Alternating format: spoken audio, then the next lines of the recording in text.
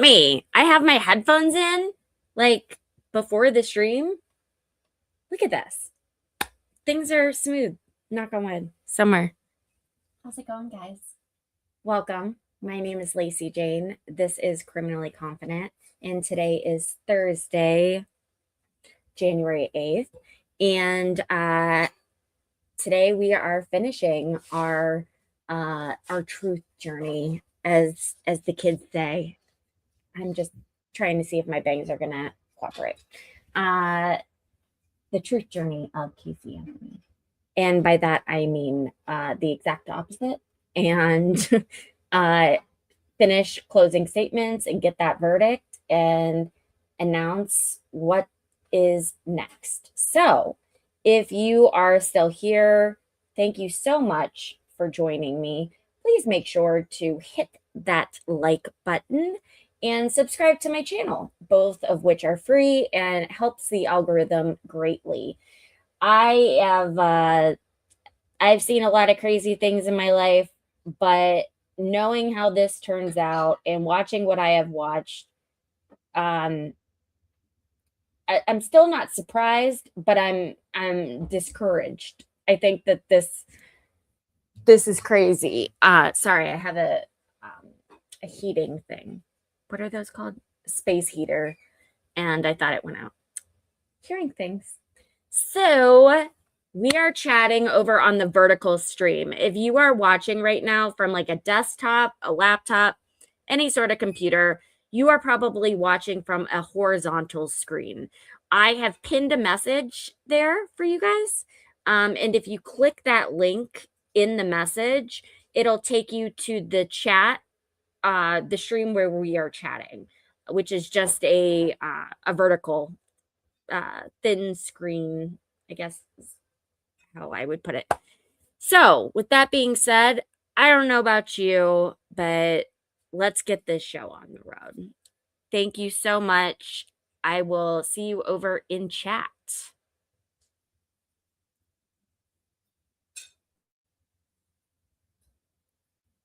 That there was a body in the trunk of this car. No hairs, no soils that match the actual scene. There's no evidence of that. So let's just speculate, shall we? That's not proper. That's not the law. And that's not your job. But yet that's what they want you to do. That's what they're asking you to do. Now, you saw tons of testimony about the trash and the garbage.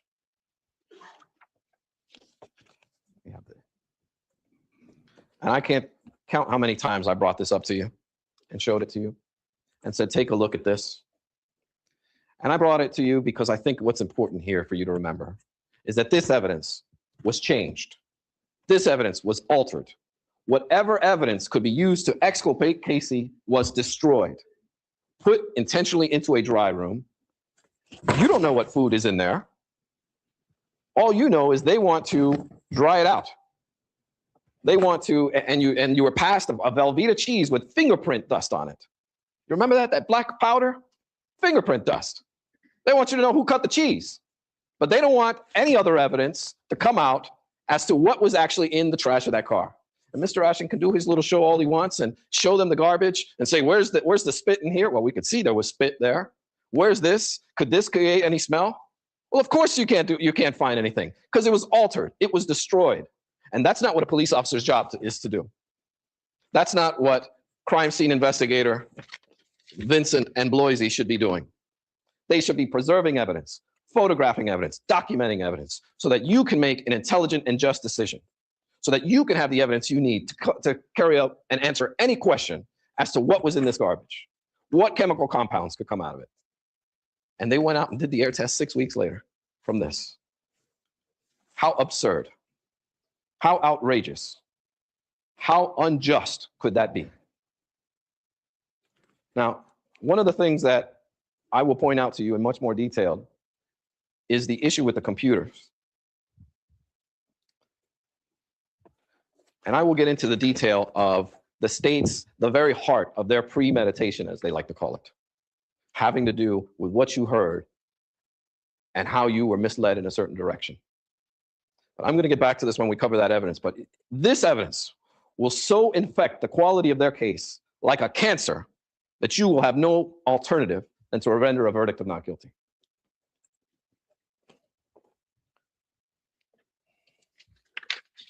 Actually, Judge, I think this would be a good stopping point.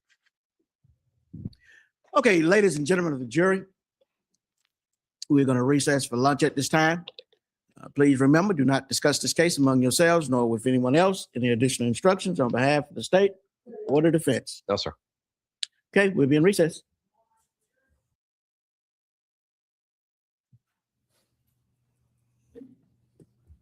Okay, you may be seated.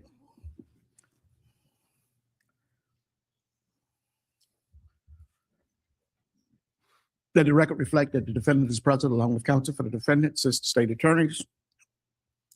Both sides ready to proceed. Yes, Your Honor. We miss you, Mr. Baez. I wish I could say the same. I do have one issue that I'd like to bring up. Yes, sir. I apologize, but I continue to see Mr. Ashton's facial expressions as I'm doing my closing arguments. And I would ask that he refrain from showing gestures or something, whether he approves or disapproves of what I'm saying. I think the court's been clear about its order, and I would just ask that that with the signages, I can't see Mr. Ashton, but as I've made it quite plain and clear, we don't need any facial expressions of approving, disapproving, or anything else. Anything else? ready to go. Okay, for those of you who may wonder why Sorry, we my took so cat long, is remember we attacking had my to dog. If you hear me, finish our charge He's conference. And unfortunately, the court reporter, while we were talking and munching on sandwiches during the charge conference, she was operating her steno machine. So we had to give her some time and some of the other court personnel some time to get a little something to eat. All right, both sides ready to proceed? Yes. Yes, sir. And you've only used 38 minutes and 20.4 seconds of your 4 hours. So you have a long time to go, Mr. Baez. Thank you, sir. All right, let's return to jury. State recognized president of jury. Yes, Your Honor. Defense. Yes, sir, we do. Okay, members of the jury, did you heed all of my previous admonitions during your lengthy lunch hour? Mr. Baez, you may continue, sir. Thank you, Your Honor. May it please the court, my colleagues in the prosecution. Good afternoon, ladies and gentlemen. I'd like to pick up where we left off, and we were talking about the actual physical evidence, whether it is or whether it isn't. I'd like to call this next phase the state's fantasy of forensics. And I want to begin with the trunk of the car and this phantom stain that the state has alleged is on or in the trunk of that car. I'm looking. We've all seen the photograph, and I don't see anything that would remotely resemble a stain of human decomposition in the trunk of this car. Now, again, this goes back to grabbing your emotions early on and hoping you'll see something that's not there. We heard evidence that there's no blood in the trunk of that car. We heard numerous tests. We heard Gerardo Bloisy talk about how thorough he was in examining the trunk of this car. You may recall he said he hasn't had a car in his entire 30 years of experience where he has processed it more than he did this car. And you heard Heather Siebert from the FBI talk about when tissue decomposes, it still has cell material. And they could have gotten DNA if there was DNA in the trunk of this car. And they certainly took swabs. They certainly tried. They certainly did everything they possibly could to generate something to let you know and to prove to you that there was a body in the trunk of this car. The state wants to have it both ways. They want to say there's a stain when there is. Maggots, when all the maggots were in the trunk of, were in the actual trash bag. They want to give you all of this evidence to try and say and try and hope that if you stare hard enough, you'll either see human decomposition, a human decomposition stain, or some other figment of your imagination. Of course, by this point, you're already angry. Your emotions are riled up, and you just might see, if you stare hard enough, if you stare long enough, you just might see a stain in the back of that car. Well, that's not true. That's not evidence. Evidence would have been a DNA report. Evidence would have been something similar to what we showed you. Something, as you may recall Dr. Huntington saying, not even professional cleaners could get that stain out of the trunk. This car was 10 years old, had a previous owner, went through 3 owners in this family, had numerous stains that were there long before June 16, 2008, long before. And you heard testimony about that. You heard actual evidence about those stains. And all they want to give you is stare a little harder and you just might see it. It's a phantom stain. It's there, you just can't see it. And this is the stuff you must look at. Remember when I told you, this investigation reached the level of desperation. And that's what this is. This is a clear sign of nothing but desperation. Nothing but desperation. Now, I want to remind all of you that some of these boards have writing on it. And the law basically says that you must rely on your memory of what was actually said. So I may repeat certain things on this, but I want to be clear. Rely on what you heard in the courtroom, not about what I'm reading to you. Okay? I should probably now go through my. You may recall we had Dr. Neil Haskell come up and testify. Dr. Haskell and Dr. Huntington are both forensic entomologists, and they both talked about the bugs in the trunk of this car. Or should I say the bugs in the trash bag? Because that's what they both basically testified to. They both testified that the Magnesia scalarius is an insect that is just like a gnat, kind of like a fruit fly. What you see when you leave your doggy bag in your car for too long. What you see when you normally find trash. Like a Hawaiian. They are not exclusive to human decomposition. There were 0 early colonizers except that one blowfly leg. And you may recall even Dr. Huntington said, just last week I found a blowfly in my house. So it doesn't mean anything. And they are commonly found in garbage. And then there's this testimony about towels, the paper towels. Well, you heard Dr. Huntington say, you can't clean this up with paper towels. And you know, and you didn't hear any evidence of DNA or any blood found on those paper towels, because I guarantee you that would have been the first thing the state led with if they had. But they didn't give you any of that. Instead, they gave you more speculation upon speculation, guess upon guess. They want you to fill in the gaps with your anger and your emotion. That's what they want. And they're hoping that if you talk about maggots, you'll think dead body.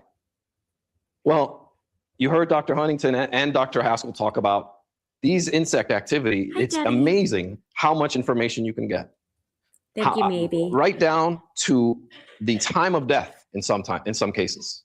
Well, they had that opportunity on July 16th and would have answered all questions if they had taken DNA from those maggots. DNA feed, if a maggot is feeding on human tissue, it digests it. It can be extracted. And of course, none of that ever occurred in this case. No answers, no answers. Just more speculation and more speculation. Hardest thing in the world is to stand up here and talk about maggots in a case like this. Hardest thing to do is to question about maggots in a case like this. But it's necessary. It's a necessary fact that we have to confront to be able to expose and tell you what the actual evidence is, where the truth lies. And the truth lies that there is absolutely nothing in the trunk of that car that has anything to do with human decomposition fluid. So why? Why are these allegations being made? It's to make up for the lack of evidence, to have you guessing, remotely, to have you take that leap of faith into a place where you should not, and you cannot under the law. What's up, Wavy Talk?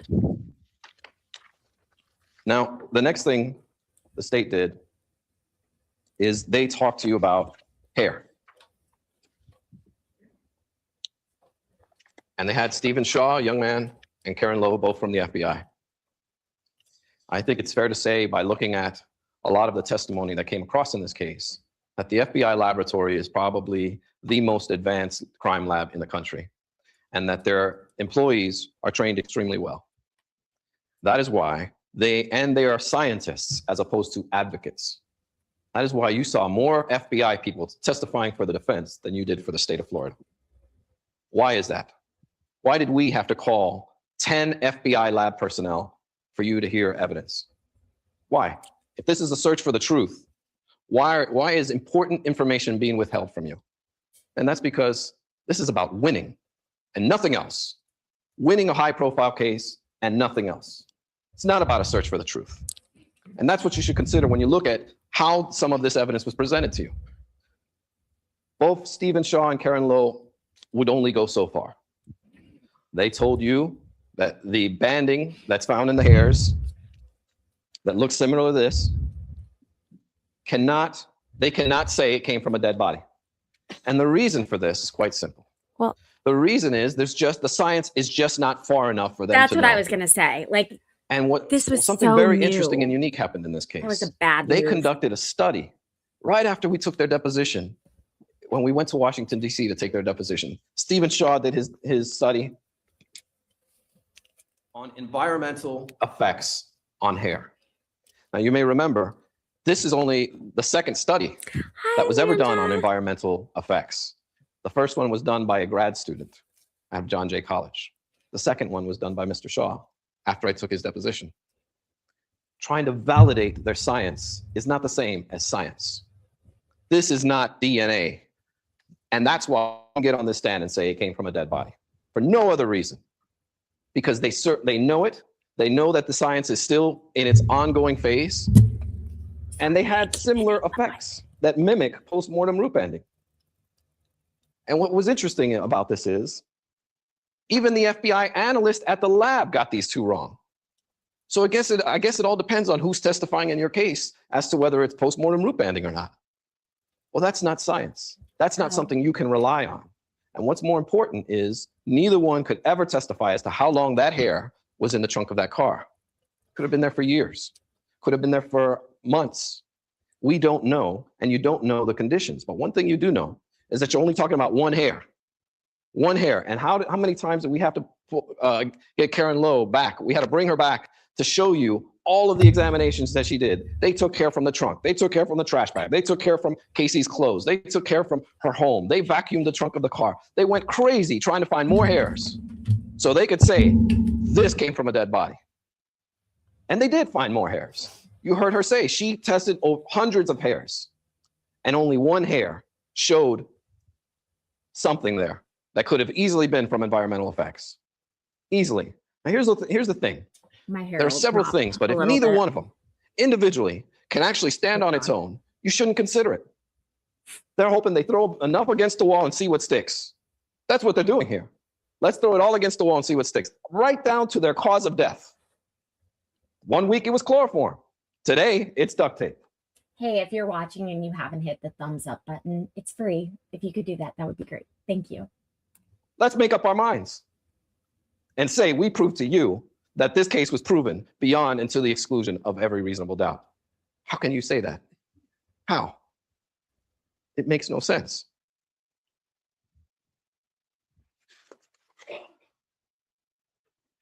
Then we get to chloroform. I have to tell you, when I first heard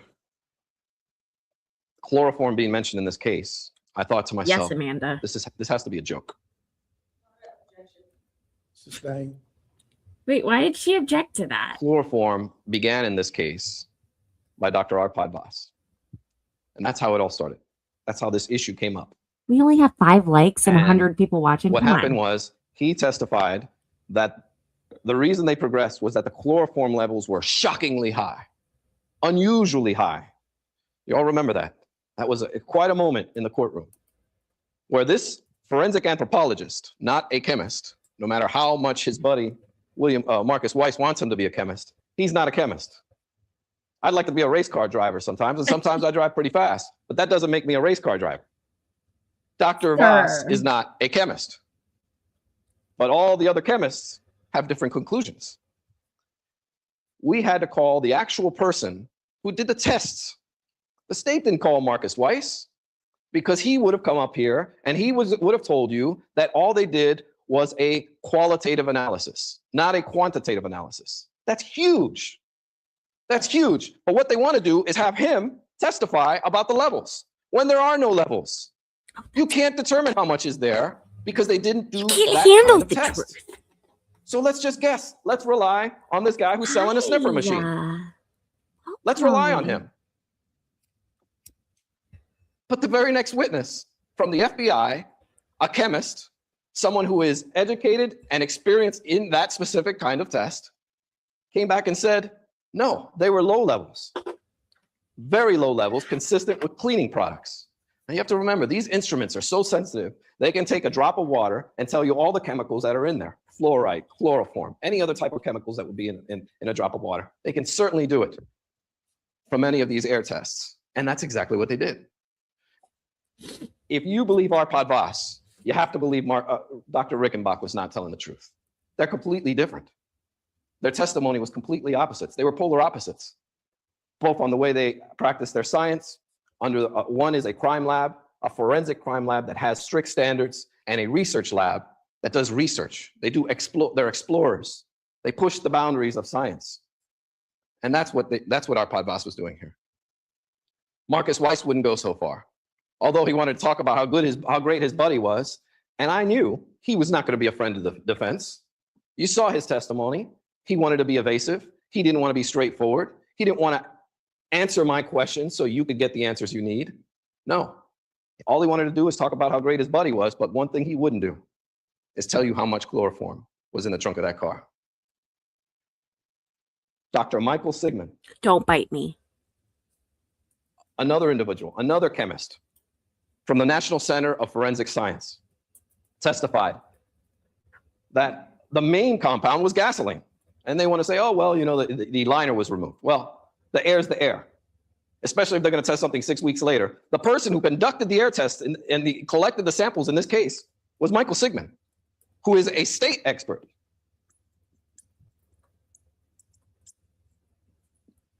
He was hired by the state of Florida, not by the defense. He was hired by the state. Hell yeah. Welcome, Alabama. He was hired by the state. The only defense expert you heard from was Dr. Furton. But we had to call them all. We had to bring them to you because the state didn't do so. They wouldn't. Why is that? Is this a straightforward, straight up prosecution? Are they giving you everything you need when someone's life hangs in the balance? Objection to the violation of paragraph 5 of the court's order. Overrule at this point. These are things you have to this point. consider, the lack of evidence. You have to consider all of these things and take a look at it and wonder why some of these questions weren't answered. And why were these people hidden from you? Why? Is that justice? Is that a search for the truth? Is that what a citizen deserves in our country, in our state of Florida? Is that what someone deserves when facing trial for their life?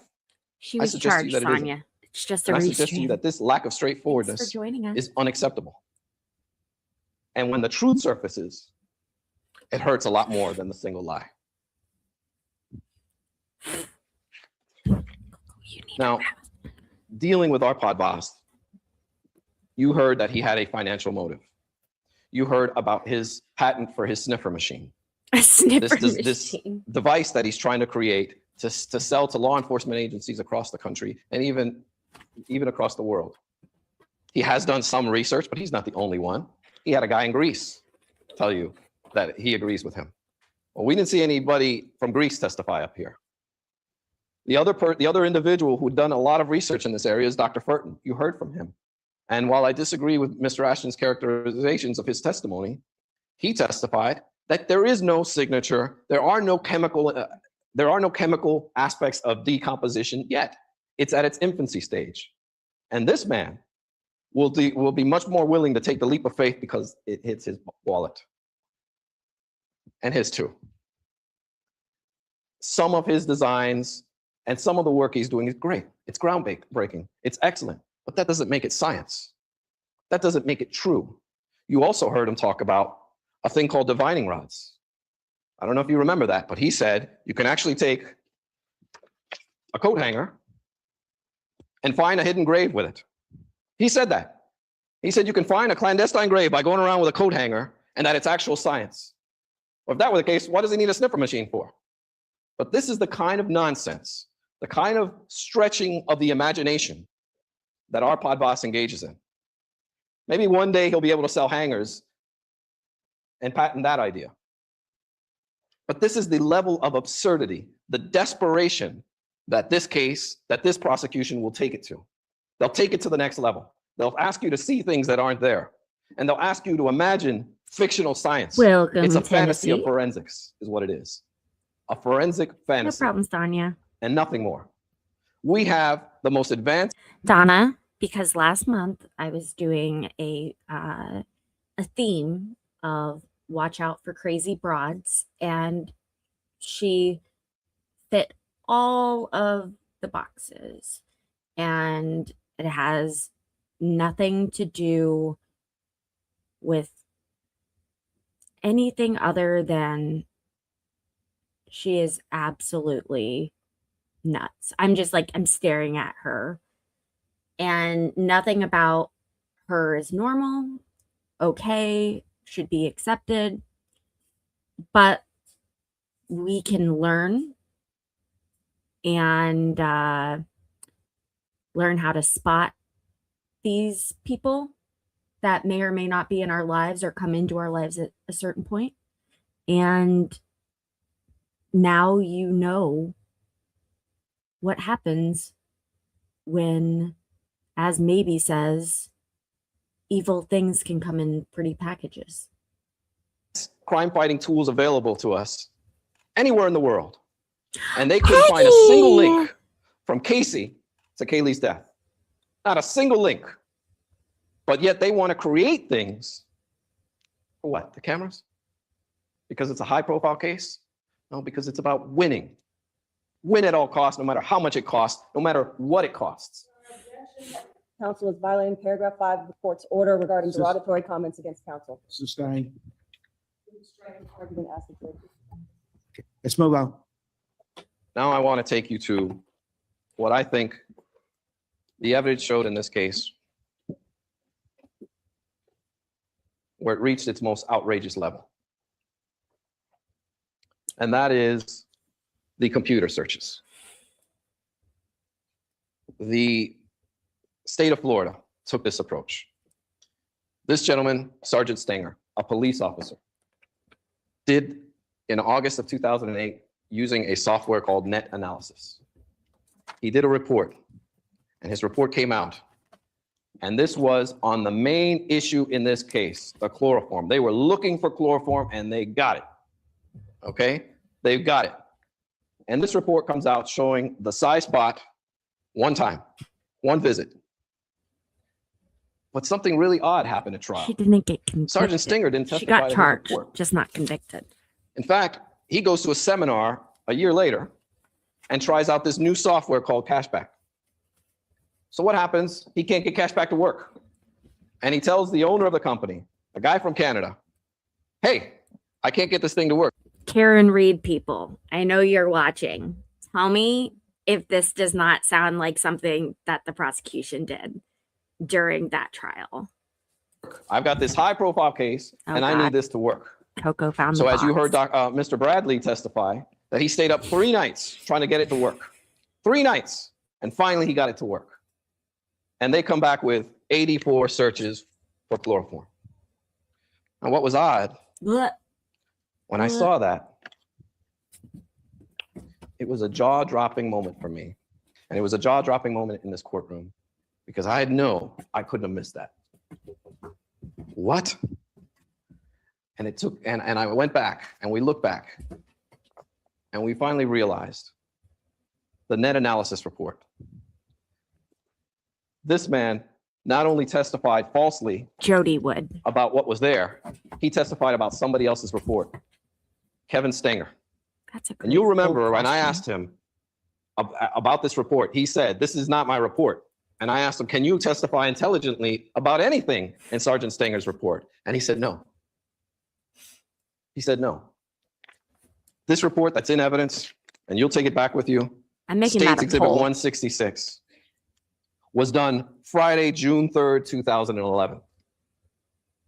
You had already been jurors in this case. And he does this report. And the state of Florida calls this man to testify after this report had been done in August 2008 with an established piece of software saying something completely different. This is fraud. This is trying to pull a fast one. Your Honor, Objection again to violation of paragraph 5 regarding Sustained. comments, move to strike. How do I want to Motion rate to this? strike Who granted. would You're win? instructed to disregard last I comment. don't want to say a cat fight This is not true evidence. This is not true evidence.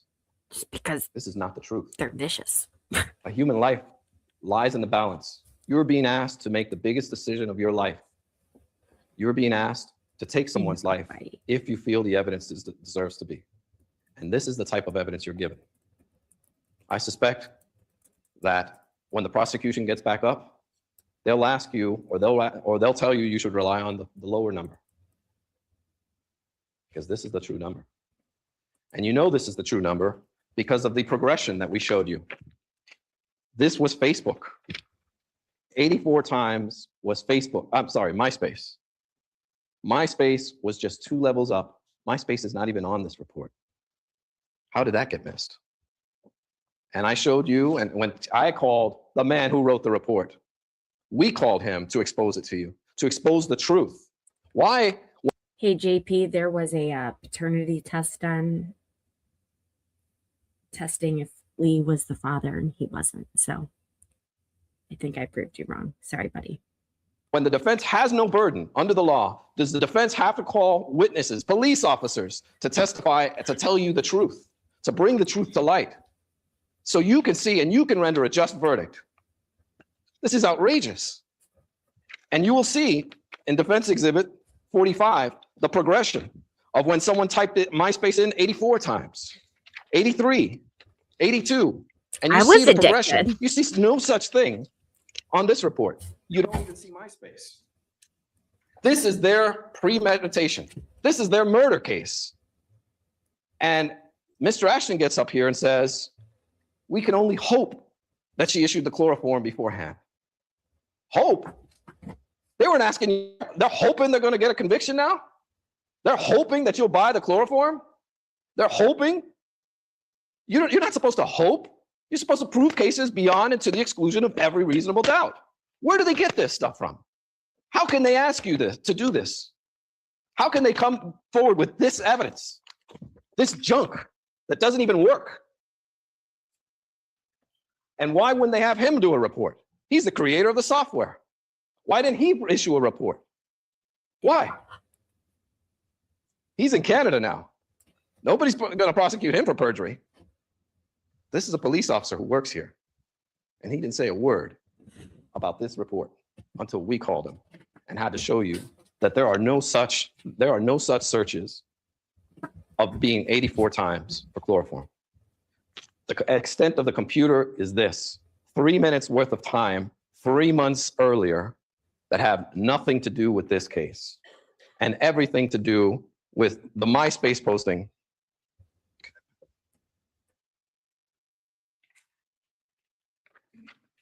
The MySpace posting of Ricardo Morales.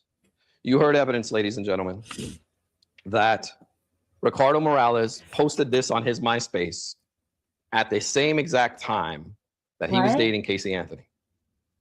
He also testified that he was dating her in March. March is the same exact month as these searches. If you don't know what chloroform is, and your boyfriend is posting things like this on his MySpace page, it beckons the curiosity of what exactly that is, especially to someone who's young. What is that? Is that true? Can that actually happen? It's not unreasonable for a young woman to decide to research something like this based on what her boyfriend is posting. And wouldn't you know, what is the first search before the very first chloroform search is? I appreciate you, JP. MySpace. Exactly where he posted it. MySpace. Now, then there comes the issue of Cindy Anthony. Well, we all knew Cindy Anthony in 2009 testified to doing these searches. We all knew that, both the state of Florida and the defense. That was something you needed to hear. And what the state of Florida decided to do is then go out and spend their entire rebuttal case to prove she's a liar. Well, I told you she was a liar the first day. Her brother's I name told is you how this Lee. family lies. That has been clear throughout this case. Throughout this case. But there's one thing you can't deny, and that is MySpace goes right before the next Google search, how to make chloroform. This is not true. This is misleading. And Ms. Jane Burdick, when she questioned Cindy Anthony on the stand, she said 84 5 times. She kept questioning her. 84 times you searched for chlorophyll? 84 times? That was When this report intense. was in existence. Why? How could she do that? How can that evidence come before you? How is that truth? That's why you have more questions than answers. That's why situations like fantasy searches, fantasy forensics, phantom stickers, phantom stains, all of this nonsense, and no real hard evidence, Coco. no DNA, no fingerprints, Sorry. nothing. But she's a liar and a slut. Convict her on that. Damn. And she lied. And she didn't act the way she needs to. She made some stupid decisions, but let's make her pay with her life. That's what this case is about. Don't bite. An accident that snowballed out of control. And it's out of control. It's out of control right now. And it has been out of control since the moment this trial began, since the moment this case began. It's out of control. And it's true. Casey made some bad decisions and started this, but it doesn't have to be continued. It doesn't have to be presented this way. This case does not have to come out this way. The truth stops here. The truth starts here. The nonsense stops right now. It should have stopped the moment you all raised your hands and chose to be jurors in this case and took that oath. Every single thing, all of that nonsense should have stopped, but it didn't. And this is what they want you to render a verdict. This is sufficient reasonable doubt, ladies and gentlemen, for you to say, you know what? I don't trust this evidence. This is proof, conclusive proof that I don't trust this evidence. And on something so serious, when the law says I can reject part of it or I can reject the whole thing. It's just like there's an old legal adage that says, if you go to a restaurant and you buy a meal and you find a bug in your meal, you don't take the bug out and can continue eating. You send it back. You send it back. Something as so serious as your health, you would never risk that with. Eh. Now those are types of situations. That's in the situation you're right here in now. How hungry am I? Situation so serious that when you make that decision in the jury deliberation room, it is irrevocable. You can never take it back. We love opinions You here. can never say, oh my God, I made a mistake.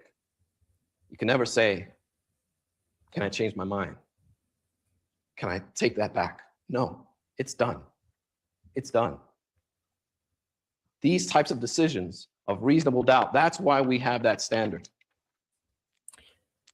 If this were a financial sheet and you had your entire life savings and you're about to retire and you say to yourself, I'm going to invest with this man because he's given me great numbers. Sustained. Motion to strike. While they're doing that, These types of decisions for my makeup. are life-changing, unchangeable decisions. I've had it. And I this just type of never evidence used it. is reasonable doubt. That stain that never was is reasonable doubt.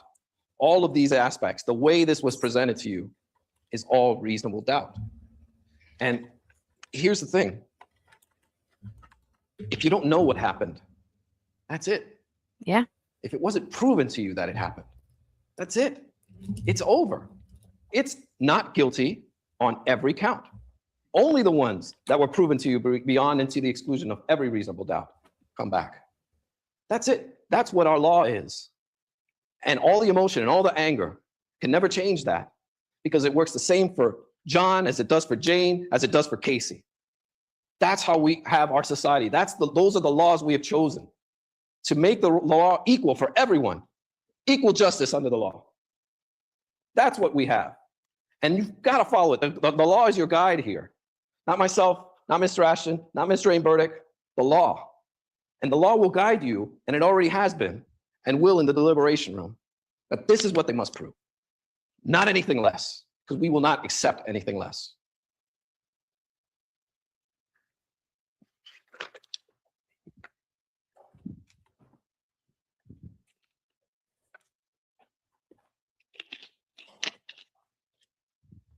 The fantasies continue with the phantom heart sticker. Where in the world did this come from? This is outrageous. A young, very eager FBI analyst, Elizabeth Fontaine, sees something on the duct tape as she's examining it. Something in the outline of a heart appeared on the corner. Okay? That certainly deserves looking into a bit further. Well, they then recover 30 feet away. You recall Mr. Murdoch, who processed the scene, had his computer with a computer program, and we called him to show you how far away this was found.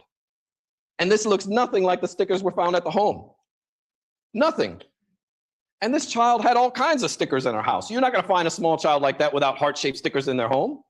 There were also Mickey Mouse stickers. There were also Goofy stickers, all kinds of other stickers, a scrapbook that was used by Casey to document her child's life. And they tried to sell you that this thing found in an area where trash is dumped, okay? Trash is dumped there. It was 30 also feet away, across the street from an elementary school. Yep. How unusual, how crazy is it going to be that you're going to find a sticker attached to a cardboard, not attached to duct tape, 30 feet away? But that doesn't matter, because if you remember, the prosecutor, when they got up, their next question was, wouldn't you agree that this area was a trash dump? Playing on that anger again, playing on your emotions, trying to get you angry and say, yeah, that heart sticker was there. Well, why did they hide her from you? Why did the defense have to call Lori Gottesman? You remember, she used the VSC machine. She's a document examiner for the FBI that showed us all the different things that they do to find and uncover things with documents and things like that. And she saw no sticker or sticker fragments observed on any of the items. None. This is what I'm saying. It didn't exist. That's what I'm It has saying, nothing Sabby. to do with this case. This has nothing to do with this case. But if you lie on your anger, if you rely on your frustration, your desire for blood, then yeah, maybe you can make this square peg fit through the round hole. Maybe if you squint your eyes hard enough, that sticker looks a little bit like one of these. This is outrageous. Outrageous. This is the quality of their case. This is the quality of the evidence put before you. But that's all these are some of the things that we were only be able to uncover. If this investigation was focused, open-minded, not just arrest her within 24 hours, we'll get the evidence later. That's what happened here. She was arrested within several hours, arrested for child neglect, and they went out and got the evidence later. Okay, bring that car over here now. Forget all 7, 8 cops who were there that night. Today, it smells like a dead body. Forget everybody who saw it and smelled it, but today it smells like a dead body. Let's get rid of the trash because we don't want anybody thinking this was trash, this smell. If they're going to be this sneaky with this type of evidence, how much can you trust the rest of them? Objection, violation of paragraph 5. Not a violation of paragraph 5. Sustain. Let's stretch the truth here a bit further. How is this even presented to you? Ooh, How does this even, I think maybe what about all we'll like this. the beer bottles found next to the sticker? Why weren't they presented? What about, well, maybe we could dust those bottles for fingerprints and see who the killer was. Why not? It's just as reasonable. It's far away, but it doesn't matter. It was out there. That's the kind of evidence that you have to render your verdict on. Let's take this. And then we come to Dr. Jan Garavaglio, the medical examiner. She told you that she did an autopsy on the remains. This child had no broken bones, no evidence of prior trauma, no evidence of trauma at all. And she did it, and she sent out all of the toxicological exams that she could to try and make this case fit. They all came back negative. You heard the test for chloroform, negative. The test for Xanax, negative. All of these other drugs, negative, negative, negative, negative, negative. Bye, Donna. Cause of There's death, nothing by. unknown. And that's where the science ends. That's it. And that's where we are here today. How did Kaylee die? You would think that you can get a medical examiner to come and talk to you about medicine, about science. She has a little leeway with the manner of death. They want to tell you it's a homicide without telling you how. Welcome, Why is it a member. homicide? Well, because I said so. Well, these are her 3 reasons. The injury was not reported to the authorities immediately. You don't need to be a doctor to know that. The body was hidden in a wooded area. Well, you don't need to be a medical examiner to do that either. Duct tape appeared to be applied to the lower face. Appeared. You don't need to be a doctor to know that, to render that opinion either. These are all opinions that have nothing to do with what this woman was trained to do. Nothing. Absolutely nothing. A person on the street riding a bicycle could give you these same facts and say the same thing. I think that's This is not pushing it. science. The science she used was straight up, they can't establish the cause of death. And everything else came back negative. Everything they suspected, and as Mr. Ashton said, everything they hoped for was not there. And you remember, Fury Melich got up here and he testified to you, we did 3 search warrants on that house. We found no printing paper. We found no paperwork having anything to do with chloroform. We found no receipts for purchases of chloroform. There were no purchases for chloroform found on this computer. They didn't find any chemistry kits. They didn't find any containers containing chloroform. They didn't find any ingredients making chloroform. They didn't find anything whatsoever having to do with chloroform. Nothing. But they're hoping. Let's hope. And Dr. Garavaglia gives you this. Well, if that wasn't in course, you had Dr. Schultz, whose real purpose was to tell you and to get you more angry about how her remains were treated afterwards. But he did say no trauma to the bones.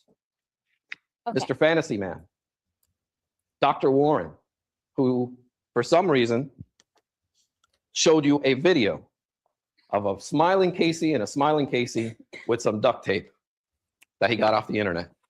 He Googled it, got that photo, stuck some duct tape on it on Photoshop, and there you go.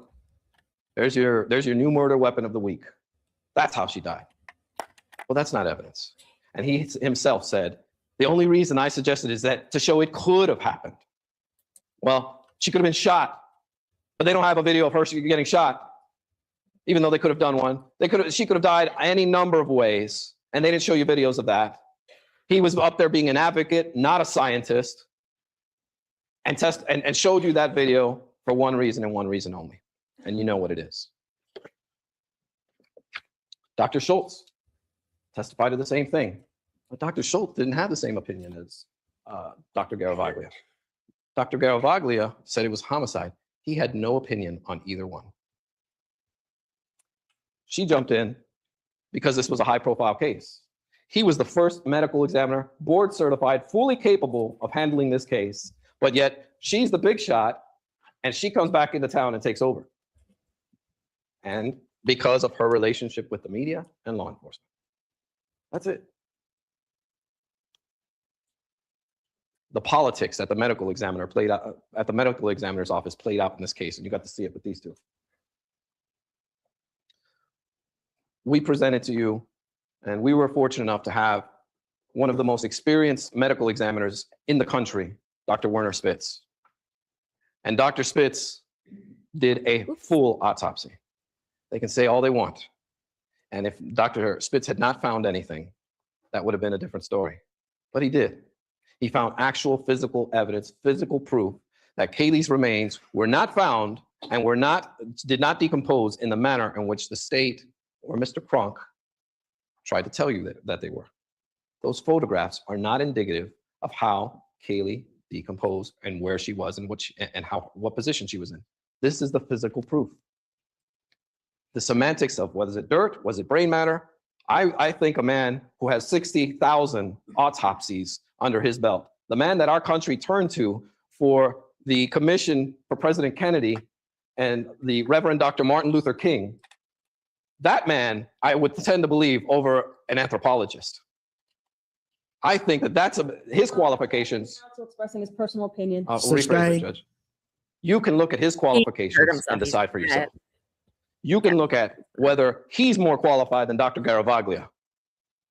And it's quite obvious, he is. What Mr. Ashton tried to do when cross-examining him was not question him on his science. No, he wanted to question him on the facts. He wanted to question him on how much of the police reports he had read. Well, the police reports the police didn't do the autopsy in this case. They might have for Dr. Garavaglia, they might have influenced Dr. Garavaglia, but this is a man of science who actually did a complete autopsy to check, to see what exactly could have happened to Kaylee. And he did say one other thing. He did have one very important finding.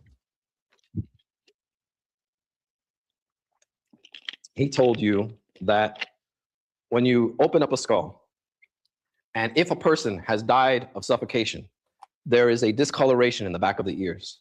That was not in this case. He testified to that. And he told you that it doesn't always happen, but it certainly wasn't in this case. Well, that also eliminates one of the state's theories. It's actual physical evidence. It's not hoping. It's not guessing. And it's certainly not something Dr. Garavaglia did when she botched this autopsy. Why not open up the skull if you're trying to get to the truth? Why just look through a little hole and think that you can be able to determine what's there, when obviously there was something there that was relevant, something there that could help you, that could explain to you, this isn't the way they're saying it is. What are you talking about, Peggy? You have to ignore this completely if you buy their duct tape theory. He tried to Mr. Ashton tried to get him to talk about things outside of science.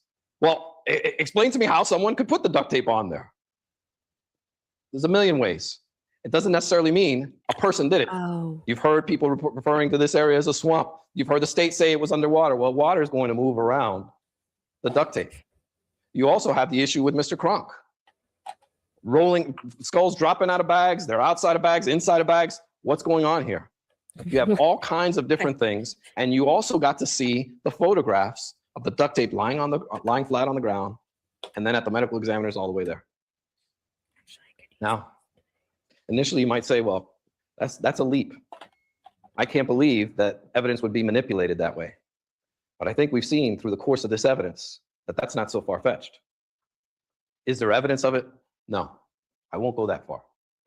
But it's certainly a possibility. And if you're going to entertain fantasy forensics and other possibilities of the state of Florida, you can certainly entertain that. But we will not ask you to do so. We think you need to rely on actual physical evidence, actual true evidence, not nonsense. Something you can see, something you can look at and know exactly what is true and what's not. Not some fantasy. Now I'd like to talk about the defense case a bit.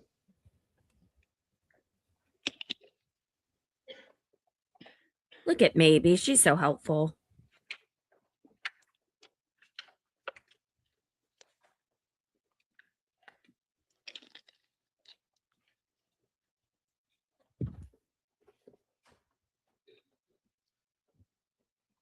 And the judge is going to instruct you that this is the law. I've told you, I've repeated it many times, but he will tell you that the defendant is not required to present evidence or prove anything. And that's simple. It's a constitutional guarantee afforded to every citizen, every single one of us, no matter who we are, no matter how much money we have, no matter what position we hold, we all share this inalienable right. This is a right of ours.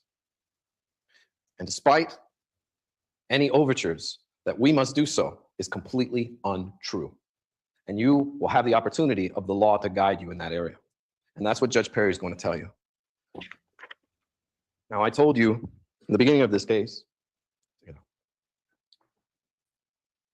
that Casey reacts the way she does and lies because of the environment she was brought up in. Blah, blah, blah. The You lost dysfunctional me. family, the secrets and the lies. And I told you about this photo. I showed it to you in opening. And you heard it testified to numerous times in this case. George says she looked this way because she was working out a lot. Cindy said the complete opposite. She was sedentary. She had even stood here and looked over at Casey, could clearly see she didn't look like this, and asked her to turn to the side. Turn to the side, I can't see. I don't think you can believe that they didn't know she was pregnant. Yeah. And I don't think you can deny Lee Anthony's powerful testimony. The only member of the Anthony family that didn't get impeached in this case was Lee Anthony. And Lee Anthony said it straight. I confronted my mother about it, and she told me to let it go. Forget about it. You saw how hurt he was. I can totally see it too. The bizarreness of that entire situation you heard about. The lies that were testified to up on this witness stand by both George and Cindy Anthony are clear. They took an oath. Everyone in this courtroom, in this process, has taken an oath. My colleagues, myself, the judge, you guys, and every witness who took the stand.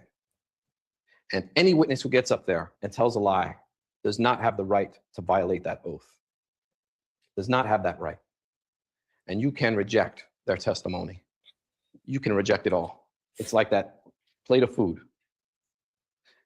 The state wants you and talk to you during their closing argument. Hey, if you guys are enjoying the content, now would be a great time to make sure that you've hit the thumbs up button. Thank you so much. About the 30 days and all of the things that George and Cindy did. Well, mainly Cindy. In fact, George didn't do anything. You heard about that. But you heard of all these stories about what Cindy said. But by the end of this case, they're impeaching her. They want you to know she's a liar. But please believe what she said for us. That's what they're trying to, those are the goods that were being sold here in this trial. Believe her when it's convenient for us, but don't believe her in others. That's unacceptable. That's not truth. And that's not what you render a just verdict on. Casey has issues. And these issues were there long before Kaylee was ever born and long before June 16, 2008. Okay, all right. You know what? I want to show you. I will ban him. The world that Casey Anthony lived in, that you heard testimony in this case. You remember her imaginary friends. We had Zanny the nanny from 2006. She's a perfect 10. Thank you, maybe, for helping. She me. used to date Jeffrey Hopkins. Remember how much amazement Mr. Ashton found and how she could remember these things? She has long black hair, but got it cut several times over 2 years. She has a beautiful smile, straight white teeth. She drives a Ford Focus, and her family is wealthy, and they come from New York and the Carolinas and Miami. Jeffrey Hopkins, the trust fund baby. He also appeared in 2006. He's a couple years older than Casey. He worked at Nickelodeon, and he had a child named Zach. You may recall the Anthonys invite him over for barbecues numerous times, and he never showed up. You had Zachary Hopkins, his son, who used to play with Kaylee. You had Samantha Fernandez, Zanny's sister, and Gloria Fernandez, her mother. You may recall I asked how Cindy talked about her having heart issues. And then, of course, you have Juliette Lewis, who was Zanny's roommate. Now, you may recall Cindy testifying that her and Casey sat in the parking lot of Universal Studios for an hour and a half, waiting for Juliette Lewis to appear. Can you imagine an hour and a half sitting in a parking lot, talking about this girl that's going to appear who never shows up? Not 10 minutes, not 20 minutes, an hour and a half. It's like going to the movies and sitting there and waiting. And she never appeared. And this has nothing to do with Kaylee's death. This is something that just doesn't add up. This is something that's just not right. This is the world that Casey lived in. So And this, Juliet had a daughter named Anna. since this is a get ready with me and a trial stream, I'm gonna stop momentarily and let you guys know. This is great for the winner. It's a lip conditioning polish, and it gets off all the dead skin. So if you're someone that's extremely prone to chapped lips, or you feel like your lip products are not staying as long as they should be, it's a great idea to do something to exfoliate your lips and get the dead skin off. And if you go to the video description and you click on the link that says like 10% off, order here, there's a link and then there's a promo code. You enter that. It's the lip conditioning polish made by Senegence, and I end up using it like once a week throughout the winter, and already I feel like it got all the dead skin off. All you do is just like, I don't know, scrub it against your lips and wipe it off, and you're all set and your lips feel a lot better. All right, guys, let's get back to it. Annabelle. Cindy knew all about Annabelle, Kaylee's playmate. You heard about Raquel Farrell, another roommate of Zanny's. She worked at Universal too. Eric Baker, who could have Wait, been Who was Kaylee's father, harassing me? but he died in a car accident, in a motorcycle accident. And Kaylee has a stepbrother somewhere in Kentucky. Her fictional bosses, Tom Manley and Thomas Frank, event coordinators at Universal Studios at extension 104, which does not exist. Her office at Universal Studios that does not exist. Her office that she took police officers down the hallway to the left, across the street, and got there, and she couldn't go any further. It's at that point, at that moment, that the police should have seen and realized there's something wrong with this girl. This is not just someone lying to cover up a crime. We need to handle this investigation in a different manner. If you found a drunk guy on the street who just lost his job and he's staggering all over the place, you don't treat him the same way you would someone who's completely sober. You realize as a police officer, you have to take a step back and you have to be a professional police officer Wait, and deal with I'm sorry, individuals guys. I'm sorry that we have to stop the stream for this. Maybe I pressed the button to ban him.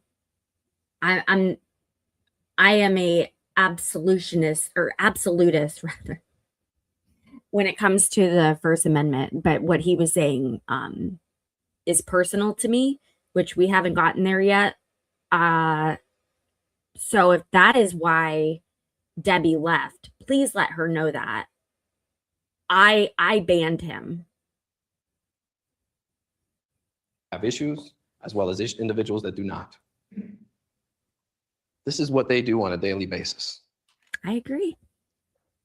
And and all the signs were there. Planted the seed. Everything out. was there. Everything she was saying just didn't add up. And Mr. Ashton says, well, she didn't get a chance to carry this on or take off.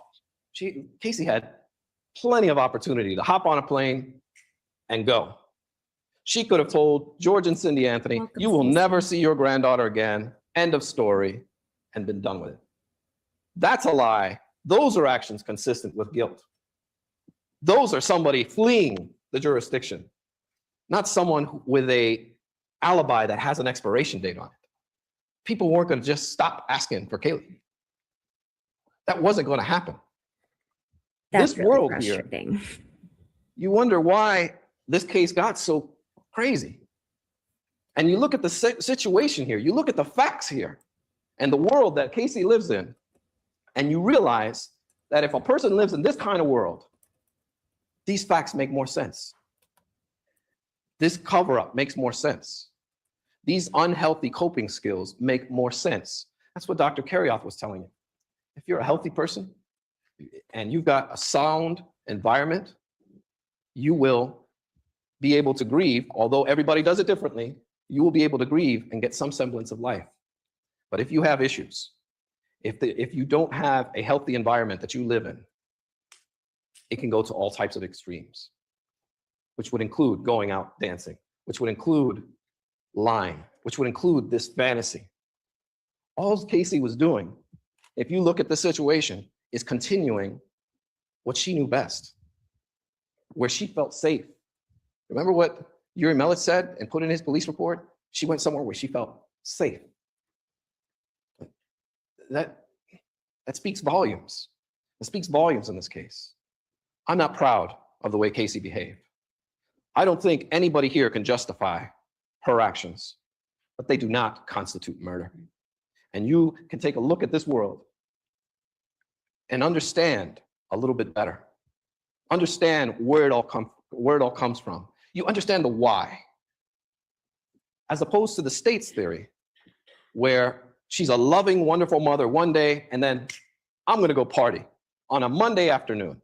Even though there's no party or no club to go to, even though Tony Lazzaro said he liked Kaylee, he enjoyed being around her, that this was her motive, that's nonsense. That's absolute nonsense.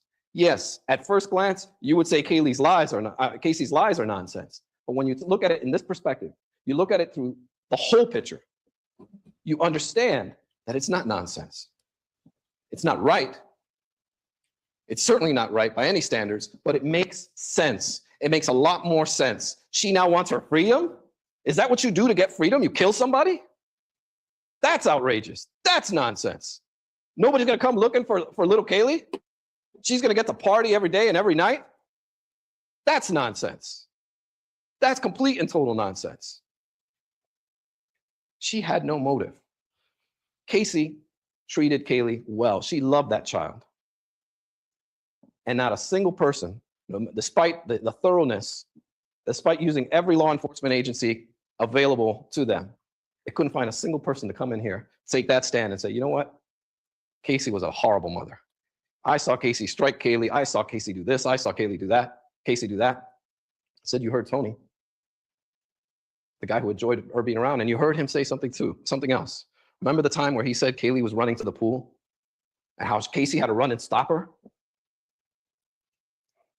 Everywhere you look at, there are signs of what actually happened to Kaylee. And that was a perfect example that Kaylee loved the pool. Casey was as protective as she could be.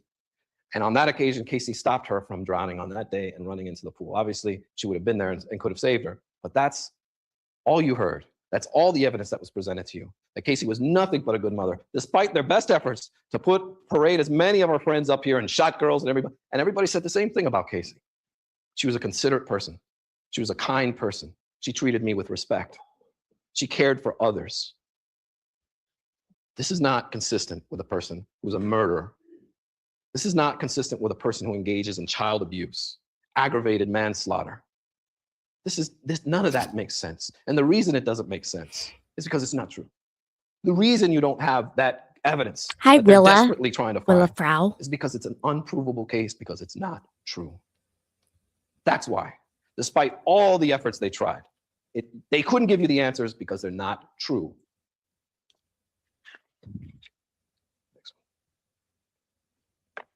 Now, I used an example during my opening statements of what I told you was going to come out in this trial, dealing with Kaylee in the swimming pool.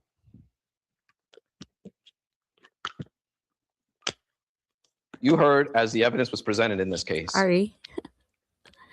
that Cindy and Kaylee went swimming on June 15th, the day before, the night before, June 16th. You.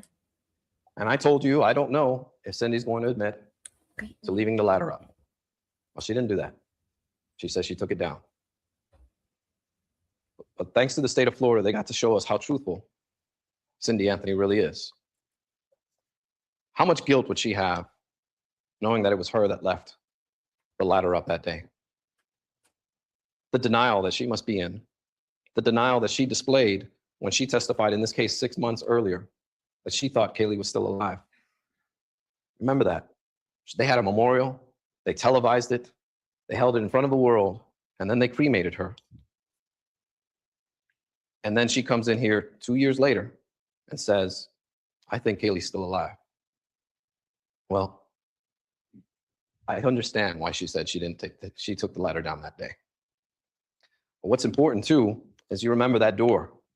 You remember this house had no safety locks, had no child safety locks, and Kaylee could easily open the door.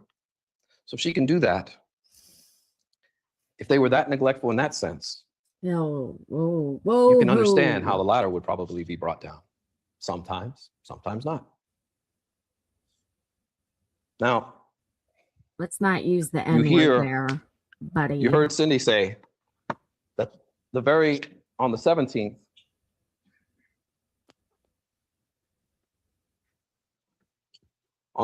of June, that she goes to work and actually tells people, someone's swimming in my pool. Why would she do that? That's an odd thing to tell your coworkers, isn't They it? are crazy. Someone's swimming in my pool. I saw the ladder up. We're always very sure. What are the coincidences that she would go in on the 17th and talk about the day Kaylee dies and says, someone was in my pool yesterday? And this happened long before the police were called. This is not a fact that you can ignore. You heard both George and Cindy talk about how she could get out of the house very easily. In fact, we ended up showing you proof of it, which is in evidence. And you heard George testify that Kaylee would wake her up in the morning and say, "Jojo, swim, Jojo, swim." This is a child who loved the swimming pool. That door had no safety locks on it. She could get out quickly. She could get out easily.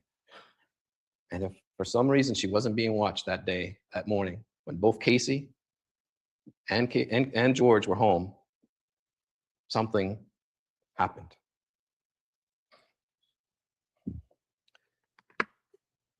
You know what? I'm going to. Kaylee's reported missing on July 15th.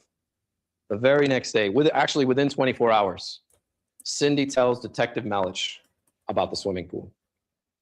You remember that when I questioned Detective Melich, he said that he was getting calls during the Universal Inquisition when they were in the Universal Studios conference room with Casey. You heard the tape. And he left the room because Cindy was calling him left and right, desperately. And he spoke to Cindy, and Cindy told him about the ladder and the swimming pool.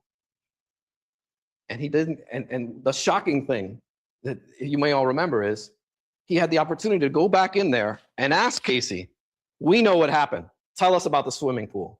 And he never did. He never investigated this case as an accident. Never. He never pursued that. And that's why this case turned out the way it did, partially. Because law enforcement didn't want to keep their eyes open, didn't want to look at every possible alternative, didn't want to consider that. Hi, thanks for watching. If you could please do me a solid and hit the thumbs up button and make sure that you are subscribed to my channel, both of which are free. That would help me immensely with my algorithm and getting this out to more people. I hope you are enjoying the rest of the Casey Anthony trial. There was something wrong with this girl. Instead, they had a murder case. And that was it. That was all they were interested in, was evidence of murder. There's nothing sexy about a drowning. There's nothing interesting about a drowning. And they didn't care. Now, we were able to uncover something that was highly unusual. And that was finding an actual photograph of Kaylee opening that sliding glass door. Everyone has most parents have hundreds of pictures of their kids. How rare is it that you would have one of her actually open? Oh, we've seen this. But we found one. This child was heavily photographed. She was loved. Casey took hundreds and hundreds and hundreds of pictures of Kaylee, even in mundane little moments like this. This was her precious child. There's the proof that she could easily get outside. There's the proof that she was big enough and strong enough to open the door. You can't get anything better than that. Da, da, dun, dun, dun, dun. I don't want to dance during this part, though. Thank you, baby, so much for the support of the stream. Short of a video of what happened. And if that wasn't enough, we were able to find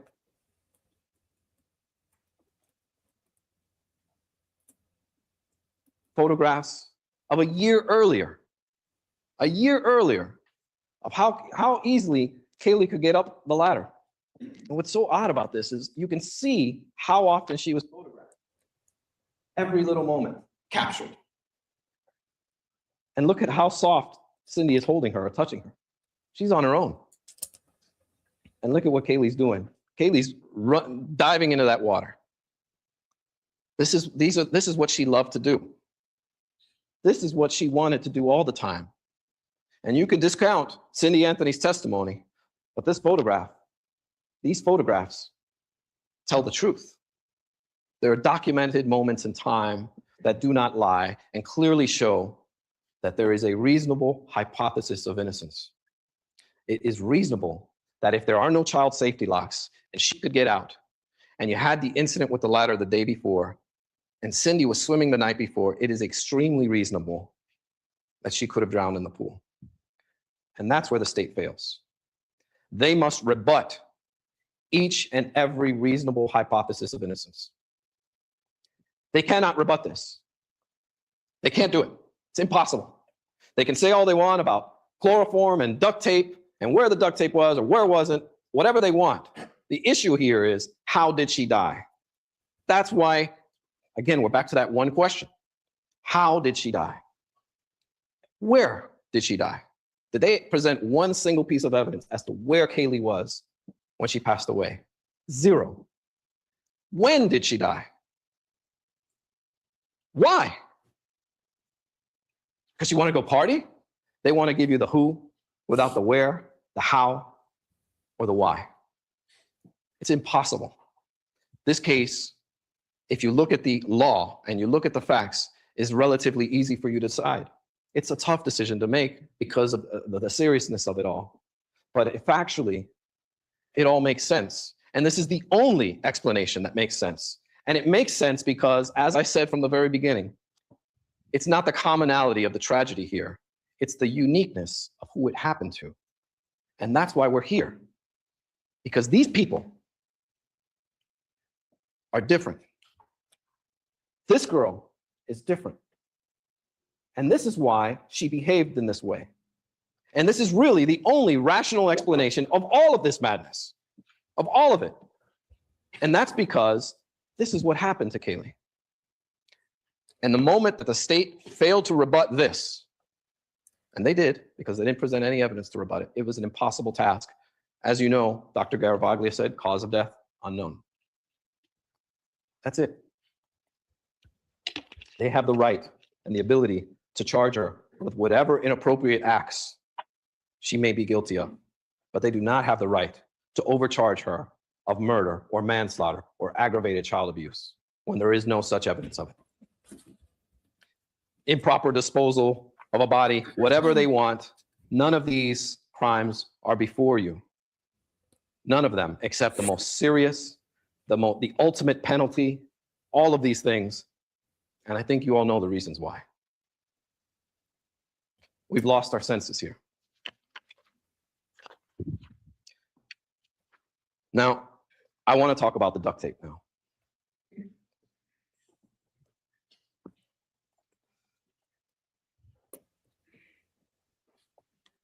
And it's strange how you would have one piece of evidence that can tell you so much. It's like magic. Actually two pieces of evidence that say so much about what may have happened here, and so many lies that surround it. Did you get a clear answer from George Anthony as to the gas cans and the duct tape? You can ask yourselves that. Thanks for being a You can member. ask why he made certain statements. Mountain Mama.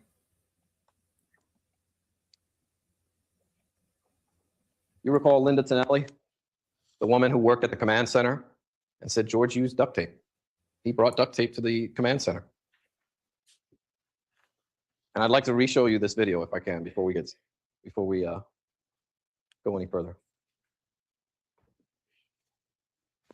Gas cans and duct tape.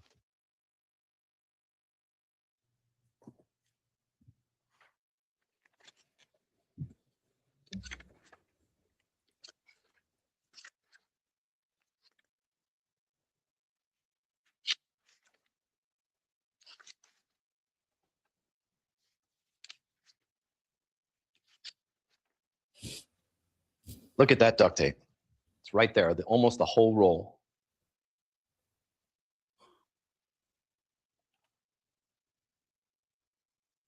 And Mr. Ashton was correct when he said this is rare duct tape. This hasn't been sold since 2007 and was in very little quantities. You probably have never seen duct tape with a logo on it. It's always gray and silver. But you may recall when shortly 10 seconds after playing this video, George Anthony took the stand, and I asked him, where'd that duct tape come from? And his answer was, I don't know. There were a lot of people at the command center. Could have been anyone. He wouldn't even admit that that was his roll of duct tape. Completely denied it. He even denied the location of where this video was taken. You heard the judge enter in a stipulation into this case by both the prosecution and the defense. We all agreed it was at that location at that time manned by this person. And he got up there and said, nope, it wasn't there. It was at another place. He can't lie at all. He can't tell the truth at all. What's up, And he's Florida? confronted right there and then with this duct tape, but he wants to pass it off on somebody else. Then we had this issue with this photograph. Now, I'll bet you remember the first time I cross-examined him on this, I had some issues because it was the state's case and the photograph was not entered into evidence. The state did not use George Anthony to introduce this photograph. So when I cross-examined him, I was shut down. Objection, Your Honor. Sustained. Sustained. Motion to strike granted. Disregard the last I comment. feel like this is too bright. He was not of a cross-examined blue. on this topic. But he said something very interesting. He said, sir, that photograph you're showing me, I was shown other photographs during my deposition. That was not this gas can. You remember we got into the whole debate about the different, is it the round cylinder one? Is it the old one? The one you've had for 20 years? And then when it was our case and the photograph was now in evidence and I showed him his deposition transcripts, he went and looked at all the exhibits Maybe if I mix and then them. said, yeah, that's the one they showed me during my deposition. But he told you under oath that he was shown some other photograph, not this one, and played all kinds of games with this gas can. This is not a game. This is not a game at all. But yet he lied to you about this gas can. George Anthony lies when it's convenient for him. He lied to Mr. Ashton when he was taking his deposition. You may recall, give me the transcript. You may recall during Mr. Ashton's testimony, during Mr. Ashton's cross-examination, he said, you remember we sparred during the deposition? And I impeached him on this actual testimony, where Mr. Ashton said, but it is, so it's your testimony now that when they took it on August 1st, that it did not have duct tape over the vent. I And will be George right said, back. didn't have any duct tape over the vent. And when it came back to me, or at least the last time I saw it, now it had duct tape on it. And I didn't put it on there. But is it your testimony here? Under oath, Mr. Ashton has to remind George Anthony, he's under oath, that you have a specific recollection that when the police officers took this from your home on August 1st, 2008, that piece of duct tape was not on the can. Please answer out loud, yes or no. It was not on the can. It was not on. Lying. Here's the photograph. August 1st, 2008. The duct tape's on there. But when he's sparring with Mr. Ashton, it's not on there. Cops must have planted it. Why is he lying about that duct tape? Why? He knows that he's the only one connected to the duct tape. He knows that he's caught on video by the media, hidden behind the donation jar, that duct tape was his. And you heard Cindy Anthony testify that George was the only one that had a roll of duct tape. And we get back to June 24th. Why is he reporting this gas can missing? Why is this gas can so important to him? The only connection, the only direct link to Kaylee, to her remains, is this duct tape. Yes, you have other items, but the only one that it ultimately connects to is George. If this is their murder weapon, as they claim, they can't hide behind the duct tape.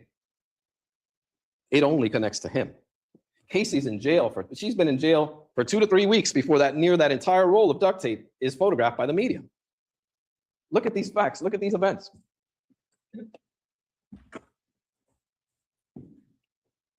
The 24th, he issues a police report and reports them missing.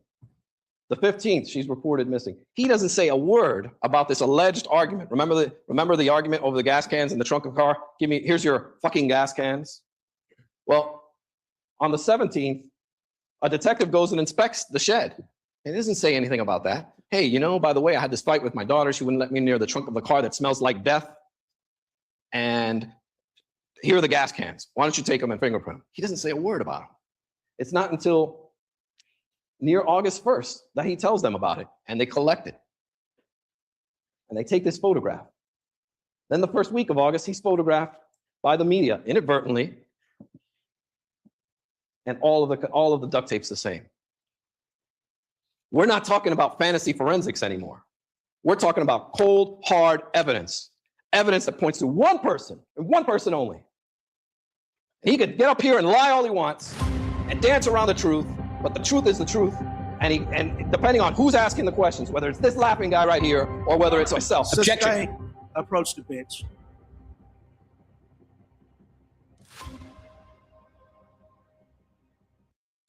I gotta put my headphones in. Sorry.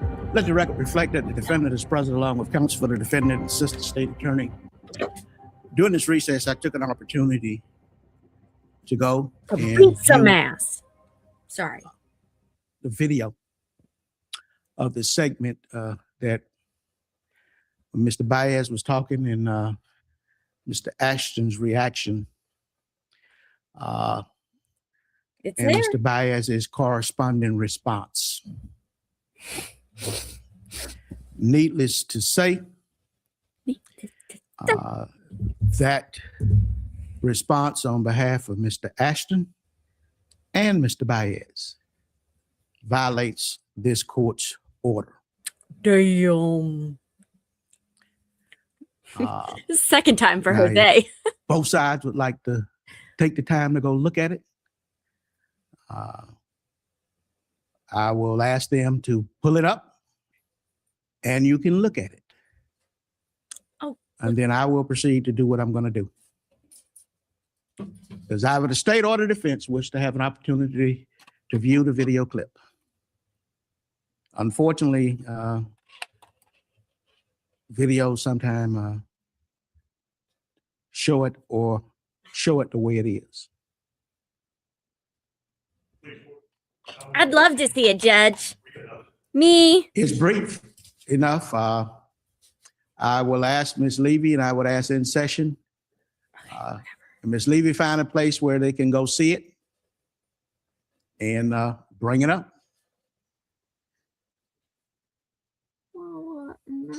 This court will be at ease until the parties get a chance to look at it. Hold on, bad kitty.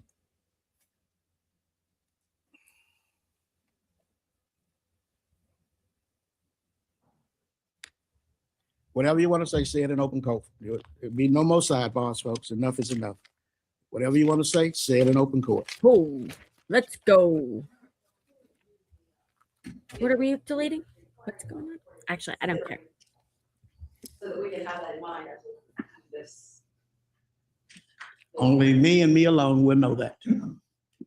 I have constantly told both sides from the outset when I first took over this case. I personally gave each one of you the 9th Judicial Circuit courtroom decorum policy, which is enacted by administrative order and has been in place. If I can remember, I signed this order in February of 2003. I gave everybody a copy. More specifically, item 12. More specifically, Counsel shall admonish all persons at counsel tables that gestures, facial expressions, audible comments, or the like as manifestations of approval or disapproval during the testimony of any witness or at any other time are absolutely prohibited. There have been this accusation throughout the trial that it has been going on back and forth. I have told you on numerous occasions, I spend very little time watching the attorneys. I assume that you are all professionals, that I don't have to watch. You're all charged with the responsibility of following the law. So maybe I am misinformed when I think you will follow the law. But I'm beginning to see Daddy that mad. orders or anything else may not mean a hill of a bean to any of Bye, you. Peggy. Have a great night. So go look at it, and I'm going to do what I need to do. I trust your judgment about whatever it is you saw, and I don't need to see it.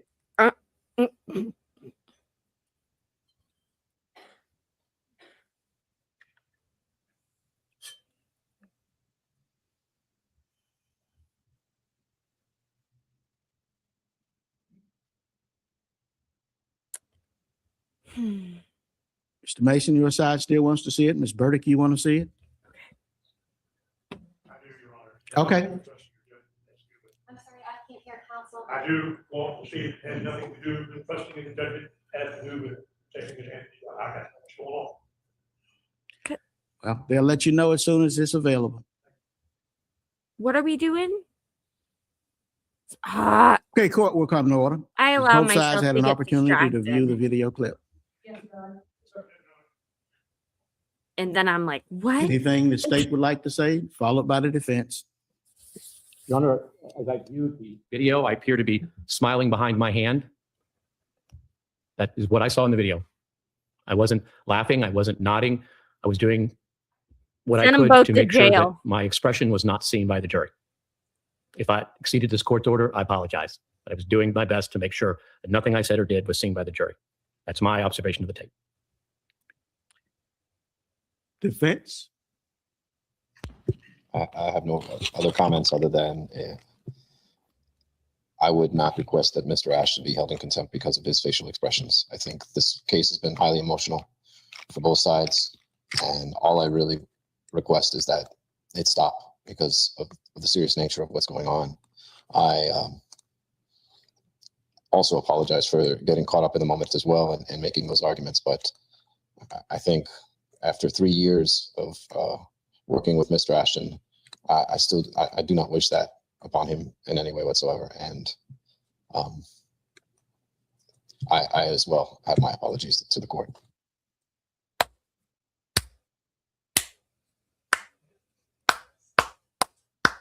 Anything anybody else wants to say?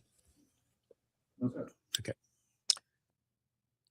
I will accept that for now, but as I told both sides, if it happens again, the remedy will be exclusion of that attorney from further participation in these proceedings. As I told you at the bench, It is.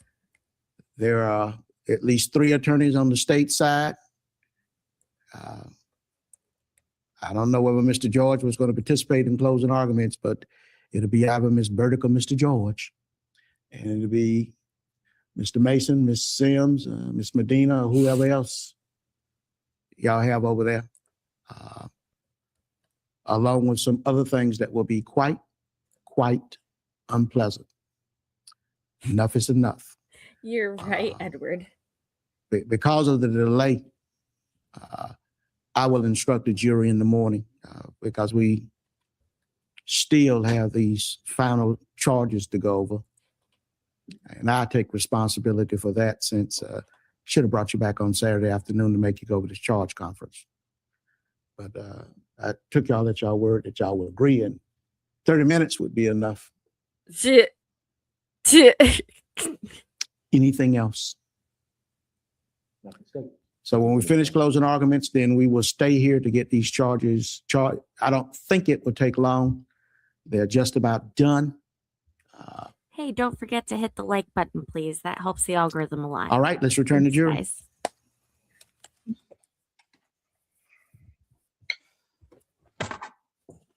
As laid out throughout the course of this trial, this duct tape only points to one person. There's some doubt here. There's some issues here. There's some things that just do not add up. There's also something that you learn towards the end of the defense case, and that is the way the Anthony family had buried their pets. It's odd. It's different. There is a pattern there that each member of the family testified to, except George, again, had a little amnesia. George, the person who actually does the burying, who does all the work, seemed to forget, but yet Cindy and Lee clearly remembered.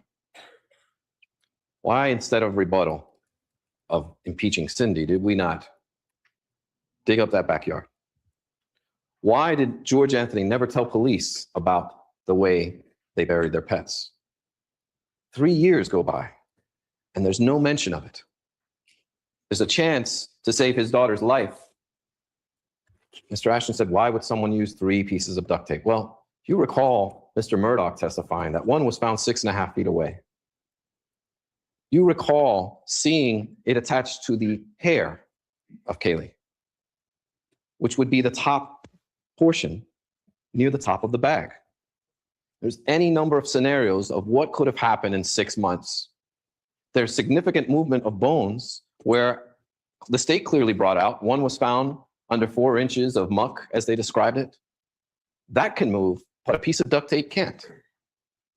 I submit to you, ladies and gentlemen, that that's not reasonable. And it's also not reasonable to accept the constant lies and unique circumstances surrounding George Anthony and this duct tape.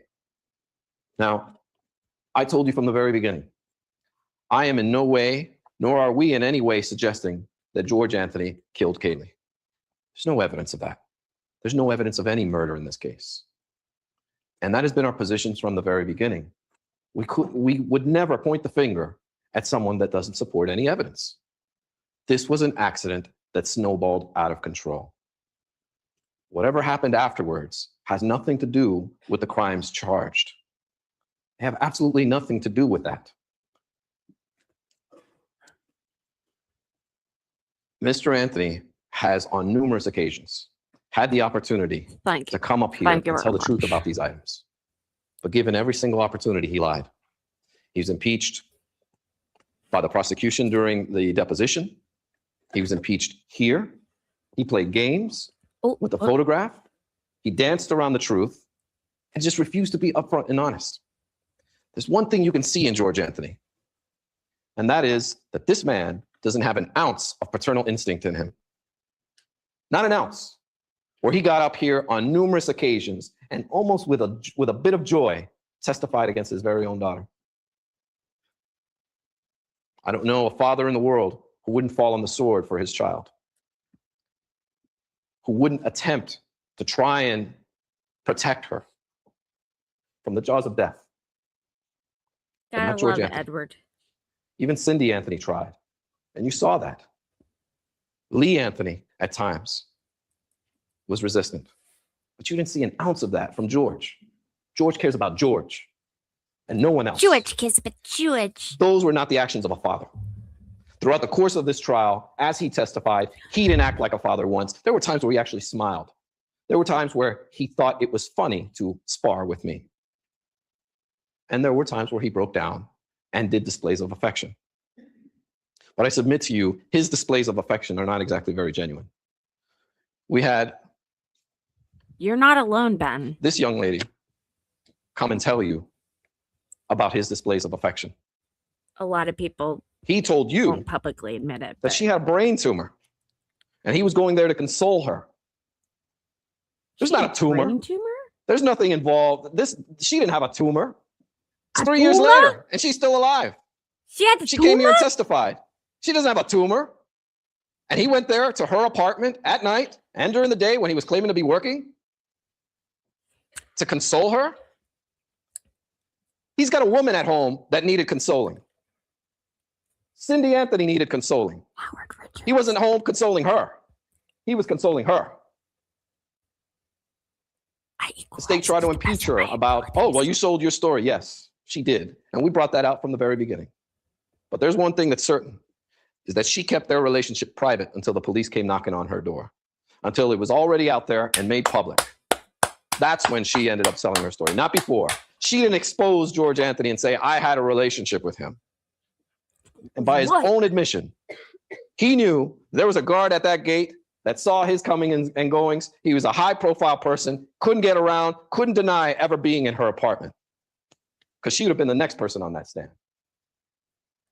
He was going to her apartment to console her Wada. for some fantasy brain tumor that didn't exist. He came up here and he lied to you. I also have this. Oh, I'm just being a nice guy. George cares about George, not George about cares his wife, George. not about his daughter, not about his family, about himself. And that's what this is all about. When you read it, it's all about himself. It's a self-serving, self-preservation document.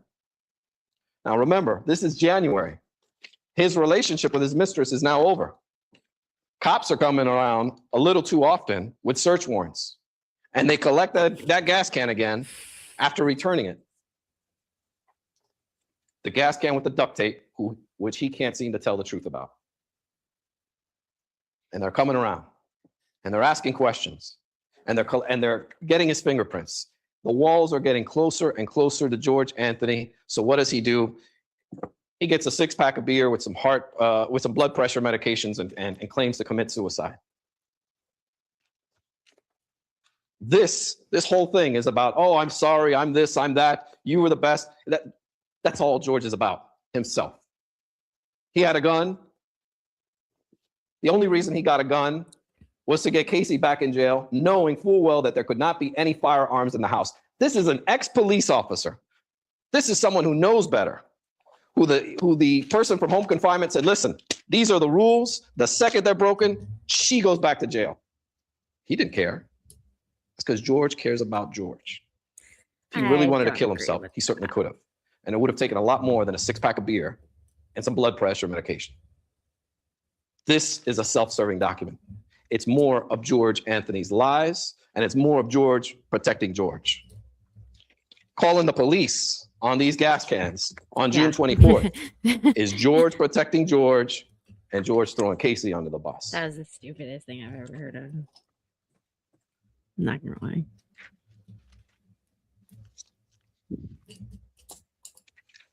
You saw the text message that he sent. He sent Miss Holloway, I need you in my life. Him and Cindy, he doesn't write Cindy and I need you in our life. Cindy's not going to her apartment at night. Cindy never went to her apartment. Cindy wasn't consoling her for her brain tumor, but he was. And before any of this, then he goes up. I should have done this earlier before we started the second segment of his closing argument, but I just wanted to say thank you to my mods. Having 3 in here at once makes me calm. So I appreciate you guys. Thank you for everything that you do. And if you are watching and you see the mods, they're the ones with the blue wrenches, make sure to say thank you. Thanks, guys. And hit the like button. There and denies ever saying that this was an accident that snowballed out of control. He's telling her she's dead. And still showing another face to the media and the public. And he's going around doing all kinds of media appearances. Within 48 hours of his so-called suicide, he's in front of the cameras again. If there's one thing you've learned about this family and its dysfunction, is that they don't mind putting on another face.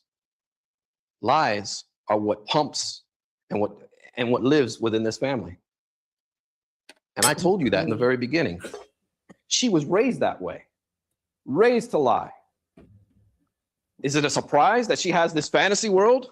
Is it a surprise that she has all of these imaginary friends? Is it a surprise that she turned out this way, knowing the lies and actually seeing them firsthand? And mind you, fortunately, they kept coming up on the stand again and again and again. So you got to see them on different days and you got to hear them change their stories and do different things. But the fact of the matter is, they raised their hand, swore to you, I will tell the truth, the whole truth, and nothing but the truth. And they lied. So now, as their own daughter stands trial for her life, you're supposed to rely on that. You're supposed to believe in that. And these are only the lies that were uncovered. What about all of the other things that could have been investigated and never were? How is it that they didn't get his cell phone activity during that time? How is it that they can't tell us the comings and goings of that? We have the most advanced technology available to us. If we don't use it and you don't go digging up things you don't want to find, you're not going to find them. And you're not going to have the information you need to render a just verdict. That's not justice. It's not justice, especially when you're pouring everything you can directed at only one person and you're not looking at the entire situation. No, it shouldn't have turned out this way. Absolutely. But they should have done more. They should have looked elsewhere. They should have opened that net. They shouldn't have been walking around with blinders.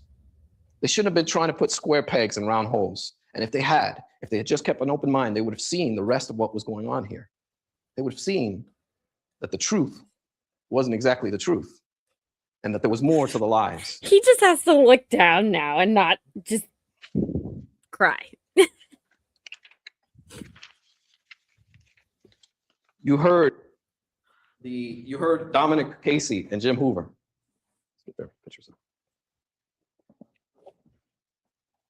Take the stand. You may recall both of these were private investigators working for the Anthonys. I should actually write something in the chat. And you heard something very interesting, and you saw a video of where they went out searching in November. You may recall Dominic Casey was the one that maybe provided us with a little comical relief throughout this trial. A strange man, to say the least. And his partner, Jim Hoover, when they went out and searched off of Suburban Drive. And not only searched, videotaped. For the very first time, they were looking for a dead Kaylee. And Mr. Casey says, well, it was a psychic that sent me out there. A psychic that was introduced to him by Cindy Anthony. And you heard Cindy Anthony get up there and deny ever sending him to the woods. And you heard George Anthony say that once I saw that video, he never went and asked Dominic Casey anything about it. He never said, hey, what were you doing out there where the remains were found? This is his private investigator who's working for him and his wife, and he never asks him. You may recall we showed you the email. It's Dominic Casey. And this is Jim Hoover. You may recall this is the location of Suburban Drive and the abandoned house where they were. And I asked him, you know Orlando's 101 square miles. Out of the 101 square miles of Orlando, this is the spot that they searched. And it's circled. You remember Yuri Melich came up here and circled this item right here as to where Kaylee was found. Hey, That's where they searched. Washington. And you heard Yuri Melich say that Cindy said she had her people walk that area. Remember, he took the stand, and then Cindy got up and denied it. Well, Cindy denied it first, and then Yuri Melich impeached her. Why is she lying? And then you heard Lee Anthony impeach his mother 30 seconds after she left the stand.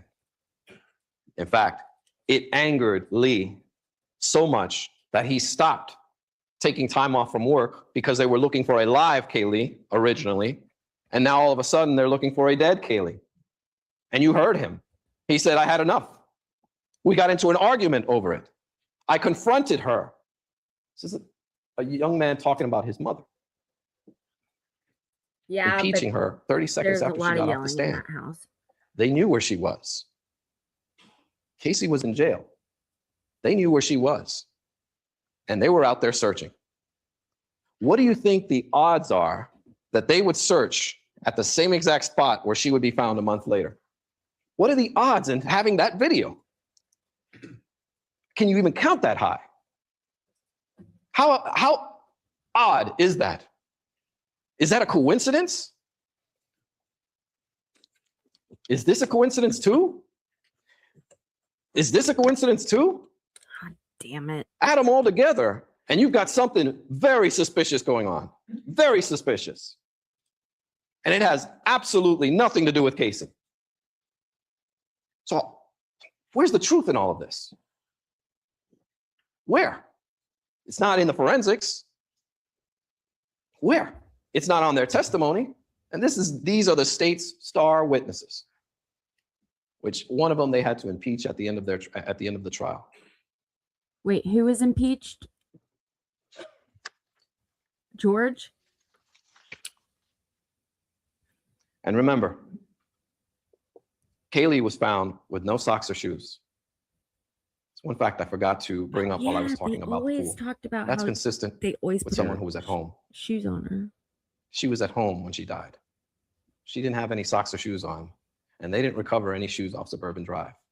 You remember CSI Welch? I asked her two questions. Did you find any socks? And did you find any shoes? And she was wearing shorts that didn't fit her anymore. Hadn't been worn in over 6 months. And she had pull-ups on. And She was probably hadn't worn them clothes in a long time. Things are just not adding up here. Things just don't make sense. It is so difficult for you to find the truth. If it is difficult for you to find the truth, then this case is not proven. There is reasonable doubt. And remember what I told you about this case in the very beginning. Reasonable doubt lives here. It's throughout the case. It's right here. It's with these individuals. It's with those individuals. It's everywhere.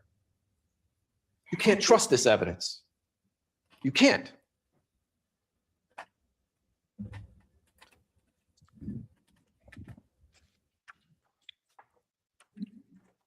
When the state rested its case, we had no burden and could have closed up shop there, but you didn't have enough information.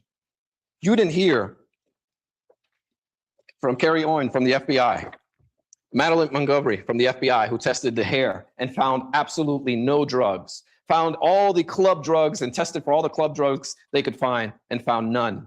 And she said it was very sensitive, that they had a very sensitive measuring tools. The state wants you to talk about it's meaningless. Wouldn't have been meaningless if they found drugs. It's only meaningless when they don't find it. You need a bath. Heather Suber, the DNA analyst, who tested all of those items, the trunk, the car, her other items throughout the case. Marcus Weiss, Stephen Shaw, Maureen Buttrell, the soil analyst, who went and got every single pair of her shoes and didn't find any soil from the scene in her closet, and also those collected. Michael Sigmund, who did the air samples. Karen Lowe, Hey, Michael Rickenbach, and Lori Gottesman. 10 different people, 10 different state experts we had to call. So you can get all of the evidence. So you could see. Hey, if you're watching right now and you haven't done so already, please make sure to hit that like button, the thumbs up. It helps the algorithm significantly, which pushes this video out to more people. Thanks. Bye. That evidence either inculpates someone or it exculpates someone. And the reason they couldn't prove this case is because it wasn't true.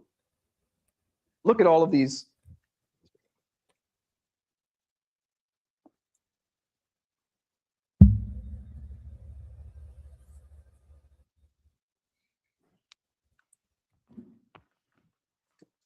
Look at all of these tests that they ran. No fingerprints on the duct tape, either at the scene or even on the gas can. No fingerprints on the duct tape at the scene. No fingerprints on the laundry bag. No DNA on the duct tape. If it was wrapped around her face, suffocated her to death, as the state claims, why isn't there DNA? Degradation? That's not enough. You heard Dr. Eichenboom, Mr. Eichenboom testify about that. You heard Heather Subert also testify. They wouldn't have tested it if it couldn't have been on there. The FBI searched for this. It came back negative, but it had another partial profile on it. One that they contaminated and another one on the sticky side. That, remember, was the 17 marker that excludes Casey, and more importantly, excludes Kaylee. If Kaylee had decomposed all over that duct tape, there would have been cell material on there. There would have been some DNA. We solve cold cases every day, 20, 30 years later, with DNA evidence. But 6 months, we can't solve a case? We can't find DNA on some duct tape? Duct tape's it's one of the best ways of getting this type of evidence. Not only DNA, but also fingerprints. And you didn't have that. No DNA on the paper towels. No DNA in the trunk. No blood in the trunk. No sticker on the duct tape at the scene. No chloroform on the car seat. No chloroform on the steering wheel. No chloroform in the bones. Remember, they searched, they did all kinds of toxicological examinations from the saline wash, from the bone marrow, from also from her hair. Nothing to match their case. Nothing that adds to their theories, to their hopes. Remember what he called it. They only hope. Their air tests, their chloroform, no quantitative analysis, the toxicology exams, all of these drugs, negative, negative, negative, negative, negative, negative, negative.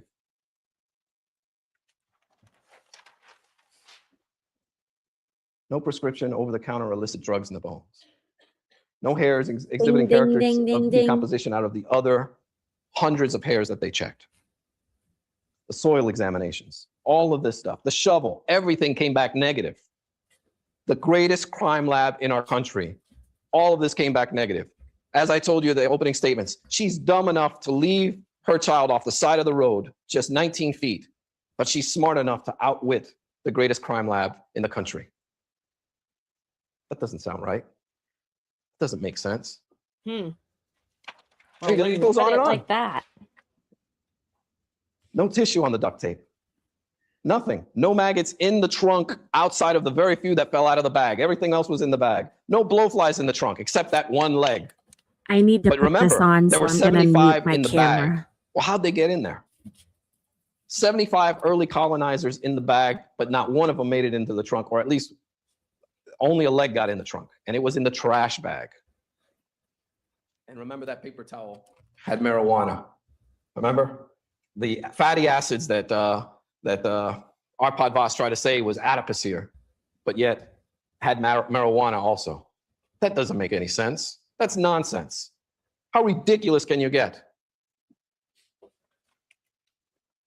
No discoloration inside the skull. Remember Dr. Spitz? You'd be hard pressed. We were very fortunate to have someone as qualified as he was to come here and testify before you, to be able to tell you about this issue and how if someone dies of suffocation, you would have that. No trauma, no fractures. The list just goes on and on and on. No prior injuries. We have 50 Nothing. likes. No cause of death. You 50 likes? It adds up to only one thing. If you look at all of the evidence here, it only adds up to one thing. And that is, she died by an accident. This was an accident that snowballed out of control. Now, again, the defense has no burden here. Defense didn't have to call these people. In the presentation of the evidence that you got from the prosecution, Yes. included this 50 person. likes. this person, this person, this person, this person, and this person. And I would be willing to bet that most of you probably don't even remember any of them. But they failed to call this person. Do you even remember what these people talked about? The man who finds the body is never called by the prosecution. Counsel's violation as to number Sustain, 4 in the court's pretrial order. sustain, continue. Defense called Roy Kronk to show you that there were some very suspicious circumstances surrounding his discovery. We never suggested to you in any way, shape, or form that he had anything to do with Kaylee's death. We never said he packed up her remains and took them home. But there's one thing we did say, and one thing that is uncontroverted, and that is he knew where she was and had control of that for at least 4 months. If you look at this up, this is what I showed you at the beginning of this trial, and this is what actually came out. At approximately 1 p.m., he's there with his coworkers on August 11th. He tells his friends, hey, I think I see a skull here. A skull. But they get distracted by the snake. Forget the snake. They forget the skull and concentrate on the snake. Where's and he never Tex says a word about it to when his we need coworkers him? ever again. To talk about the snake. He goes home that afternoon, and calls 911 at 4:28 in the afternoon. And he tells them, I see something round and white. He's describing a skull. They don't find anything. Nothing happens. So he calls again. I think On he's a 8/12. weirdo. And he gives even a more comprehensive description. You have the 911 calls. So you will be able to hear them. Well, you heard them. He starts giving more of a description. And he says something very interesting. He says there was a tree there that had a fallen tree that looks like somebody had cut it. Now, if he's 30, 40 feet away, like he said, came here and testified to, how would he know so much details that someone tried to cut this tree? Then he says this, there was a white board hanging over it. There was no white board recovered. Yeah, we don't want to spread it. This, I suggest to you, was a marker where he may have hid her remains under the tree. The tree that took two people from CSI to move away. You may recall them testifying that. Well, how heavy is this tree? Is it too heavy for someone who weighs 100, 105 pounds soaking wet? Not so heavy for a man who weighs about 250, 300, well, 250, he's about 6'1", 6'2". These remains were hidden. We all saw how close, the 19 feet. From here to the witness stand, maybe a little further. From the side of the road for 6 months. But there's this white board there that no one finds, no one photographs on December 11th. What happened to the white board? Thank you. Who moved it? Not Casey. She's been in jail. This is in August. She's already in jail. In the short time she was out on bond, she was under house arrest, and the media, 10 media trucks parked outside her house. So somebody moved that whiteboard. Somebody moved that tree. At the very least, Who's it you gonna must be? It's gonna be reject whatever was found there, the conditions of which it was found. Because as all crime scene people testified, you never get a second chance at a crime scene. You never get a second chance. If you want to get reliable information from a scene, it cannot be contaminated. It cannot be staged. If it's staged, it's useless. It's pointless to review it. Because whatever you see, you must reject. And that's what happened here. On the 13th, a police officer meets him there. Deputy Kane comes out and meets Roy Kronk to show him, so he could show him where the bag of bones are. They didn't find it. She was not found on August 13th when the police officer went out there.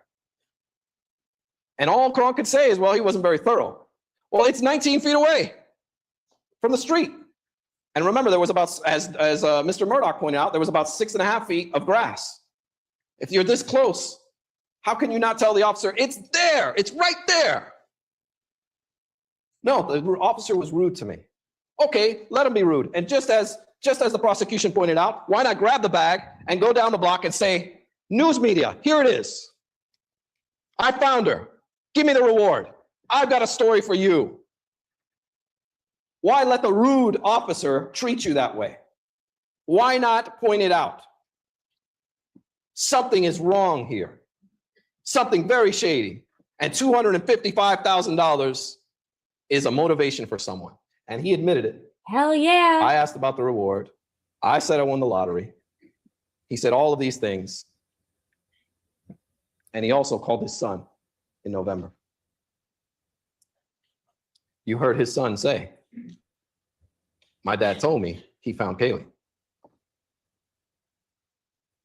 Brandon Sparks had no reason to come here and lie to you and testify against his father. He wanted to have a relationship with his father. He wanted, they were estranged and they were just starting to build that. He completely impeached his father's testimony.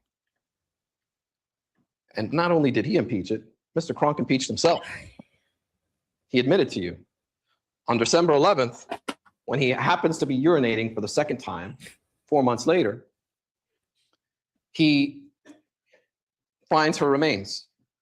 He tells the police in 2 different statements, I lifted the bag up about 4 feet off the ground and the skull dropped out. Well, that's not consistent with what the police found. And they went back to him on the 17th, and that's where he changed his story. You heard him say it, I changed my story. 2 different statements. And what's glaring and what's missing here is on the 11th, when they ask him, so do you have anything else that's important that you want to add? He doesn't say, yes, I called you 4 times 4 months ago. He doesn't say anything. He keeps that quiet. It's not until they go back and he knows they've got them 911 calls. They've got those previous crime line tips. My story's different. I better play ball. Yeah, the skull didn't drop out. It didn't roll out of the bag. It was there. Changes his complete story. Now I submit to you, ladies and gentlemen, how can you trust it?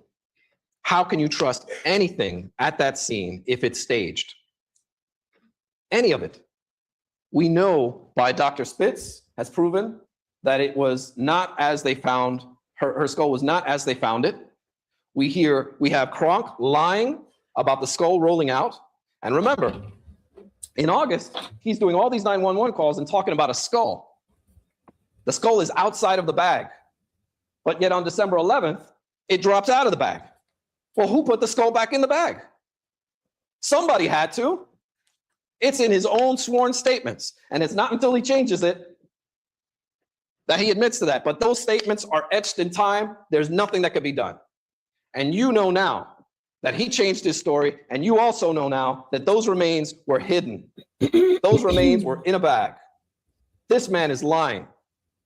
How can you rely on any of that evidence? In your deliberation, you cannot trust this evidence. You can't trust this scene with all of He this. sounds going on. guilty. Have you seen him? He looks just can't. guilty. Not very There's something not right here. And again, reasonable doubt is breathing and living in this case. And it's living right down to the very end as to when they find her. And if it weren't for the defense finding Brandon Sparks, his own son, you wouldn't have had that information. If it weren't for the fact that we called Mr. Kronk to testify, you wouldn't have had that information. Tamara, You dude, wouldn't have had any of this knowledge when making a super decision sketch. to take someone's life, when making the decision to convict someone of murder, aggravated manslaughter, aggravated child abuse. You wouldn't have had any of this information. None of it. Information that you can see is critical, clearly critical. I was literally just looking at my hair color. This is my natural hair color. Okay. All right.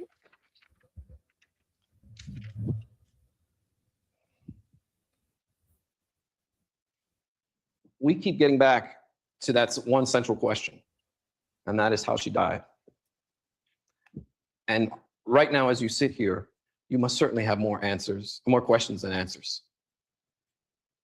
And the judge will instruct you on what the law is and how it must be proven.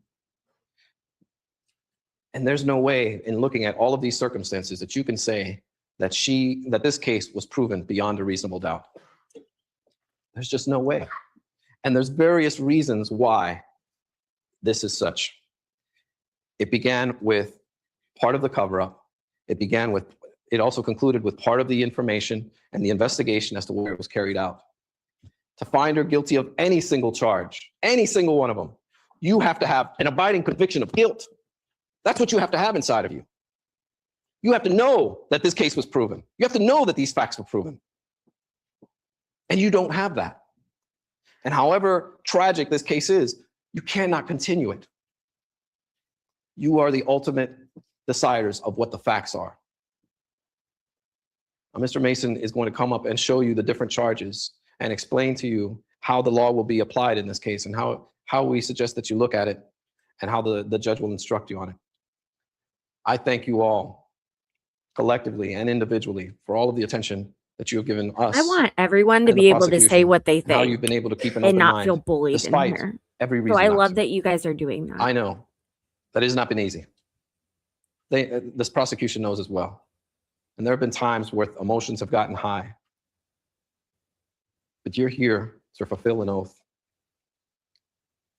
You've labored tremendously over this journey. No, Debbie. And we're going to ask you to render a verdict of not guilty on these charges because they simply were not proven. And they're simply not true. Lovely penmanship. Just look at what they have and what they don't have. All the fantasy forensics in the world don't make it so. All of the lies that you've had to swim through don't get you any closer to the truth. You can't get any more serious than this. The stakes cannot be any higher. And we ask that you use the law as your guide. Thank you.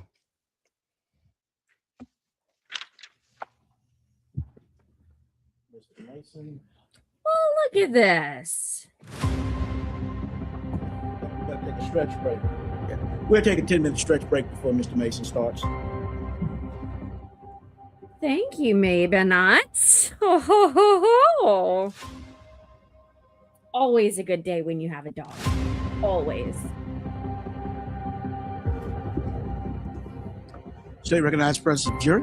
Yes, Your Honor. Defense. Yes, sir. Mr. Mason, you may proceed, sir. Thank you very much. I know that you all would like to spend another 10 or 12 hours listening to lawyers. I can see it in your face. But unfortunately, you're not going to get to do that, at least from me. but we'll spend a few minutes. But I begin thinking about where we are and where we've come from since May the 9th Let's try in to Clearwater. not So do now- politics. And we're about to put on your shoulders Talking about Casey. the most solemn responsibility that you individually or all of you have ever had to face. And all I can say about that is you agreed to be able to do it. And I hope you all survive it with good senses and pride in what you do, and just like we will, hopefully. And I begin my comments. I want to involve just a little bit of some philosophy. A very dear friend of mine named Milton Hirsch, an author, and in fact a judge in South Florida, advised me of this parable, and it's always fun to go through. History records that on May the 19th of 1790, the skies over Hartford, Connecticut turned from blue and sunny to black and stormy with such speed and dramatic force that the people believed the end of the world was at hand. That's beautiful, maybe. The Connecticut House of Representatives was in session at the time. Some of its members dropped to their knees in prayer as others clamored for adjournment. The Speaker of the House, a Colonel Davenport, rose to his feet and restored order with these words: "The day of judgment is either approaching or it is not. If it is not, there is no cause for adjournment. If it is coming, I choose to be found doing my duty. I wish, therefore, that candles be brought." Today is Judgment Day in the United States, as to its Constitution. Tomorrow will be Judgment Day, as to the Constitution. Every day in which an American stands trial for his liberty before a jury. Every day in which an American is arrested or his home or property searched. Every day in which a voice is raised in speech or song. Every day in which a vote is cast or counted. Every day in which a newspaper is printed or read. Every day in which a lawyer is asked to defend an unpopular man or an unpopular cause is Judgment Day for the United States Constitution.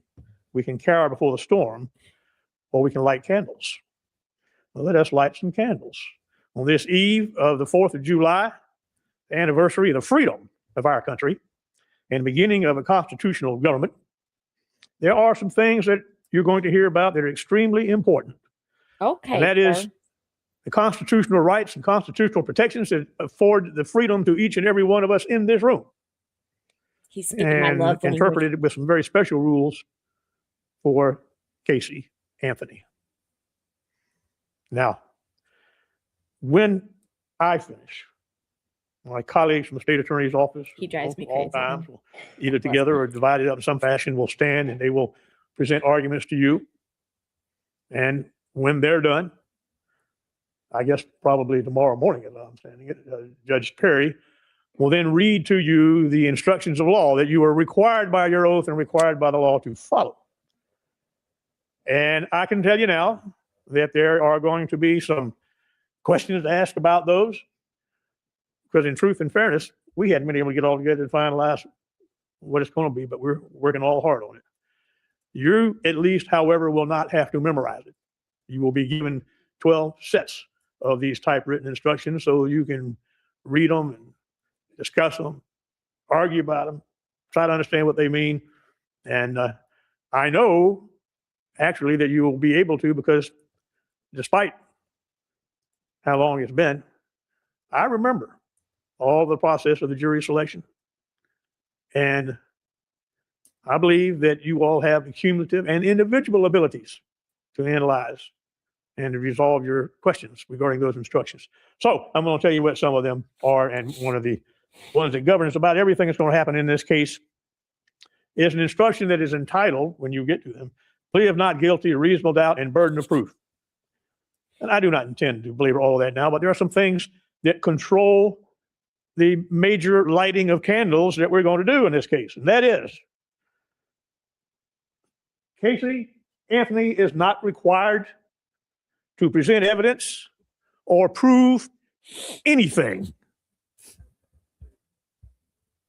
And you may remember That is true. that concept was discussed with you in Clearwater. Not just by lawyers asking questions, but Judge Perry looked to the side to each one of you and discussed that with you. And every one of you understood and agreed, I accept that. Each of you accepted the constitutional principle that is one of the cornerstones of our freedom I'll say it again. The defendant is not required to present evidence or prove anything. And you must remember that concept with every issue that you discuss when you're back there in the jury room. You can get caught up in emotional rhetoric. You can get caught up in conflicting positions amongst you. But no matter what it is, the defendant is not required to present evidence or prove anything. Said another way that you must carry with you throughout all the discussion is that the burden of proving every required element in this lawsuit rests with my colleagues from the state attorney's office. And they don't shy away from it. Debbie. They've accepted that. That's their responsibility. No colluding Never in here, forget, please. no matter what the issue is, they have all of the burden and there is none over here. At least wait for Peggy. Because that is what separates our constitutional government and freedom from so many others in the world. It is your duty to absolutely ensure that those rules are respected and honored through every stage of your discussions. The court will tell you that every element of the offenses is required to be proven beyond and to the exclusion of every reasonable doubt. Oh, every Feeding reasonable time. doubt. I gotta mute myself, guys. And if the state of Florida fails Same, in that Georgina. burden of proof as to any element of the offenses, then you are required, like it or not, emotional or not, it is your solemn sworn duty. You are required to find the defendant not guilty. And that goes to every First single Amendment. element of each charge in this case. Only if it can be said in your conscience, in your intellectual honesty, that the state has proven the elements beyond a reasonable doubt, may you consider finding the defendant guilty. So, with every issue that is raised, burden of proof, no burden, reasonable doubt. That'll help you get through it. The court is going to tell you that it is your province to weigh the evidence, not the sparring between the lawyers and not the stacks of 366 pieces of something and boards and whatever else. You, jurors, are the ones who weigh the evidence and decide what evidence is reliable, what evidence you are skeptical about, what evidence you don't trust. It's out of the lawyer's hands. This is for you to decide. And the court is going to give you some guidance. I mean, we don't just look at somebody and say, well, I don't like the looks. Well, that guy's too old, or he can't hear, or whatever the issues are. You look to some rules to guide you on the evidence, such as, did the witness seem to have an opportunity to see and know things about which the witness testified? Did the witness seem to have an accurate memory? Was the witness honest and straightforward in answering the attorney's questions? Oh my, we've seen a lot of issues about that from that witness stand in the last 6 weeks, perhaps. Did the witness have some interest in how the case should be decided? You know, like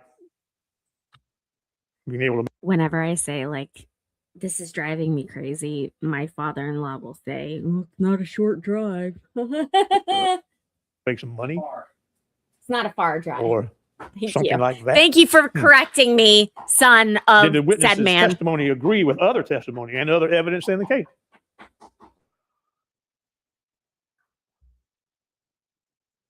Did the witness at some other time make a statement that is inconsistent with the testimony that he or she gave in court?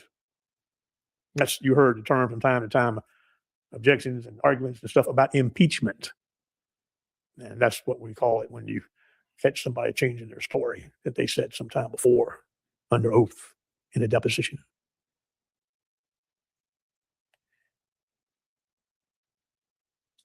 You have the right to believe or disbelieve all or any part of the evidence of any testimony of any witness. 100% of the people that sit in that chair, you have a right to believe all or none That's what a jury is about.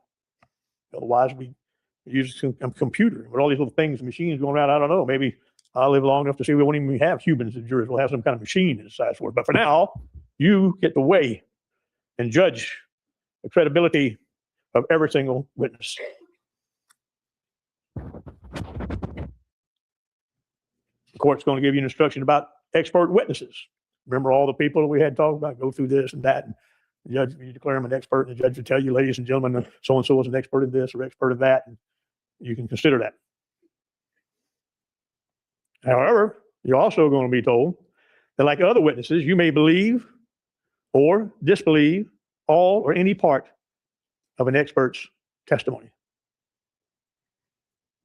So just because they may have met a criteria, a threshold to be anointed by Judge Perry as an expert doesn't mean you got to buy it. You may or you may not. That's part of being a jury. Now, thinking back to your oath, your discussions with Judge Perry in Clearwater, we now are going to talk about the elephant in the room. And I know what it is, and you know what it is. I don't know. My client, Casey Marie Anthony, with the advice of counsel, made her decision to not testify in this case. Thank you. I didn't reach my age and try cases this long and not know that's still on your mind. But you swore an oath as jurors to rise above bias and prejudice and media impact and so on. The judge will tell you as follows. The Constitution requires the state to prove its accusations against the defendant. It is not necessary for the defendant to disprove anything, nor is the defendant required to prove her innocence. It is up to the state to prove the defendant's guilt by evidence. The defendant exercised a fundamental right by choosing not to be a witness in this case. You must not view this as admission of guilt or be influenced in any way by her decision.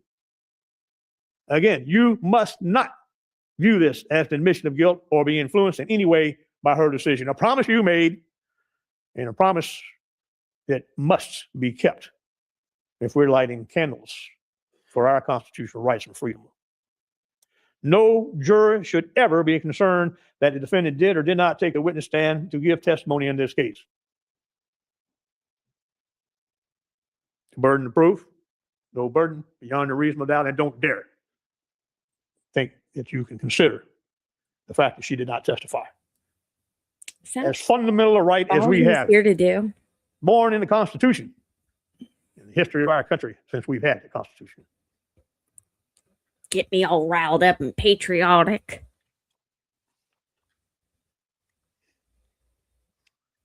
I wish I could Because show you're two in things some at once. Order, I'm going to discuss a subject that you will have to consider.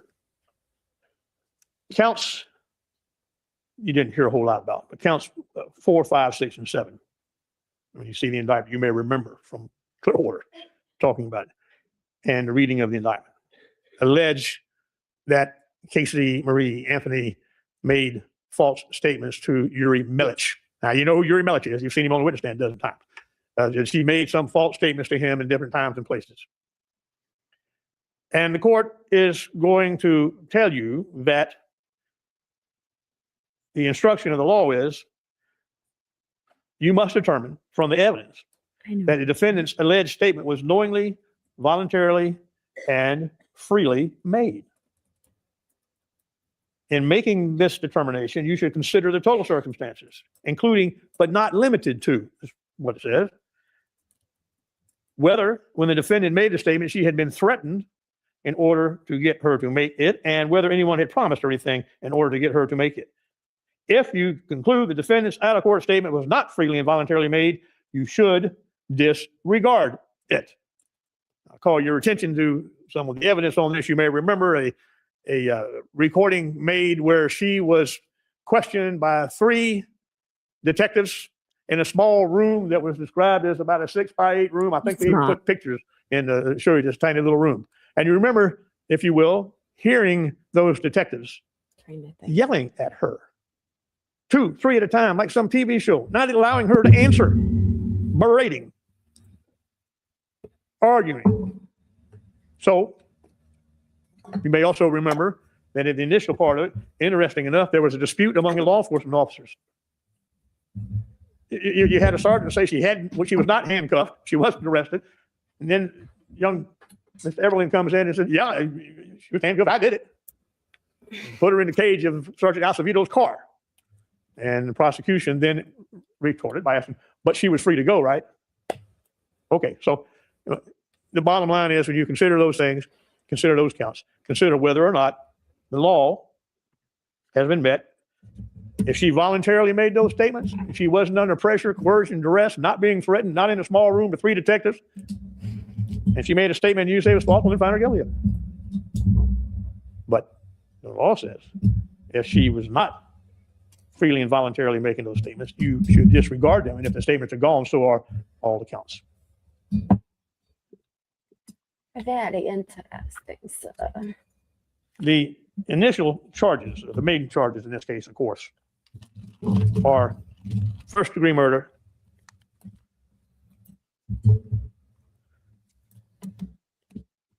which requires the government to prove some things that are obvious.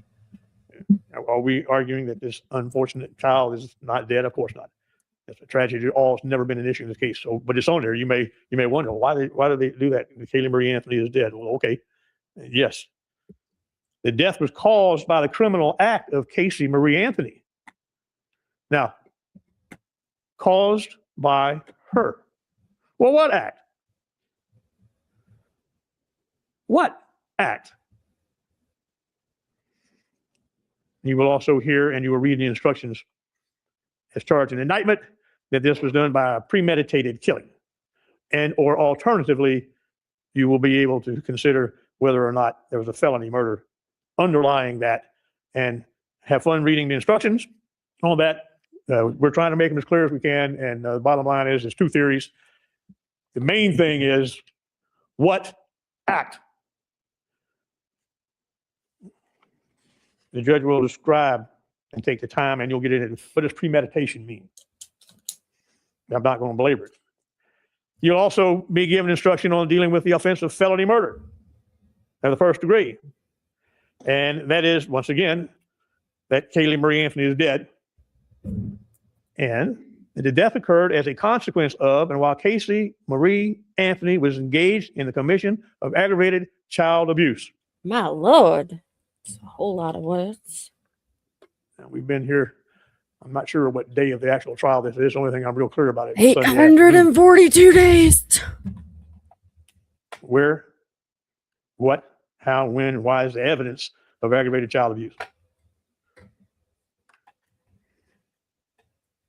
All of the witnesses that took the stand didn't know anything about Casey Marie Anthony. Confirmed that she was a loving, doting, devoted mother. She was a young girl. She's only 22. My shoes are that old. The child was well fed, well nourished, well taken care of, bright, had no evidence whatsoever of any prior trauma of any kind, no torquing of joints, no twisting of bones, no closed fractures, nothing. Or, the law says, that the death occurred as a consequence of, and while Casey Marie Anthony was attempting to commit aggravated child abuse. And that Casey Marie Anthony was the person who actually killed Kaylee Marie Anthony. All the emotion, all the suspicion in the world doesn't prove it. Burden of proof, no burden, beyond and to the exclusion of every reasonable doubt.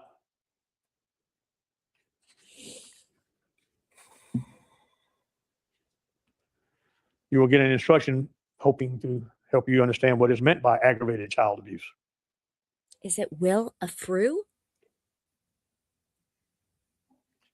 One of the parts of that that's being added to it is a definition of willfully. Not unintentionally or not accidentally, but willfully causing child abuse on Kaylee. Please no I distraction. may not indeed Coco. have been able to hear everything.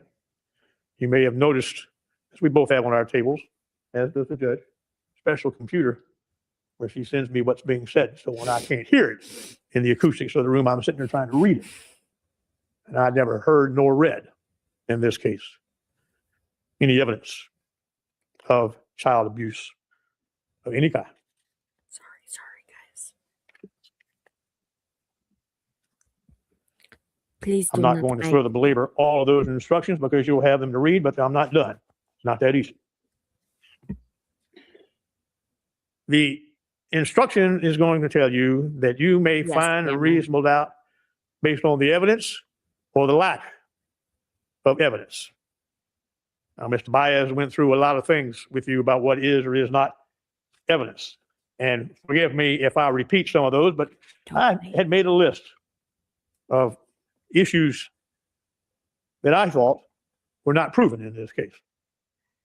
You have the absolute right, of course, to disagree with me or say, yeah, that's right. And to think of some others on your own, which I know you will. So I'm going to run through it just real quickly just to give you an idea what we're talking about on lack of evidence. This is a criminal case. Those charges. No fingerprints on the duct tape anywhere or on the bags or anything that were searched and seized by warrant from the home. Interestingly enough, we learned that the infamous gas can with the duct tape, no duct tape, had been wiped clean. No prints. Toxicology tests. You Dr. cannot use Goldberger, my mouse, part of the cats. forensic team doing the autopsy studies for Dr. GRWM, was charged with the duty of seeking to find chemical evidence of chloroform and several other drugs or poisons. Zero. Oh, I'm sorry. Found zero. Please don't bite me. Don't bite me. Mr. Bias did talk about there being no DNA. It's 2011. The case occurred in 2008. It's not new. The only profile of DNA evidence, as you heard a little while ago, excluded, meaning that not the defendant. DNA evidence, as you heard, if you remember how much fun it was to listen to, is to try to say that this DNA evidence matches you, or not you, individual, I mean you, a person, somebody else. It's a statistical probability. A If there statistical are probability. these markers on these alleles, as were shown to you, the more there are, the higher the probability. And the general rule, I think they testify to, if I'm wrong with that, forgive me, that when there are those 13 markers, then the probability of that person, subject that gave that DNA, not being the one matching to that, Subs. it's like 1 in 14 quadrillion. That's 15 zeros. But if the DNA has one, just one marker that the subject does not have, that means it's excluded. Cannot be. And the FBI confirms that the profile they got from that tape excluded Casey Marie Anthony and the child.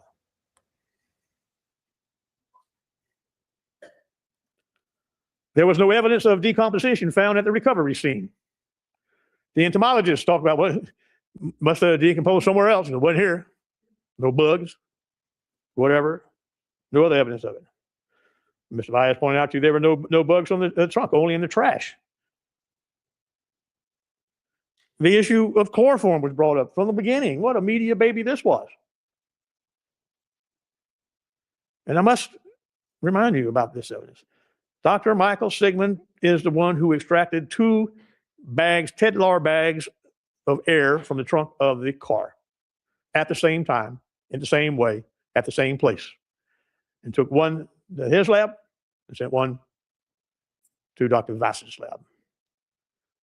Dr. Sigmund's lab says major compound was gasoline, and that there was some small trace of chloroform, which he also said is everywhere. Well, everywhere. for you. And opposing side said, oh no, we had this shockingly high level. We don't know how much, but it was shockingly high. As Mr. Bias said, Dr. Rickenbach said, no, very, very low. search warrants at the house 3 times. You know, they, Sorry, in your guys. common I sense have experience, you know rheumatoid that the police don't arthritis, call up and and say, by all the of a way, we'll be there sudden, at 6:45 with a search warrant, be ready. Search warrants are issued constitutionally through a legal process and orders by a judge, and the law enforcement officers go, surprise. it's And they not a searched sexy thing to talk They about. Anthony arrest. And they searched it all, as you recall, seeing pictures. They searched everything. They found no chloroform, no bottles of ingredients, no papers related to it, nothing. So then the issue, one says, what does all this chloroform mean? Was it, at some point in the case, is it chloroform used to poison this child and to knock her out and kill her? Or was it chloroform that was ultimately Raise your hand if this trial made you Google chlorophyll and chloroform. I'm willing to admit it. I wanted to see the differences. alleged to be found from the decomposition suspicions from the trunk of the car? Not both. And there's no evidence of what it was. So, but it sounded sexy for the media. The heart-shaped sticker deal, Mr. Bias.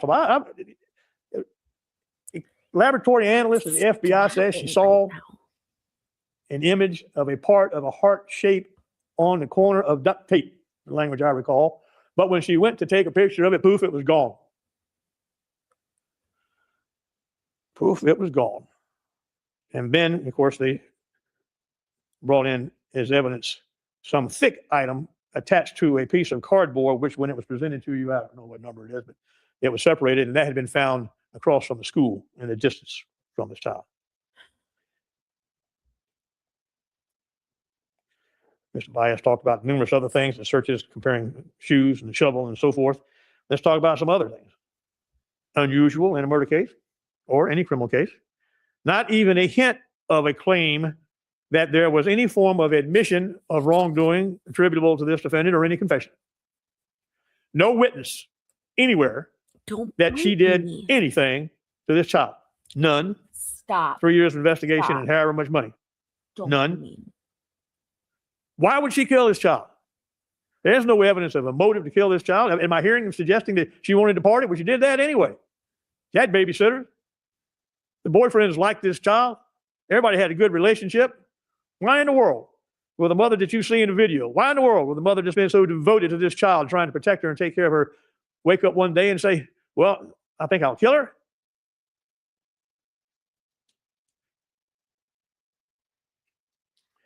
You learned about trace evidence and you learned about all the scientific stuff.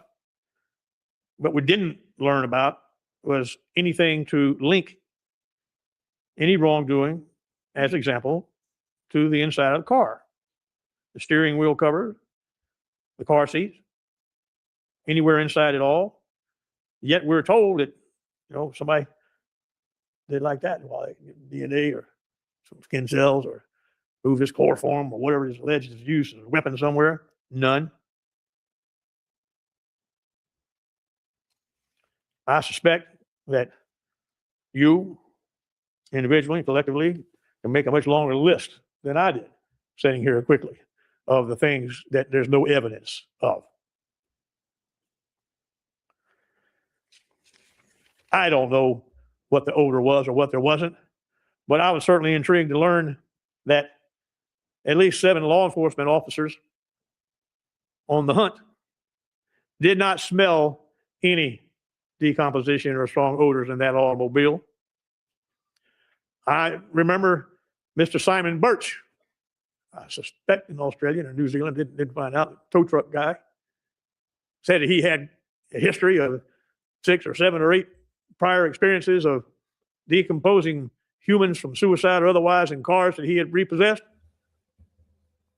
But in this one, there may have been a little odor, he says, but with that experience and that consciousness and talking to Mr. Anthony about his missing daughter and grandchild, neither he nor George called the cops. Instead, he takes the trash out of the trunk and says, this is your source of the smell, flips it over the fence for the dumpster. Can we get 3 more? All of these subscribers, things please? start mounting up reasonable doubt.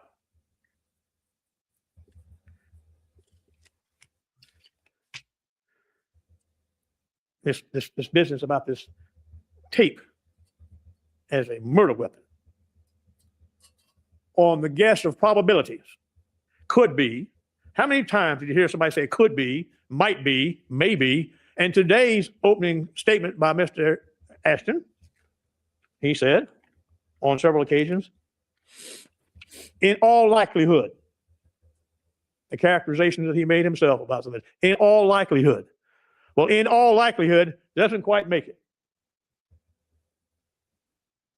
Let's talk about what burden of proof really requires and how it means and how you can think about it. You may have other definitions and other. Can you see them? You've seen it before, sir, ma'am, all of you.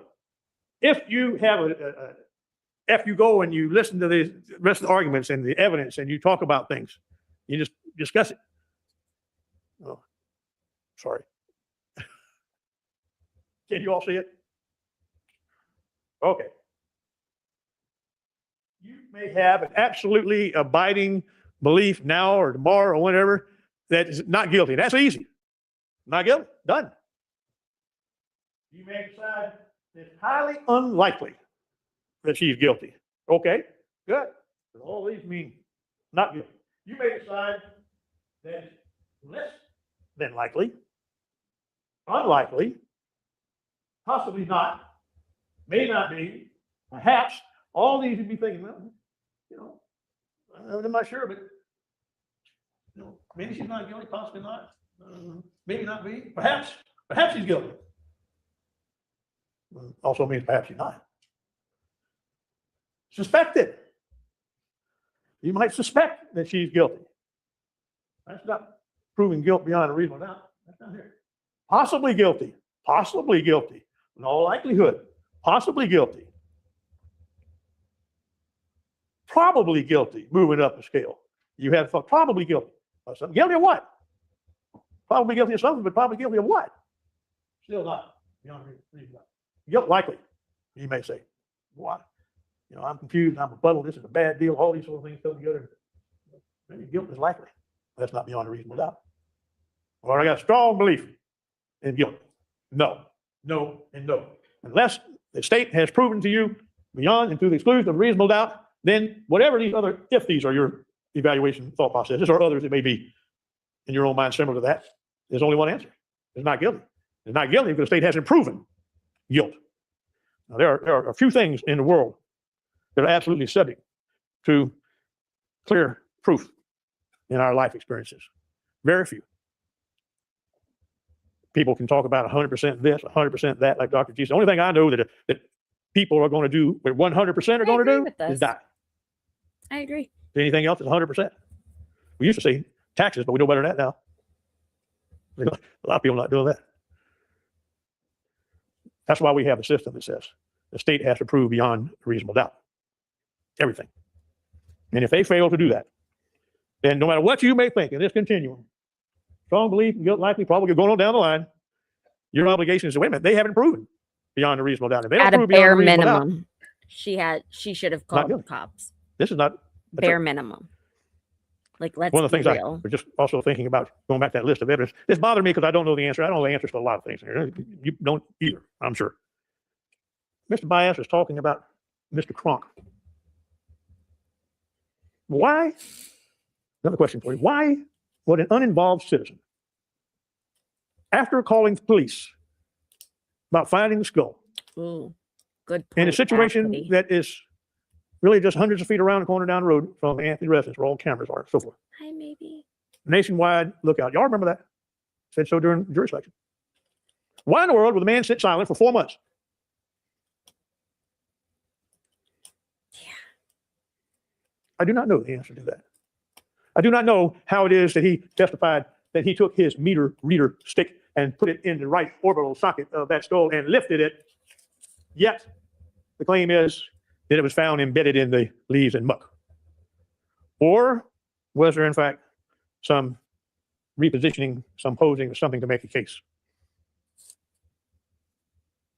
Dr. Schultz said there was no tape on the nose. Dr. GRWM said there was some tape in the vicinity of the mouth.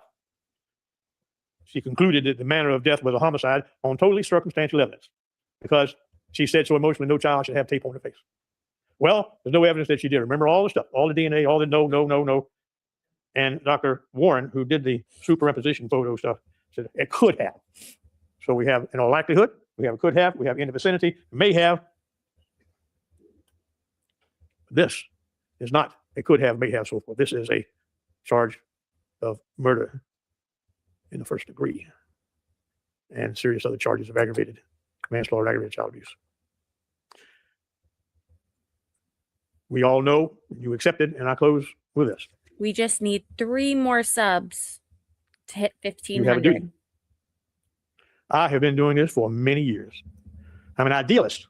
I believe firmly in the integrity of our courts and in the jury system. Ladies and gentlemen, the reality is a court is no better than each of you sitting before me on this jury. The court is only as sound as its jury, and the jury is only as sound as the men and women who make it up. I am confident that you will review without passion the evidence you have heard, come to a decision, and restore Casey Marie What Anthony is to her freedom. this? And you will do your duty. I will not claim origination for that. Some of you watch so many movies. That's from Atticus Finch to Kill a Mockingbird. I do not get the chance to get up again and talk to you. So I ask you to do this. Pay the same respectful, intelligent Was ist das? attention to my colleagues, whichever gets up next. Realizing that we got to sit over there. I have to sit over there and squirm because I can't get up. Can't get up and say no, but. So I ask you to consider this. Any and every time an issue is raised that piques your curiosity and you haven't been satisfied that the evidence proves it beyond a reasonable doubt, ask yourself, I what would want Mr. Mason to. Yeah. argue about that or say in response to that? And you do it. And then you do your duty. You light your Yeah, candles we will. for the Constitution and you do your duty and you find Casey Marie Anthony not guilty because they have not proven her guilt. Thank you very much. I might pull up my other computer. Okay, we'll take a 5-minute break before we Screen. proceed to the rebuttal argument by the state of Florida. To get your feedback on some items. State recognized president of the jury. Defense. What do we do? Okay, members of the jury, the time is now approximately 6:36. I've had the court deputy inquire, and I'm going to make an executive decision to recess for the evening. Some of you are doing fine, and some of you are tired. I want all of you bright-eyed and bushy-tailed. Been a long day yesterday. It's going to be a long day tomorrow. We're close to the end.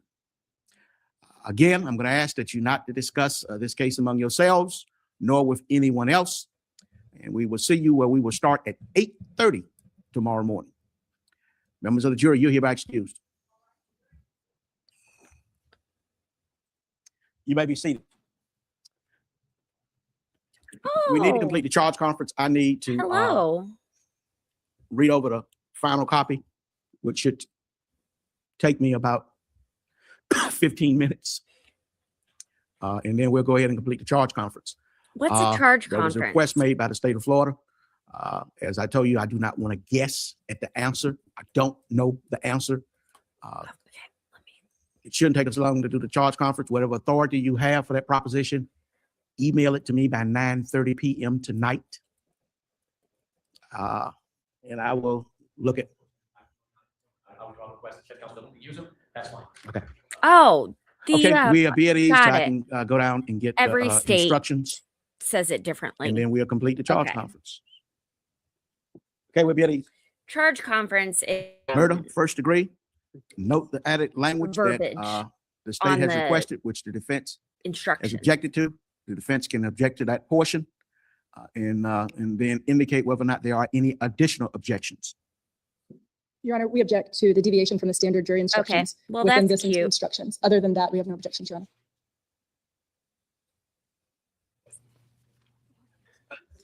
Long day, folks.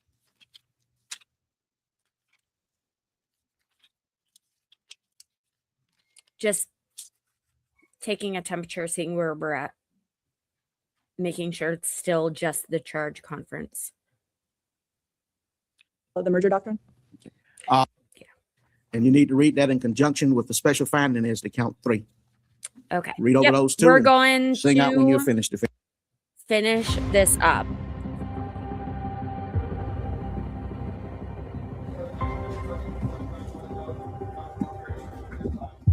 You may be seated.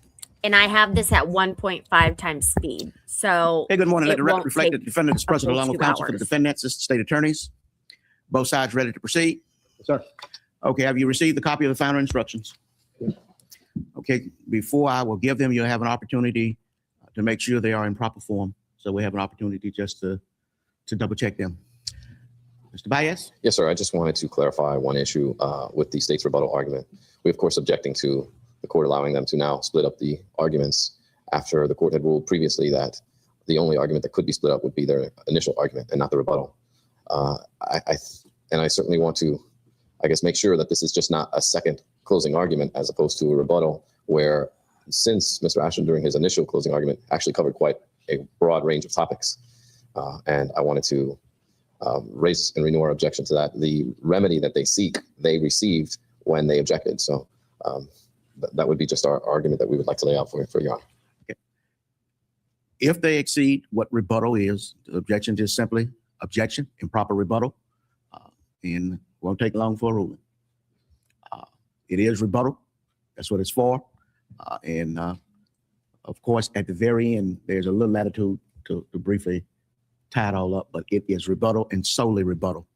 Okay, let's return to jury. Good morning, ladies and gentlemen of the jury. Did you heed all of my previous admonitions? The state recognized presence of the jury. Yes, sir. Does defense? Yes, sir. we did. Yeah, buddy. Rebuttal? Last day. Good morning and happy 4th of July. Oh my God. Ms. Drainberg and I are going to Nuh-uh. both speak to you at this rebuttal portion of our argument. We're going to discuss different topics. I want to begin by discussing the science in the case. Defense counsel issued a very appropriate and aggressive attack upon the science, but I want to take a more measured and complex approach. Science can't be understood by simplistic concepts or easy phrases. The best way to understand the science in this case is to look at it and first look at what the scientists agree on and then what they don't agree on. And basically, the way it works is it's up to you to decide with an expert, as with any other witness, what part of his testimony you believe or don't believe. And in a dispute between experts, it's up to you to decide which one you believe. And you may reject both.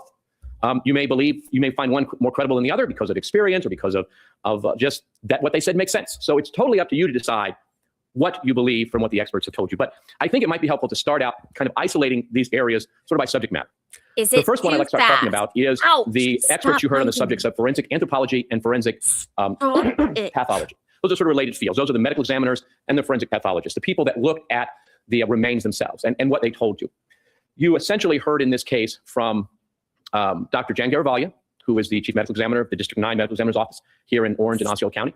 Dr. Utz, Dr. Utz was the gentleman who first took custody of the remains, who removed the duct tape and talked about that.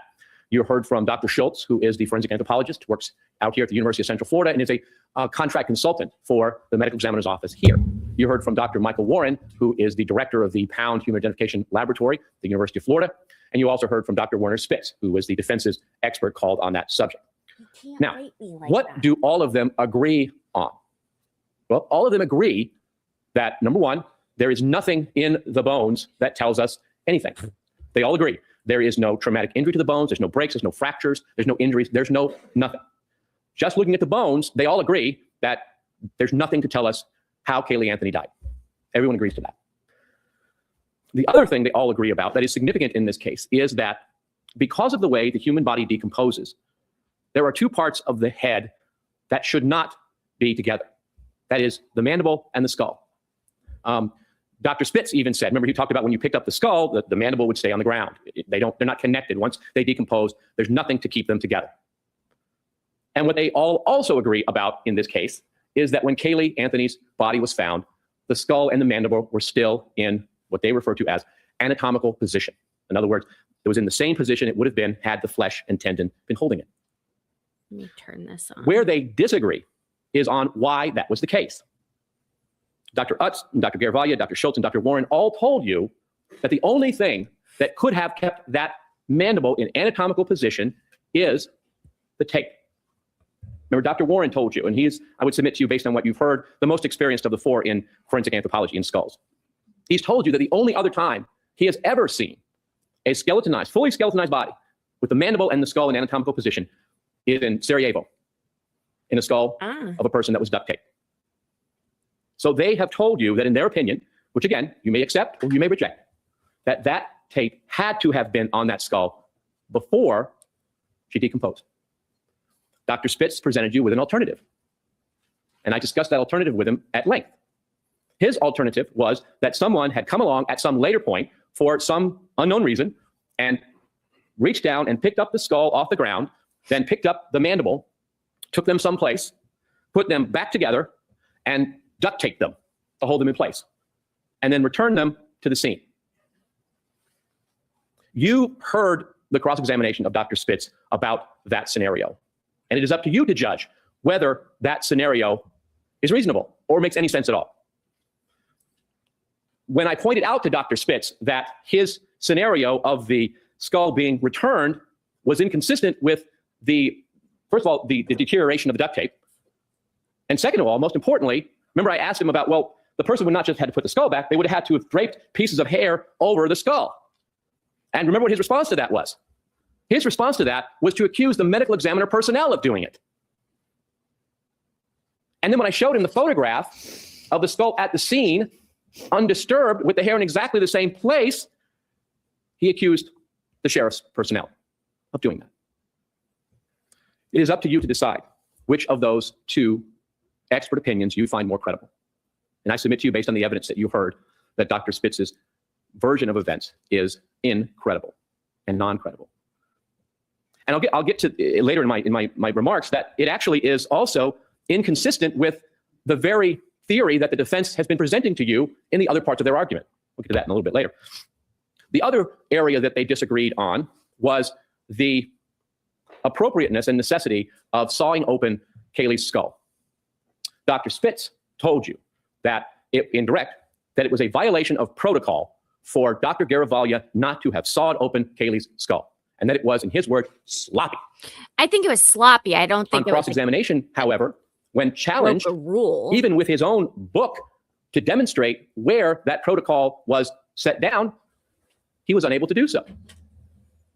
When asked if there was any. So I was asked why I'm speeding through the prosecution's rebuttal. I made sure that,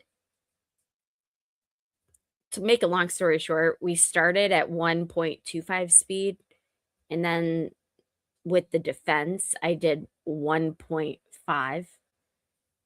And now that it's 6:30 p.m. Eastern, and I've already been streaming for 3 hours, I would like to finish this trial tonight.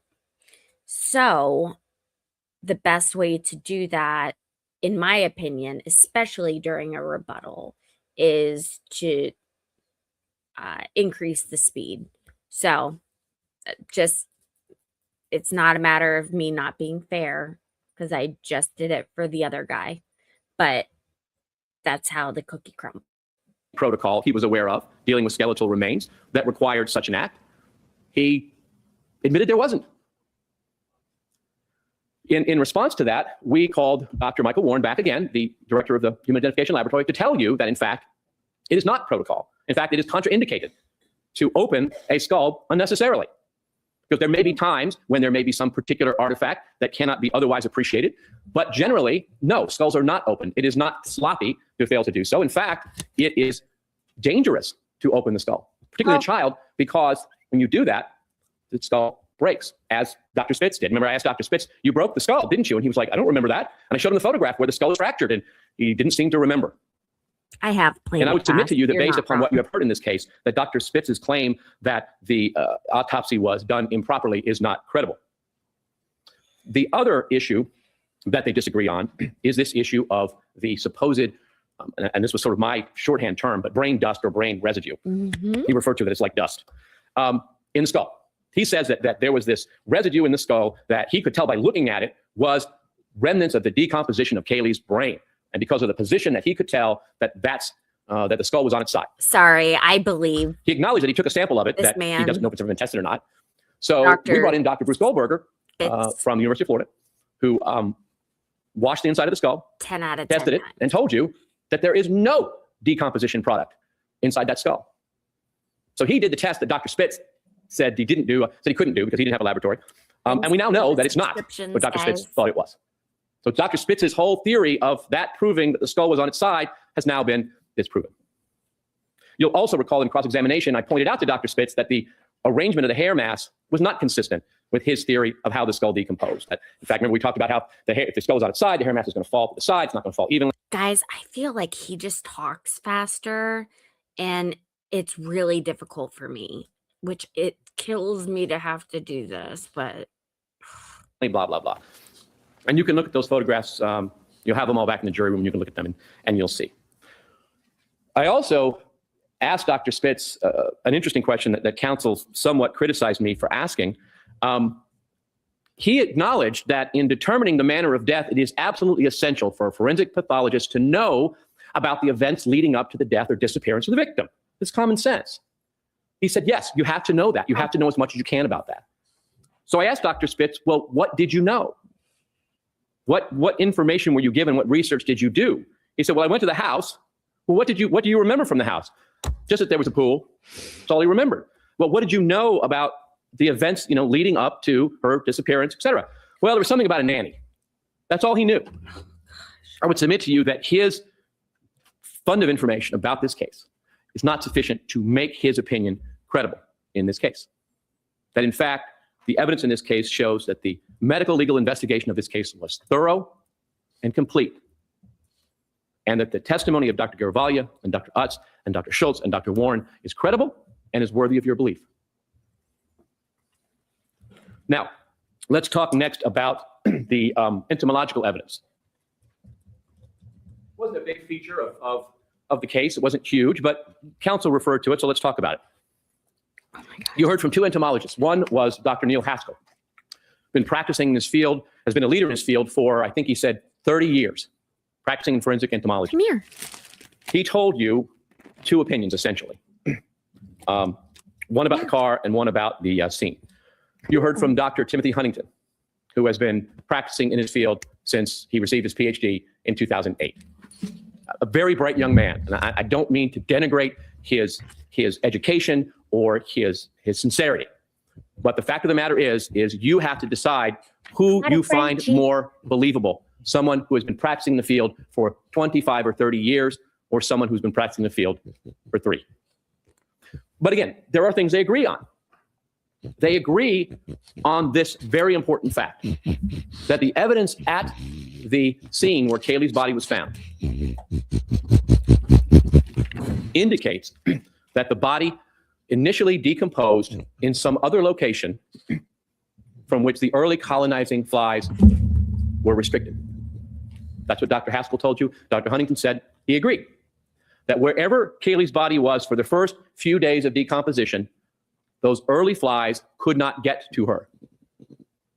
And then she was taken and dumped there in that field, in the woods, in that swampy area that you heard described by so many people. They both agree that that occurred sometime in June or July 2008, based on the entomological evidence. In that they agree. So what Dr. Haskell said about the scene, Dr. Huntington agrees with. Where they diverge is in the single issue of whether the trunk would have excluded the early colonizing flies. That's the only place that they disagree. Dr. Haskell, with his 25 years of experience in the field, has told you that in his opinion, the trunk is a source that could have excluded the early colonizing flies. Dr. Huntington, who candidly admits that he has never in his career dealt with a dead body in a trunk in a real world situation. But based upon some experiments, applying conditions completely different than in this case. Remember, that's the pigs in the blanket comment that we make. That based upon that experiment, and that experiment alone, he renders the opinion that the trunk would not have excluded the early colonizers. Again, it is up to you to decide which expert is more credible, or which you believe, or to believe neither. It is completely up to you. But the important thing is on what they agree. That body decomposed someplace else, that it was somehow, either by being wrapped or being stored, was in a situation where the early flies could not get to it. and that from June or July through December, it sat there in the woods. On that, they agree. All right, let's go to the area next of the chloroform. Mr. Baez had a nice big poster about that, had all the experts or people that talked about chloroform. What is important to understand in evaluating the various people who testified about chloroform is to understand, first, what they were testing, and second, what their perspective was. Now, remember, Mr. Baez made a good deal of comment on the adjectives used by Dr. Voss and Dr. Weiss versus the adjectives used by Dr. Rickenbach. But one thing you have to understand in assessing those adjectives is their perspective. Dr. Voss and Dr. Weiss are used to looking at environmental air samples. Remember, Dr. Weiss told you that he's looked at environmental air samples from all kinds of different, fuel, car exhausts, environmental conditions, industrial, all different areas. And he's told you that based upon that experience, that he felt that the amount of chloroform he was seeing in the sample from the trunk was high, was surprising because of what his experience is. Dr. Voss's experience is similar. What he's looking at is samples from dead bodies, and he's seen many of them. He told you that based upon what he has seen in decomposing bodies, and he has occasionally seen chloroform in those cases in very small amounts, but compared to that, what he saw was shockingly high. But taking away the adjectives, the important thing is more to say, what did they actually find? Dr. Weiss and Dr. Voss told you that the chloroform they found in the trunk air sample in the can was somewhere in the low parts per million range. And Dr. Weiss gave you an excellent explanation of the idea of quantification. He said quantification would not have meant anything in this case because even if you quantify the amount of chloroform in the being given off by the carpet, it doesn't mean anything in terms of the amount of chloroform that was there a month before, because chloroform is volatile. It evaporates. So it wouldn't mean anything. But he does say, and Dr. Voss says, that based upon the qualitative analysis and the comparison between the amount of chloroform and the limit of his machine and the controls, that it was somewhere in the low parts per million range. Man. Dr. Rickenbach from the... Guys, really quick, look at this. I don't want to show you the whole screen, but look at that. In the last 48 hours, 87,000 views just in the last 48 hours. Isn't that crazy? Okay, that's all for now. FBI tested a similar sample out of a can, but also tested the actual spare tire cover in this box. Thank you. Now remember, he received it in this box, not sealed, not in a can, not in plastic, in air permeable cardboard. Hell yeah. And what was interesting that Dr. Rickenbach told you is that he actually found chloroform, the technical chloroform, even in that. Remember, he told you he was surprised. He couldn't believe he found it because chloroform is a volatile and this is not sealed. So he said the fact that he found anything on that was pretty amazing. But remember, what he told you was that he found a much greater amount of chloroform in the sealed can. Remember, I think I had him put some numbers on a board, and it was in terms of percentages of the control. The control was 100 parts per million. In this item, I think he's put it at 0.08% of the control. In the can, it was 5% of the control. And again, he has said, and we will tell you, that is not a quantification. It is not a precise quantification. It's not intended to be a precise quantification. But what's interesting about it is the rough estimate puts it in the low parts per million. The same thing that Dr. Voss found.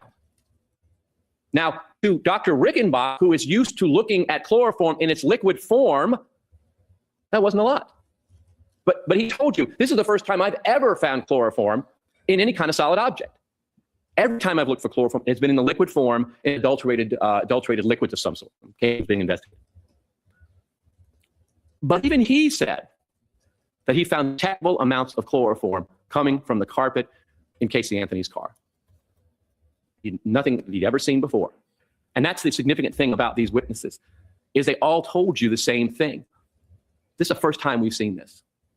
Actual detectable amounts of chloroform coming from a carpet. And remember what they told you. Dr. Rickenbach agreed. The amount of chloroform in these items is far less than the amount of chloroform that would have been in that trunk a month before, because chloroform is volatile. It evaporates. It fills a space until fresh air comes in. Remember, this car was aired out by the Anthony family for hours on the 15th going into the 16th. So the chloroform that would have been there before it was opened up, when it was at the tow yard, was far greater than anything these people found. And ladies and gentlemen, I would submit to you that there has been absolutely no evidence to explain where it came from or why.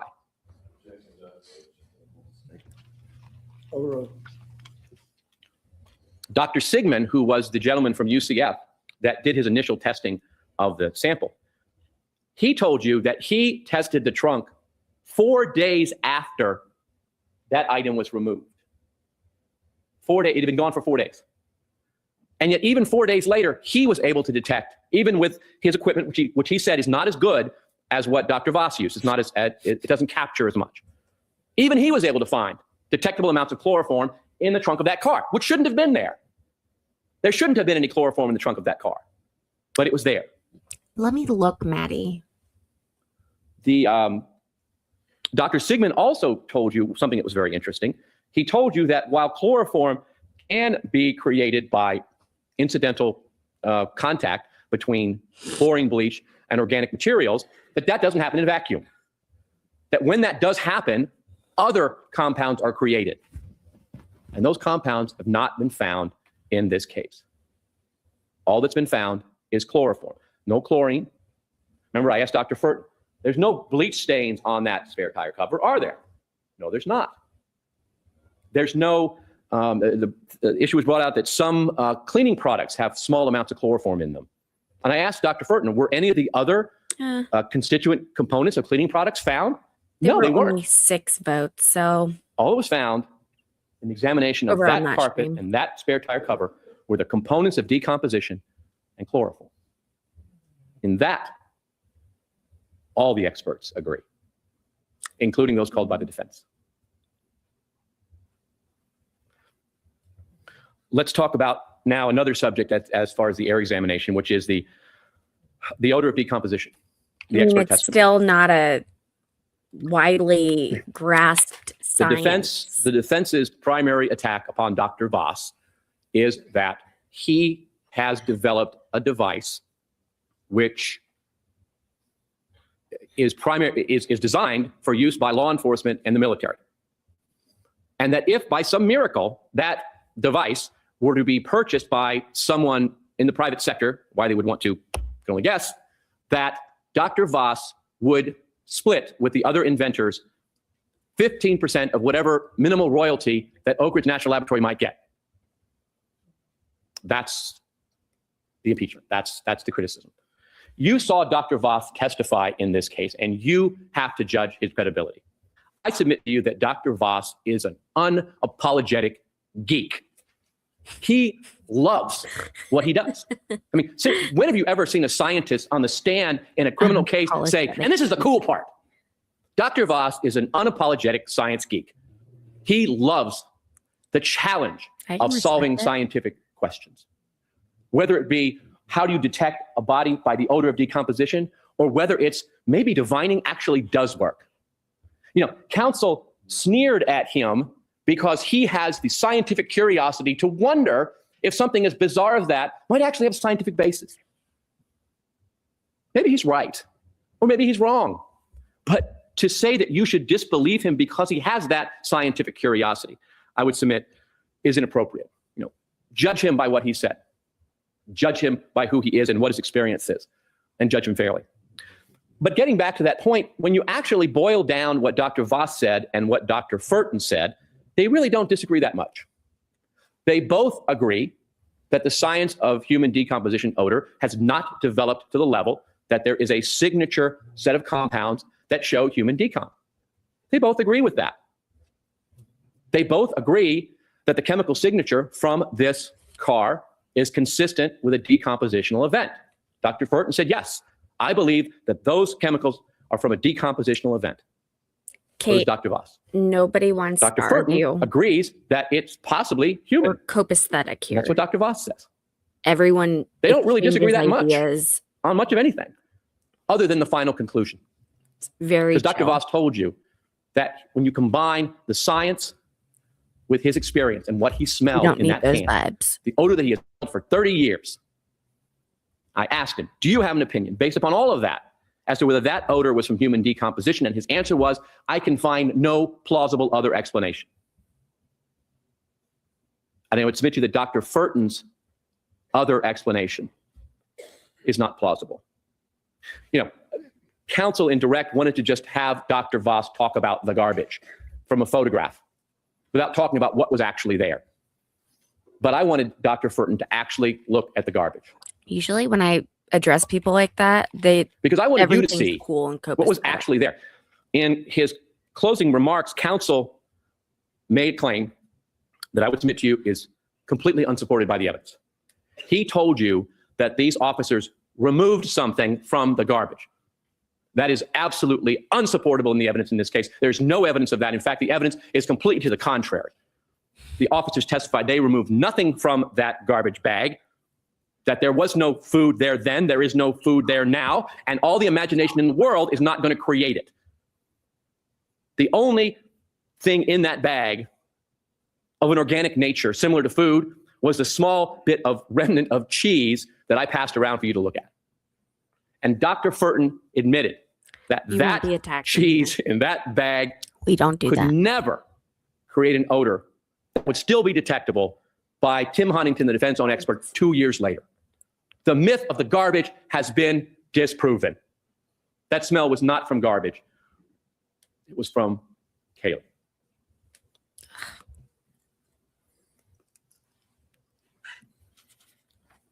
That's it. The defense presented, well, let's talk about DNA for a minute. The defense presented DNA non-evidence. The defense called a DNA expert from the FBI to testify that she tested for DNA on various items and there was none. And she told you that she didn't expect to find any. That DNA decomposes just like every other part of the body does. And that she had no expectation of finding DNA on the tape that had been out there on the body for 6 months. The defense called, Dr. Eichenblum, who really just testified. And remember, he is the witness who provided us with a report 2 days before he testified. The judge instructed you on that and that you could determine that in judging his credibility.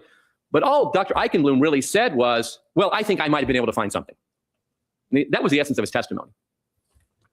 I think I might have been able to find something, but I might not. The biting cat. That's it. That's essentially what he said.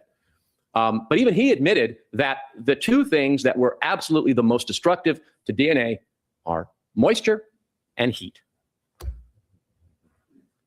And that it was highly unlikely that any DNA could be found on the duct tape. I mean, think about it. If there's no DNA on the face to which the duct tape was attached, how can there be DNA on the duct tape? And they admitted that. That was non-evidence. It didn't mean anything. The defense called 10 other witnesses to basically talk about non-evidence that the witnesses themselves admitted was meaningless. It doesn't mean anything. The fact that there's not dirt on a shoe doesn't mean the shoe wasn't in the place. We could go on and on with that. It just doesn't mean anything. The last area of forensic evidence was the hair examination. The hair examination, you heard from Karen Lowe and Stephen Shaw. Stephen Shaw was recalled by the defense, and we went through that PowerPoint with you about his research. Those witnesses are not going to come up here and tell you more than the science will absolutely support. What they told you was that there is this artifact that has only been seen in hairs taken from decomposing bodies. That despite all of their efforts to recreate it from living human beings, they have been unable to do so. Since they don't know exactly what causes it, they're not going to tell you that it couldn't happen any other way, but just no other way they can think of. And that testimony, ladies and gentlemen, has not been refuted in this case. To say that there is no evidence to connect Casey Anthony to Kaylee's death ignores all of this evidence. I want to go to the next issue I want to discuss with you is the issue of reasonable doubt. It is up to you to decide whether a doubt which has been proposed by counsel are reasonable doubts or whether they are speculative, imaginary, fanciful, and absurd doubts. So I'm going to go through some of the reasonable doubts proposed by counsel and subject them to a little bit of examination. The first area I want to discuss with you is the duct tape. Counsel went to great lengths to connect, as we already had, the duct tape in this case to the Anthony home. On that, we agree. That duct tape on Kaylee Anthony's face came from the Anthony home. Maybe do your thing. But so the argument then goes, well, George Anthony, having somehow discovered this drowning, which we'll talk to a few minutes ago, there's no evidence actually happened, for some reason decides to dispose of the evidence of this completely innocent accident. And for some reason that no one can even propose, decides to put duct tape on Kaylee's face. Now, getting past the fact that there's just no conceivable reason why anybody would put duct tape on the face of a dead child. I said it before, people don't make accidents look like murder. That's absurd. And nothing has been presented to you to make that any less absurd. Sustained. Move to strike, Your Honor. Motion to strike granted. You have heard nothing in the evidence in this case to make that proposition any less absurd.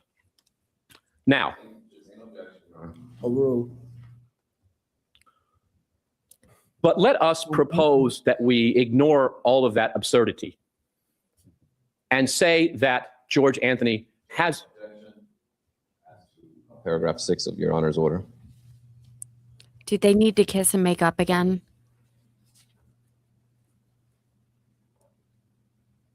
Overruled at this point. And let's suppose that George Anthony has, in fact, placed Kaylee's remains in the wooded area on June 16th of 2008 and placed duct tape over her mouth. The defense then asserts that on the 24th, for some reason, he deliberately notifies law enforcement about this gas can with the duct tape on it, implying that in some way he is attempting to implicate his daughter in something for reasons which are completely inexplicable and not mentioned anywhere in the evidence. But he creates this issue about this duct tape by reporting that it's stolen. He gets the can back. No photographs are taken of it by law enforcement back in June when it happens. It's just reported. There's no way of knowing from that report whether duct tape was on it or not. It's just not mentioned. But somehow the defense wants you to believe that that was part of the plan. That was part of his insidious plan to somehow implicate his daughter in something for some reason. They then tell you that when Kaylee does turn up missing and the police are there searching, that George doesn't tell them about the gas can incident. If George is concocting a nefarious plan to implicate his daughter in this accident, then why doesn't he tell the police that first day? And counsel made great point of the fact that he didn't. But if counsel is correct, then he would have. He would have done it. Of course, why he would give the police a piece of evidence implicating himself as much as anybody else, again, sort of begs the issue. But anyway, so we go on. So the police take the item, which at the time they have no idea has anything to do with anything. God, could you Photograph it and then imagine give it getting back to him. divorced to this guy? Oh. So at this point, George Anthony takes the can back and sticks it in the garage for 4 months and doesn't do anything with it. Doesn't try to connect it to the police. He just lets it sit there.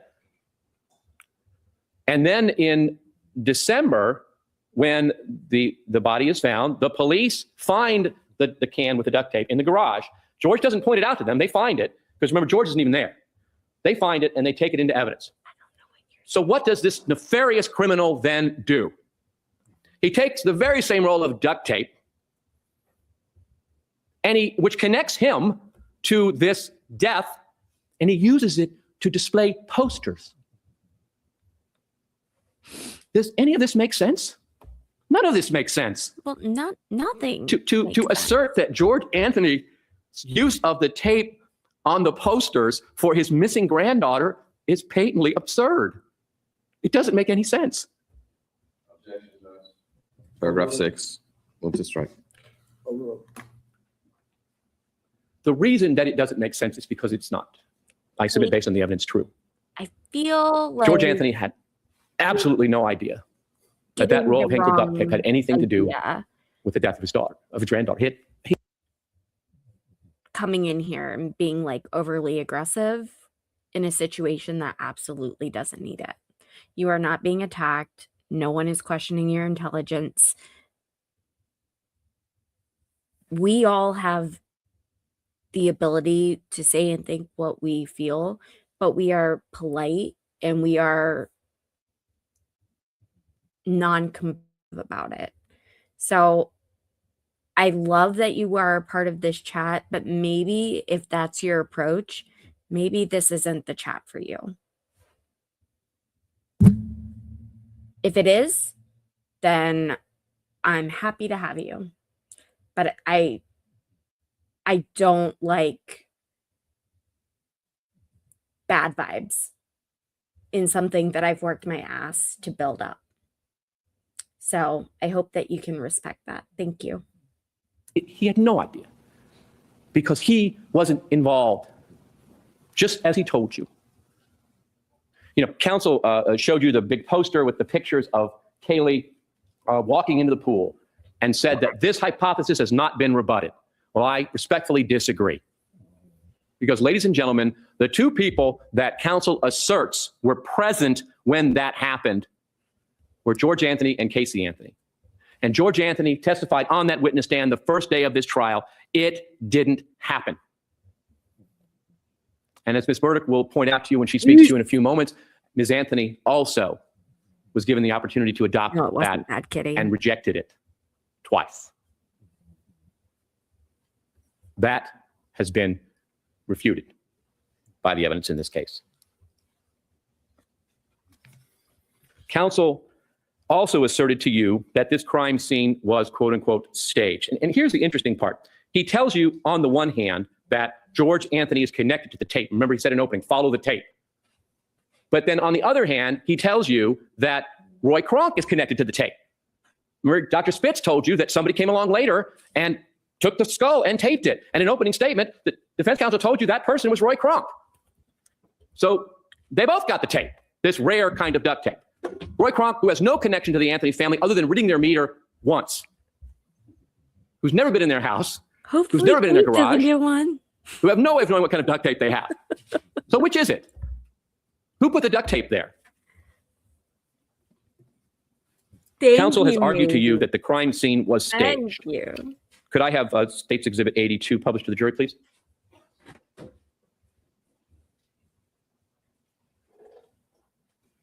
You'll recall this is a photograph of the scene out there on Suburban Drive as it was found on December the 11th of 2008, before anything was disturbed. This is in its pristine form.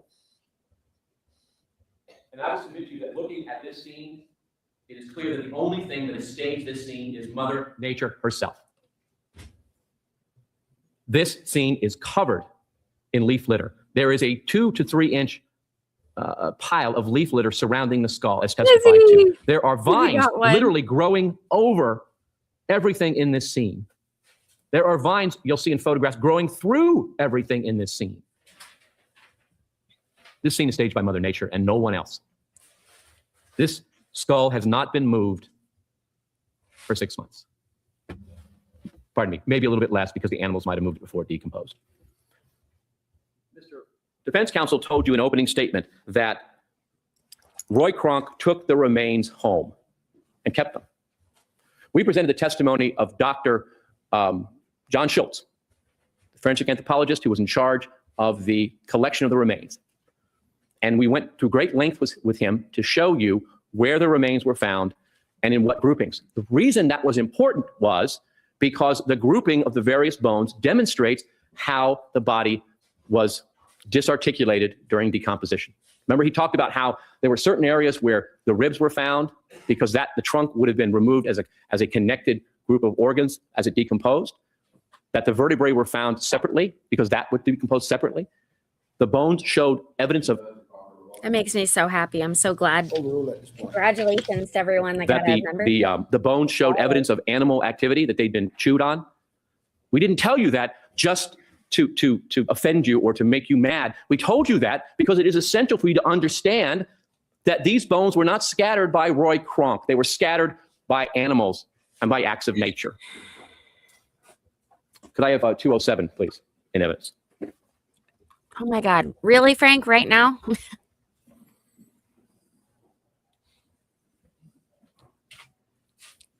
Thank you. Again, you can see from this photograph a little bit closer up of where the skull is. This skull has not been moved for months.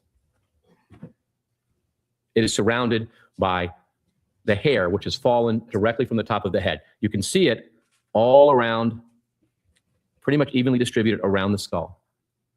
This is where the skull has sat since the hair and the scalp decomposed and fell off.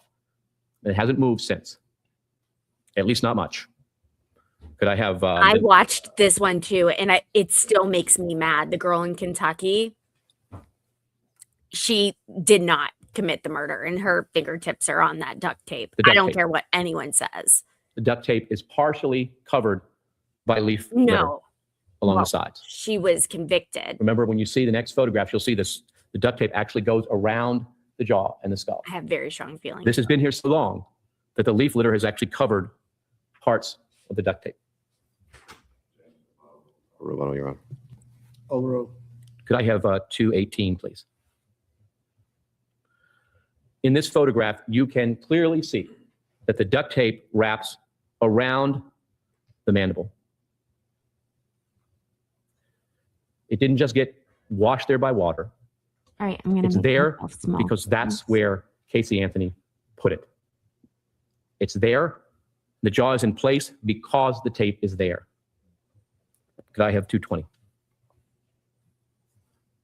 You can see in this photograph where the tape has now been lifted away from the skull, from the mandible, excuse me, that there are strings from the tape that actually go under the mandible. It's not a coincidence. It's not an accident. It's not water. That's because the tape was placed over her mouth and her nose before she decomposed. You can take it off now. The scene was not staged. It appears as it does because of the forces of nature, the forces of water, forces of animal, and the forces of decomposition. And any suggestion to the contrary, I would submit to you, is conclusively refuted by the evidence in these photographs. All these photographs you will have in the jury room with you. They're in a notebook. They're separated by sort of subject matter, so you can go right to them, look at them, take as much time as you like to look at them. And when you've done that, you're going to see that this crime scene was not staged. It was not moved. That duct tape has been on Kaylee's face since the day that she died. Just as the state's experts told you.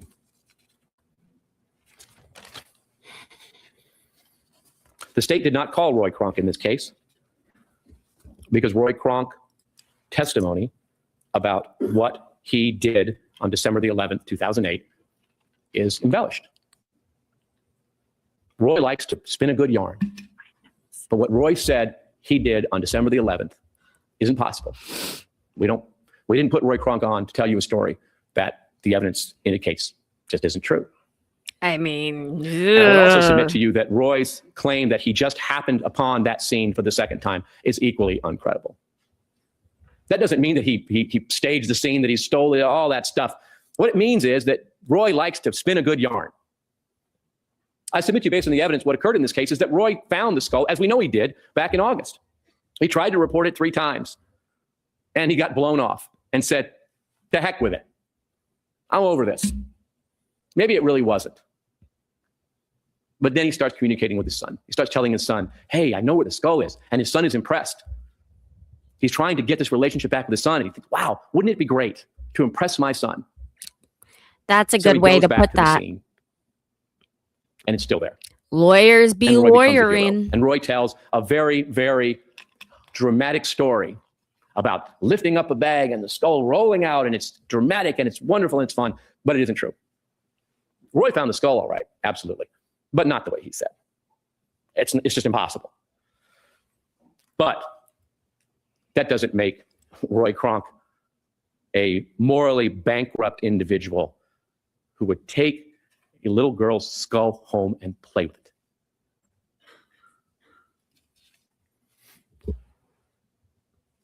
The judge is going to give you some legal instructions, and I want to talk about a few of them, the most important ones.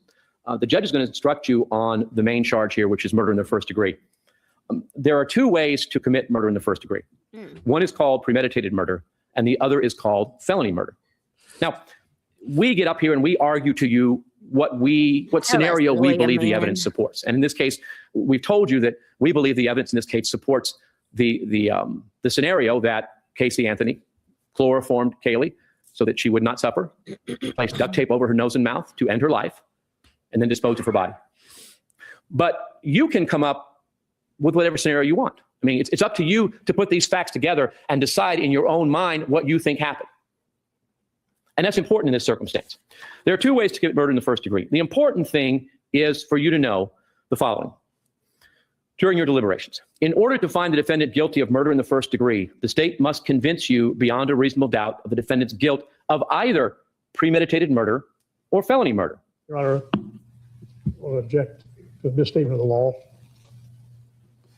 I'm reading directly from the jury instruction. Overruled. Either premeditated murder or felony murder.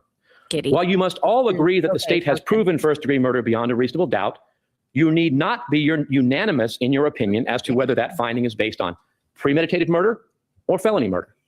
In other words, what that means is that as you each individually assess these facts, you don't have to necessarily agree whether it's premeditation or felony murder. You can think it's both. Some can think it's one, some can think it's another. The important thing is that you all agree that it is first-degree murder in some form. Premeditated first-degree murder is a fairly simple concept. It just indicates the 3 elements are that Kaylee is dead, the death was caused by the criminal act of Casey Marie Anthony, and that there was a premeditated killing of Kaylee Marie Anthony. Killing is defined as killing is a killing after consciously deciding to do so, and there is a more full description the judge will give you. Our position is that the facts in this case show beyond a reasonable doubt that this was a premeditated murder of a young child. But we know that you can reconstruct these events in any way you want. So you also need to know what felony murder is. Felony murder has 3 elements. The first is the same, that is that Kaylee is dead. The second is the death occurred as a consequence of and while Casey Marie Anthony was engaged in the commission of aggravated child abuse, or she died while Casey was attempting to commit aggravated child abuse, and that Casey is the person who killed Kaylee. Now, aggravated child abuse is defined by 2 elements. The first is that the defendant knowingly or willfully committed an act of child abuse upon Kaylee, and in so doing caused great bodily harm, permanent disfigurement, permanent disability, or permanent disfigurement, and that Kaylee was under 18, which there's no question that she was.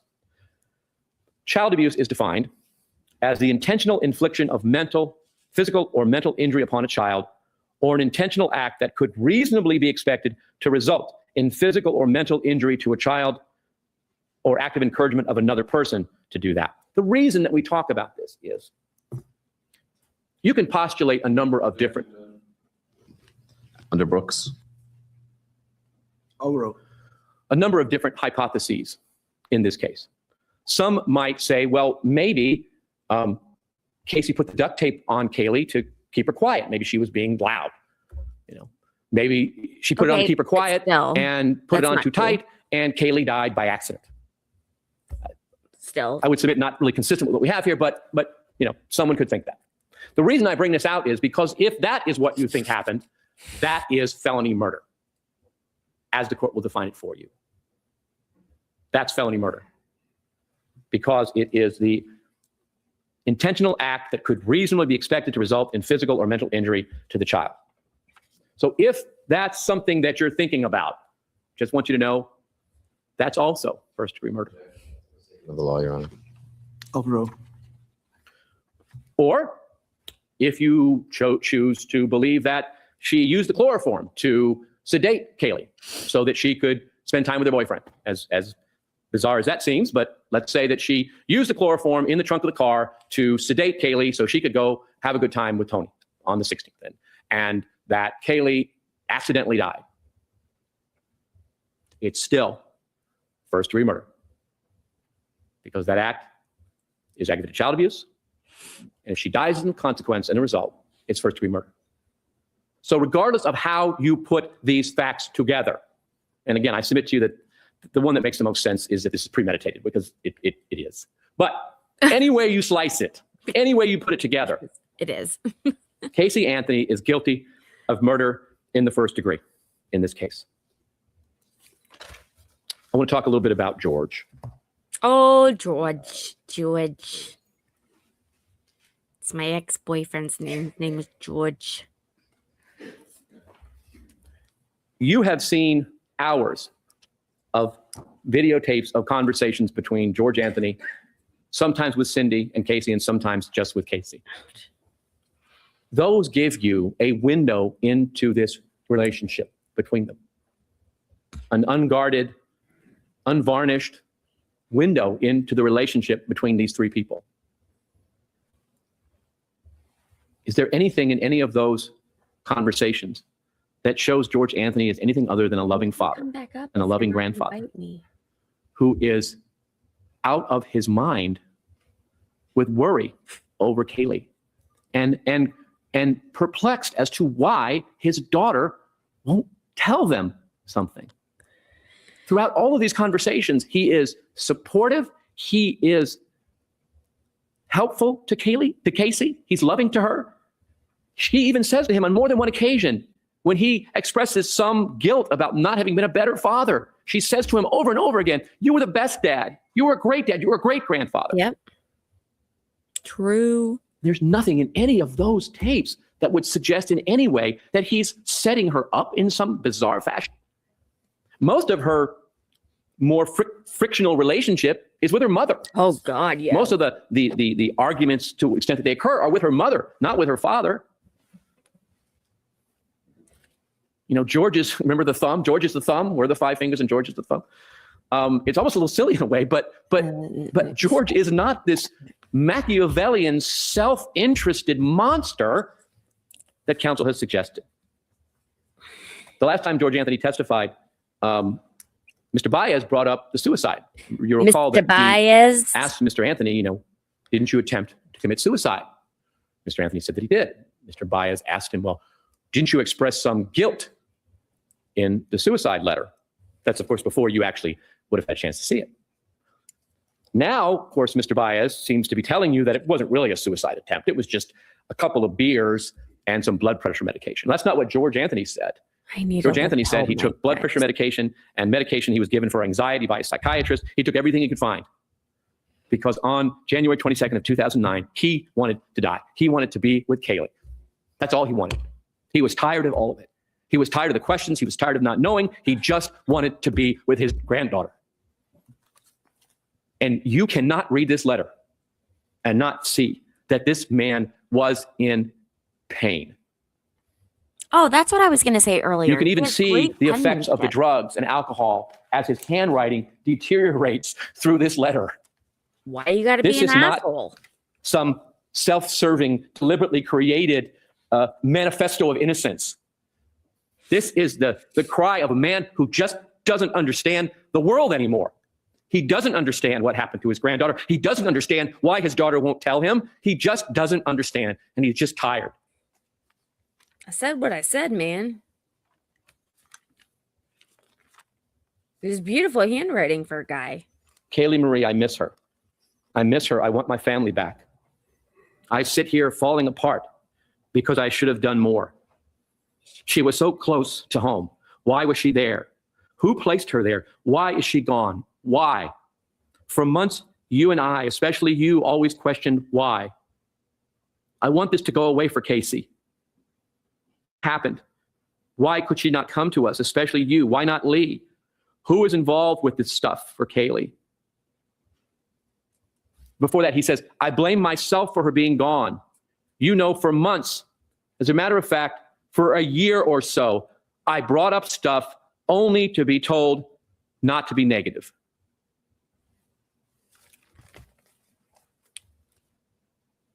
To denigrate that pain by suggesting Absolutely.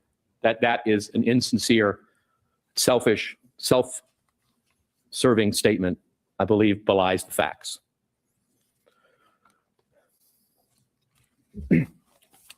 I'm going to sit down now, and Ms. Drain-Burdick will address some other areas in the case.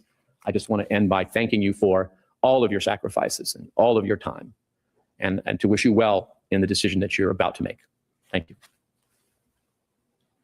Okay, ladies and gentlemen of the jury, we'll take a 15-minute special. Okay, we'll take a 20-minute special recess to the hour of 10 o'clock. I don't see anything. Maybe You may be seated.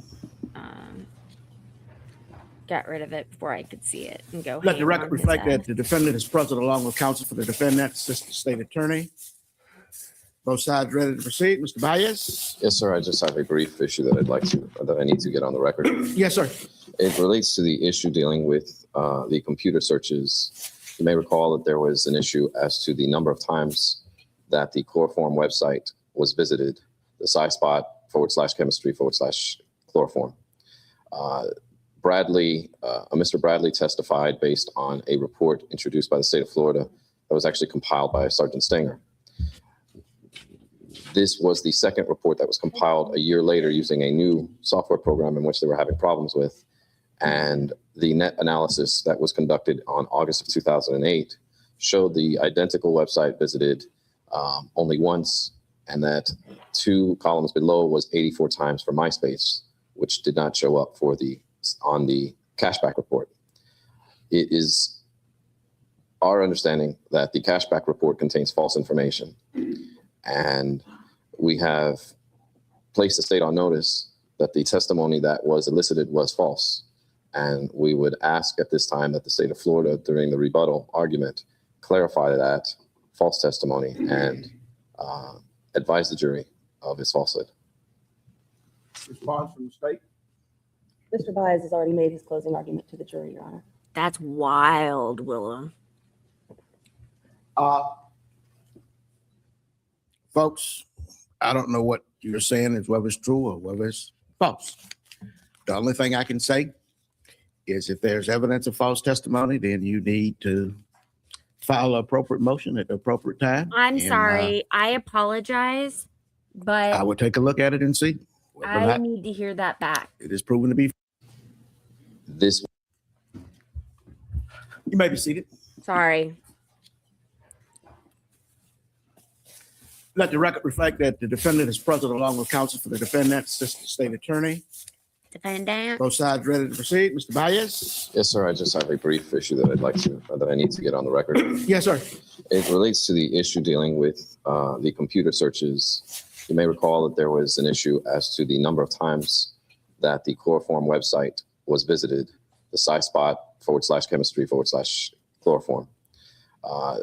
Mr. Bradley testified based on a report introduced by the state of Florida that was actually compiled by Sergeant Stenger. Okay, This was the second report that was compiled a year later using a new software program in which they were having problems with.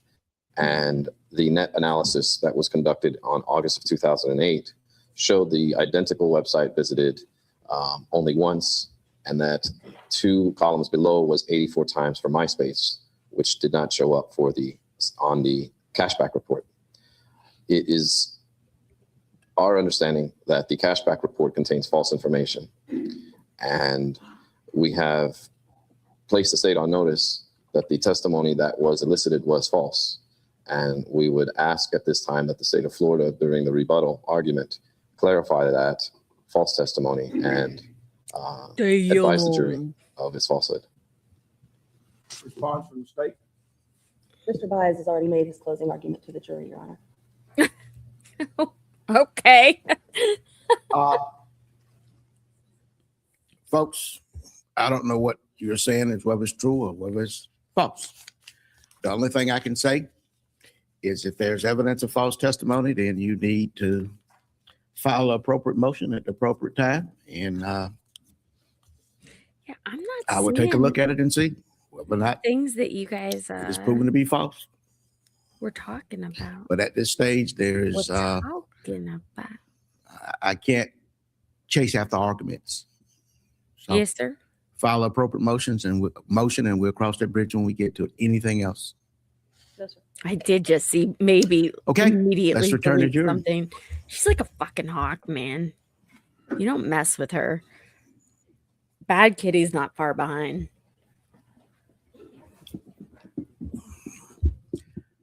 Okay, the state recognized president of jury.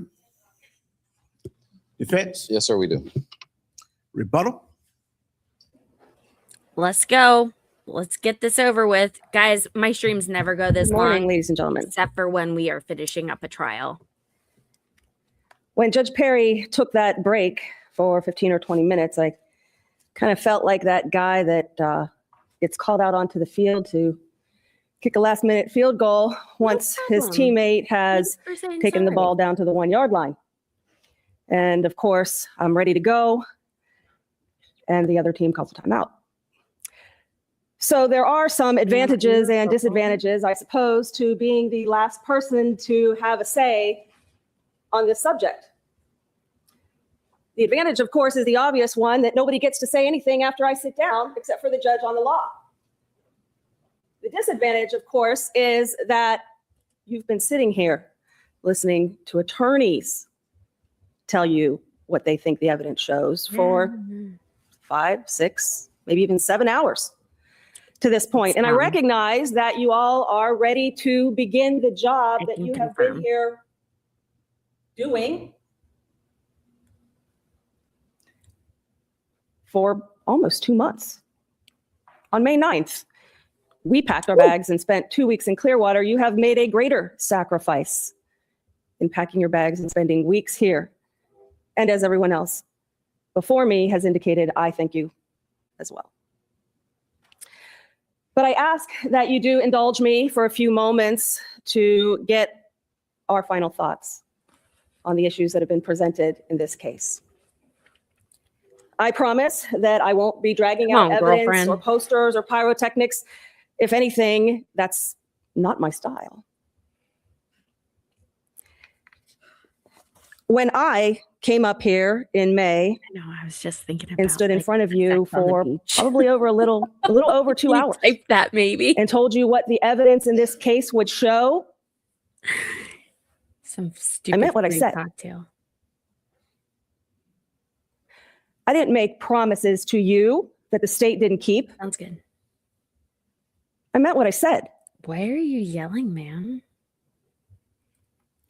And through the testimony of dozens of witnesses, hundreds of exhibits, the state of Florida in this case has proven every element of every charge in this indictment against Casey Marie Anthony.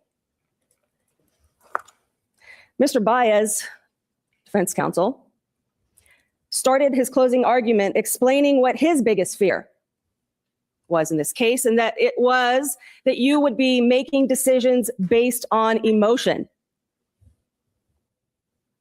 I would never ask you to do that.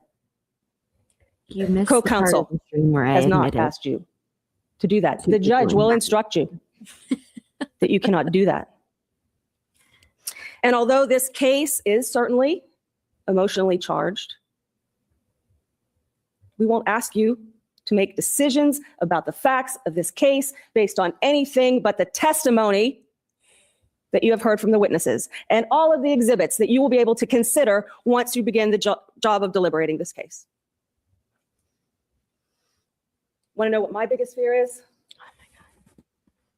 My back breaking. My biggest fear, and I do not, under any circumstances, mean this as an insult. My biggest fear is that common sense will be lost in all the rhetoric of the case.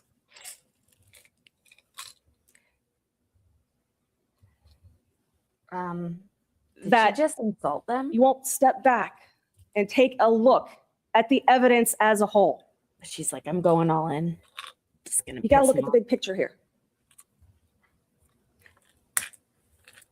Co-counsel, in his opening argument to you yesterday, talked about rabbit holes. And after he sat down, Sustain. my fear is that you won't look at the big picture. We spent 2 weeks in Clearwater Oh, questioning all of you, looking for people who would still be able to see the forest for the trees. what the fuck? Overrule at this point.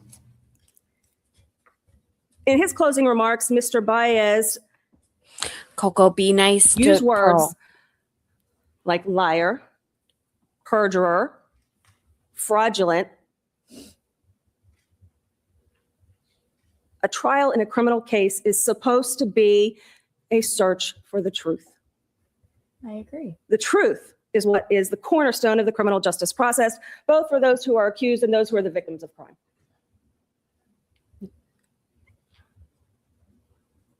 It is lying that perverts that process. So during an argument where the most well-documented liar ever seen in a courtroom accuses everybody of perjury, of fraud, of lying, the irony is rich indeed. Your Honor, a violation of paragraph number 5 of this court's order and move to strike. Overruled. He really made Judge Perry mad. As we have come to find out, accusing others of lying is classic Casey Anthony. When Casey Anthony wants to divert attention away from herself, she accuses others. Overrule at this point. As we have heard from the evidence, I don't think so. Ms. Anthony has spent years lying, has spent 31 days. Mr. Baez, in his argument to you, suggested those 31 days mean nothing. Oops. Coco, don't bite me.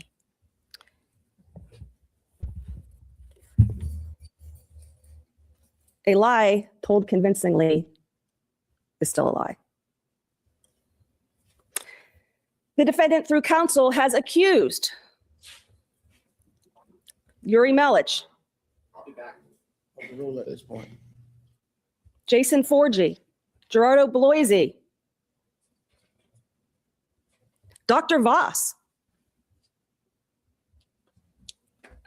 many, many of the witnesses that have come forward in this case of being liars. There we go. In his statement, he indicated that the Orange County Sheriff's Office is desperate or was desperate It's okay. in this case. And if there was anything that the individuals working for the Orange County Sheriff were, it was desperate to find a little girl. In July of 2008, whether or not she was alive or dead, the men and women of the Orange County Sheriff's Office labored for hours in an effort to find her.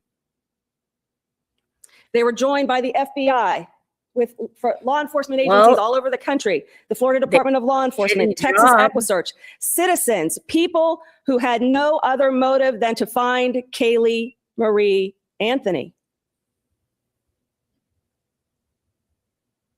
But it was a lie. It was all in vain. Even the defendant's parents and her brother were searching in vain.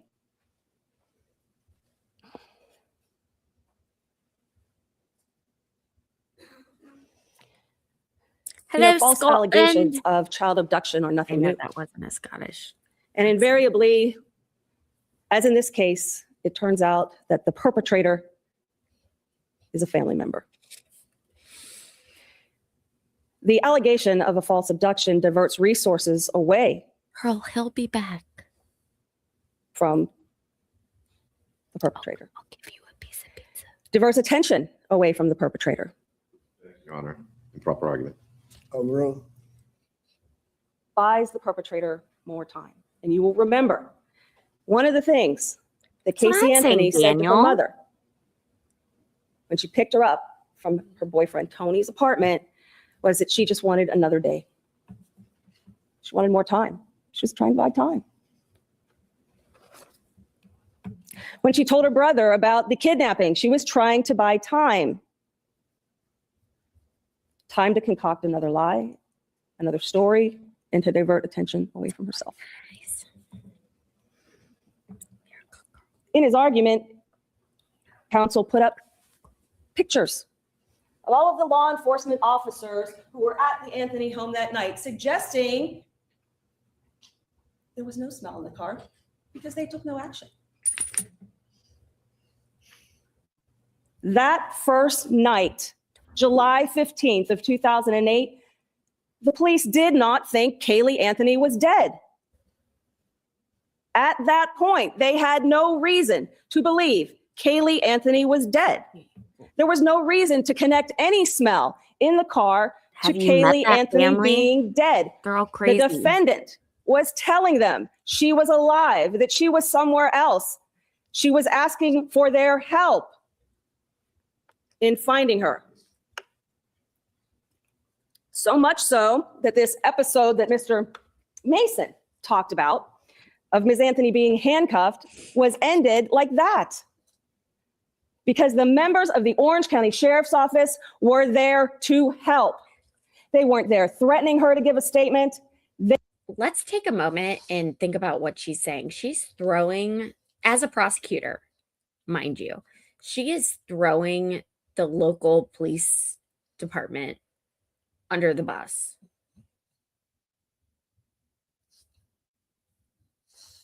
Think about that. That's pretty heavy. She's going to have to live with that for the rest of her career. I'm sure she has. They were there to help. The next day at Universal Studios, there were 3 long-term detectives who were there to help. If you listen to Ms. Anthony's statement again, they say to her, Yelling at me. you have 3 detectives here who want to help you, who will expend the resources to find your daughter. Why are you lying to us? These aren't involuntary statements, as would be suggested, that you should just throw out. These are statements suggestive of a consciousness of guilt on Ms. Anthony's part. She was buying time, like she had done with her parents, her brother, her friends.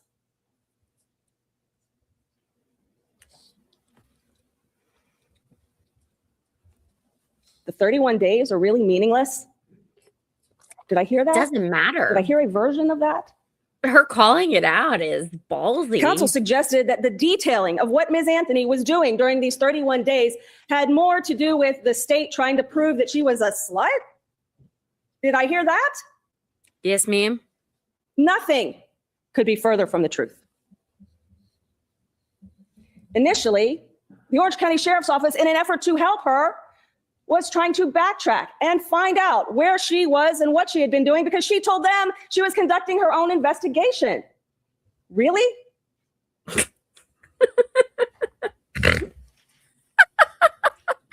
They were using her cell phone records to try to track down this Zenaida, to find Kaylee Marie Anthony, to help the defendant. But as they backtracked, as you found out, it had become and did become more and more apparent that the defendant was lying about everything. If you go back and look at her 4-page written statement, the only true statement on there is that Kaylee Marie Anthony was born on August 9th, 2005. That's it. Every other statement on that form is a lie. Hi, pretty pearl.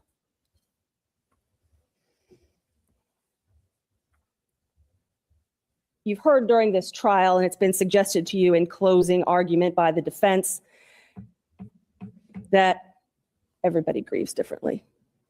They do. Well, that may certainly be true. It is. Everybody grieves differently. I don't think they grieve like Casey, though. Responses to grief are as varied as the day is long, but responses to guilt are oh so predictable. Did that offend you, Pearl? What do guilty people do? They lie. They avoid. They run. They mislead. Not just their family, but the police. They divert attention away from themselves and they act like nothing is wrong. That's why you heard about what happened those 31 days. Not to try to convince you to hate Casey Anthony, but to show you that what she was doing during those 31 days was in no way indicative of grief, was in no way the response to someone whose child has died by accident.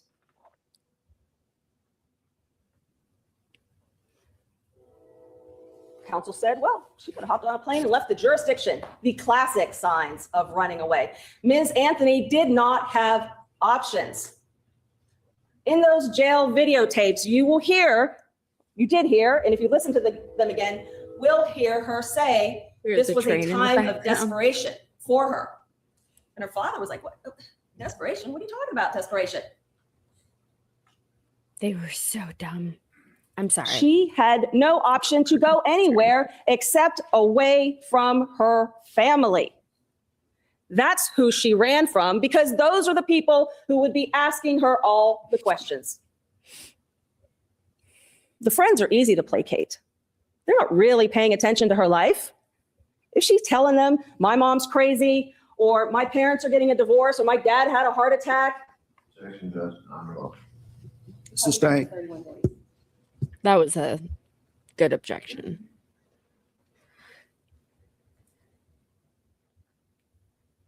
She was running from her family during those days. The people who would want to I know agree with that. more than just as a passing reference, where's Kaylee? Objection. The court sustained my objection and counsel's continuing on that argument. Argument is changed. Continue. The defendant's actions and responses during those 31 days answer for you the only real question left at this stage of the proceedings. And that is, who killed Kaylee Anthony?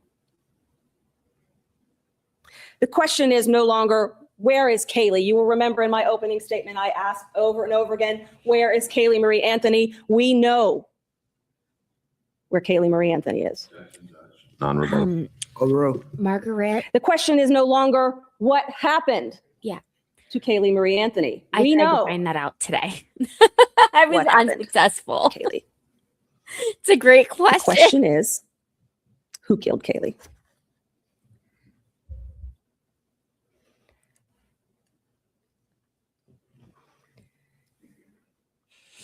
For the longest time, Kaylee was alive.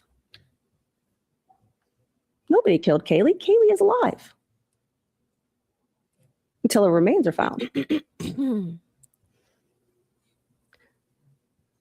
As I told you, as I warned you about in opening statement, as the facts and circumstances, I think the better question is, what did he cost before Casey, and what does he cost now? It's like Alan Jackson. I know Alan's done incredible work in his career, but like before Karen Reed and after Karen Reed. Changed over the course of time. The defendant's lies changed. They got bigger. They got better.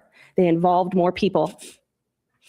Mr. Baez, in his closing statement, would have you believe that there must be something wrong with Casey Anthony because she has quote unquote imaginary friends. Those weren't imaginary friends. Which is crazy. Those were lies. Every one of them was a lie. Ask yourselves, a lie designed to do what? A lie designed for a specific purpose. To get Casey out of a jam.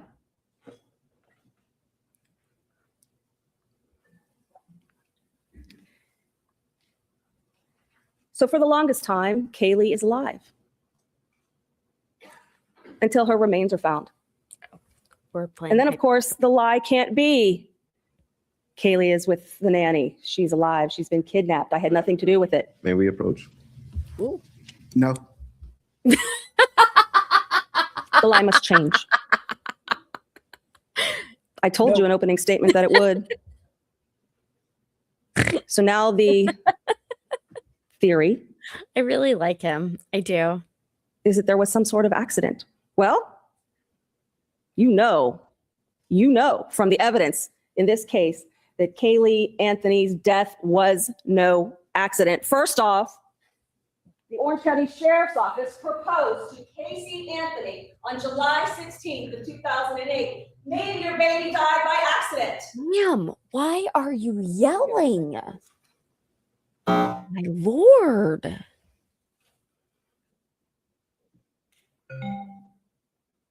I had to sit down with mothers who rolled over their babies accidentally. I've had to sit down with mothers whose kids have drowned in swimming pools. I've had to sit down with mothers who had boyfriends who beat their kids to death, who felt horrible about what happened, and then I've had to go to help them try to explain to their families, okay?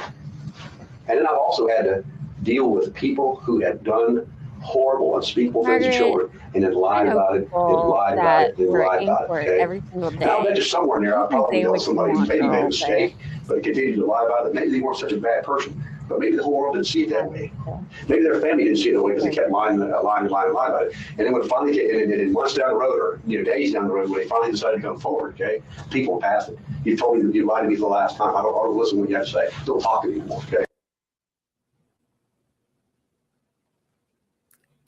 In his closing statement to you, counsel suggested that the Orange County Sheriff's Office had murder on their minds, that they didn't want to consider that this was an accident. And You heard right there. Was this an accident, basically? I've dealt with tons and tons and tons and tons of people. I've seen it all. Was this an accident? I gotta say something. All right. She wants the jury to hear. Okay. So one thing that I resonated with in the Jodi Arias trial was the prosecutor constantly berating and yelling at her. Say what you will. I think that she's guilty. I think she is doing the time that she deserves. I think all the things. But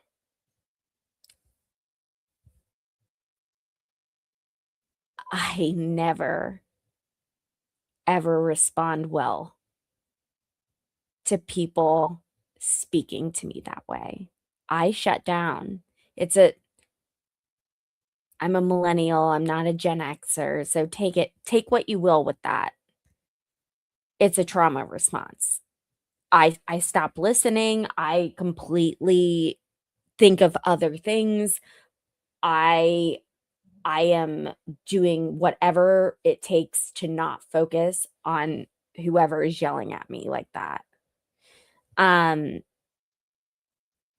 Especially in situations like this, if it's not my parents, if it's not my boss, like if it's just some broad in this situation, you've lost me. I don't know if there were people like me on this jury, but take that for what it is, because I have the balls to admit to it. This doesn't work on everyone. I am one of those people. You would have gotten a lot further having rational, like, non-combative, tough discussions with me than just yelling. So, thanks. No, Kaylee is alive. Yes, tell us. The defendant's mother suggested the whole accident scenario involving the pool specifically on August 16th of 2008. Can we hear that, please?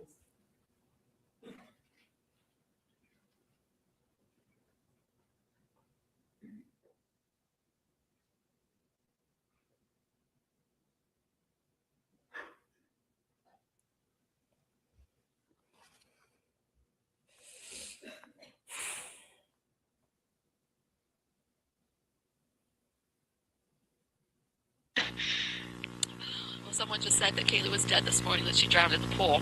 That's the newest story out there. Surprise, surprise. Surprise, surprise. So when Kaylee Anthony is found dead on December 11th of 2008, surprise, surprise, it's an accident. I appreciate you saying that, Howard Richards. No person would ever make the accidental death of a child look like murder. Yeah. The defendant's actions during those 31 days and her response to this are completely inconsistent with what people do 100% of the time. You heard Dr. Garavaglia say 100% of the time when a child is involved in an accident, somebody tries to save them. They want them to live. They call 911. Thanks so much. They anguish over the death of a child, especially if you want to accept this testimony that Miss Anthony was an amazing mother. Who did you hear that from? How is that defined? Her friends? People who don't have kids, that have other lives, that have seen 2 seconds of interaction? The questions in Whoops.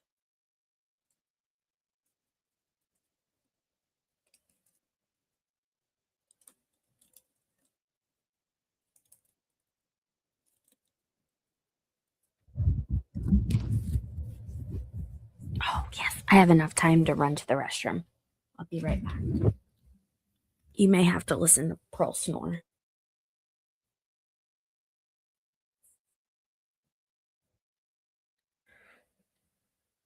Ma'am. Oh no. Oh, wait. What happened? Good Lord. Hold on, guys. Thank God I noticed that. Here, let me go back. this testimony Okay. that Miss Anthony was an amazing mother. Who did you hear that from? How is that defined? Her friends? People who don't have kids, that have other lives, that have seen 2 seconds of interaction? The questions in support of, what did you think about Casey Anthony's relationship with her child, were things like, did Kaylee run to her mother? Of course she did. Every baby loves their mother. They have every reason to. Their love is unconditional. Of course she's going to run to her mother, just like she ran to her grandparents.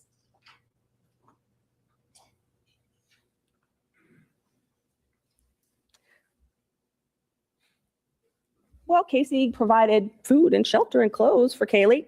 That makes her a great mother. No, that makes her a mother. maybe an adequate mother. But in reality, the food, the clothes, the shelter were provided by her grandparents. That's why Kaylee was healthy and happy and well fed and well taken care of and nicely dressed. Look at her room.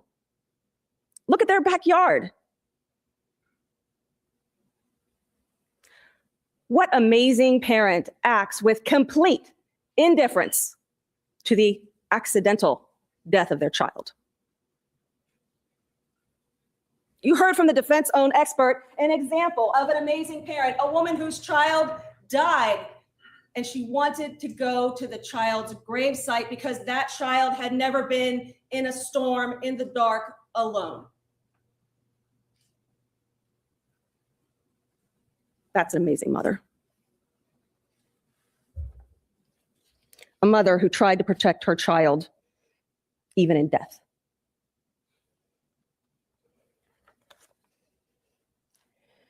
If this truly was an accident in the pool, Kaylee Anthony would have been found floating in the pool, not floating in a swamp down the street.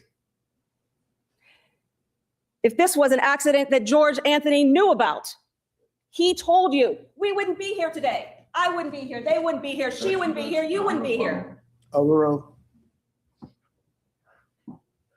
If he was home, as they suggested, when there was an accident in the pool, he would have called 911. He would have tried CPR. He would never have scooped up his granddaughter and put her in a bag and threw her in the woods. Never. No paternal instinct. Did we watch the same jail videos? Mr. Ashton has covered this, but did we watch the same videos? Mr. Anthony said he would trade places with his daughter in a second. This has been argued by Mr. Ashton. Sustained.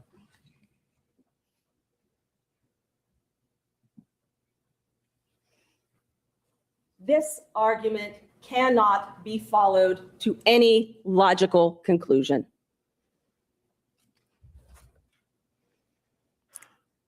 The way these remains were disposed of shows complete indifference to the child. It speaks volumes about how the person who disposed of her really felt about her.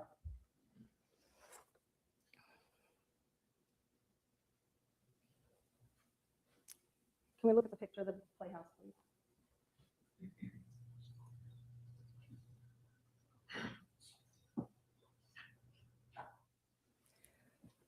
This is how George and Cindy Anthony felt about their granddaughter.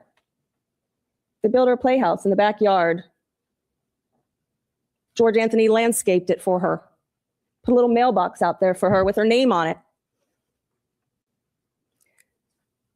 Put Oh a my God, stone that is base. so cute. Overruled.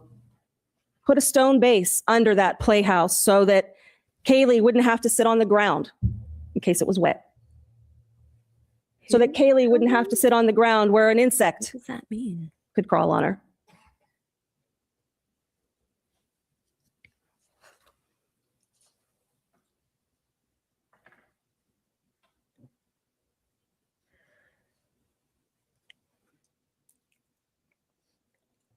On those jail videos, you heard Mr. Anthony over and over again trying to get Casey to talk to law enforcement, to the sheriff's office, to the Federal Bureau of Investigation. If he was so diabolical that he was trying to cover up something, why would he want his co-conspirator to talk to the cops? That makes no sense. I'm trying to engage in a cover-up, but I want you to talk to the cops. So, Not It only does the remains- disposal of those remains speak volumes I'll type. about how Casey Anthony felt about Kaylee,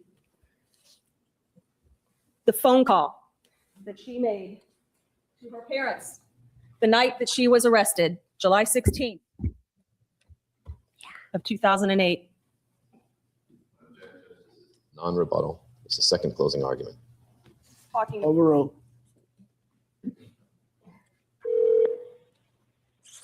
Oh, sorry. Okay, I'm ordering. I got it by. Hello? a new tripod. Hello, this is a free call from Casey. An inmate from the Orange County Correctional Center. For a rate quote, press 7. To accept this free call, press 0. To obtain the customer, this call is subject to monitoring and recording. Thank you for using Global Tel Link. Casey? Mom. Hey, sweetie.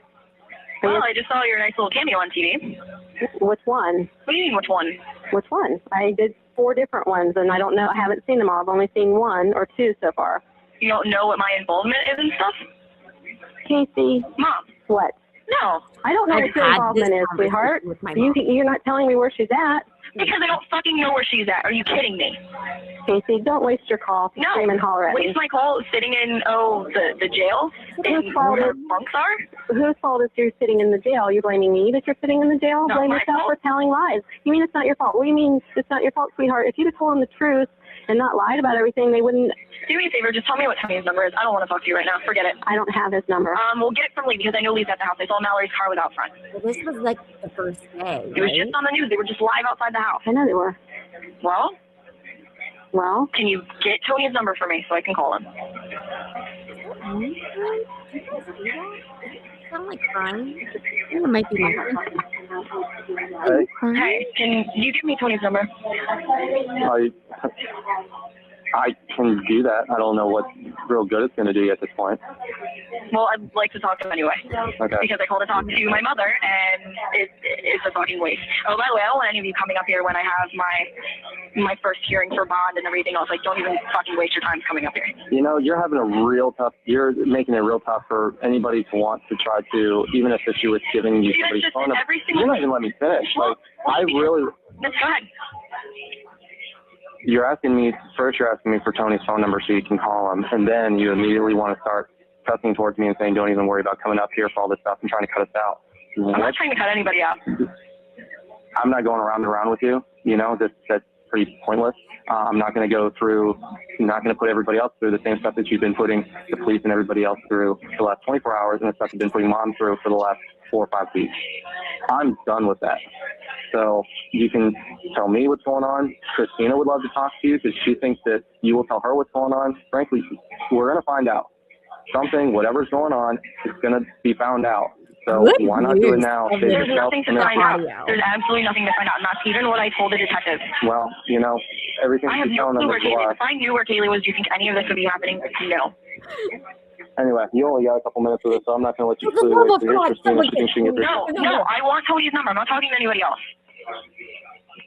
Hello. Hi, I'm glad everybody's at my house. I'll have to call you later. I'll have to call somebody to get your number. Do me a favor, get my brother back because I need Tony's number. Okay. Is there anything I can do for you? I'm sitting in jail. There's nothing anybody can do right now. Well, I'm just trying to be. Oh, I know you are, honey. I absolutely know that you are, and I appreciate everything that you're trying to do, but I'd like to call Tony. He's not at my house, is he? No, no, it's just me and your parents and Lee. Okay. Well, can you do me a favor and get my brother back or get the number from him, please? Does Tony have anything to do with Kaylee? No. Nothing. Okay, so why do you want to talk to Tony? You probably don't want to tell me, do you? Huh? You probably don't want to tell me, do you? I didn't hear what you said. I said, does Tony have anything to do with Kaylee? No, Tony has nothing to do with Kaylee. Oh, so why do you want to talk to him? You probably don't want to tell me. He's my boyfriend, and I want to actually try to sit and talk to him because I didn't get a chance to talk to him earlier because I got arrested on a fucking whim today. Because they're blaming me for stuff that I never would do, that I didn't do. Okay.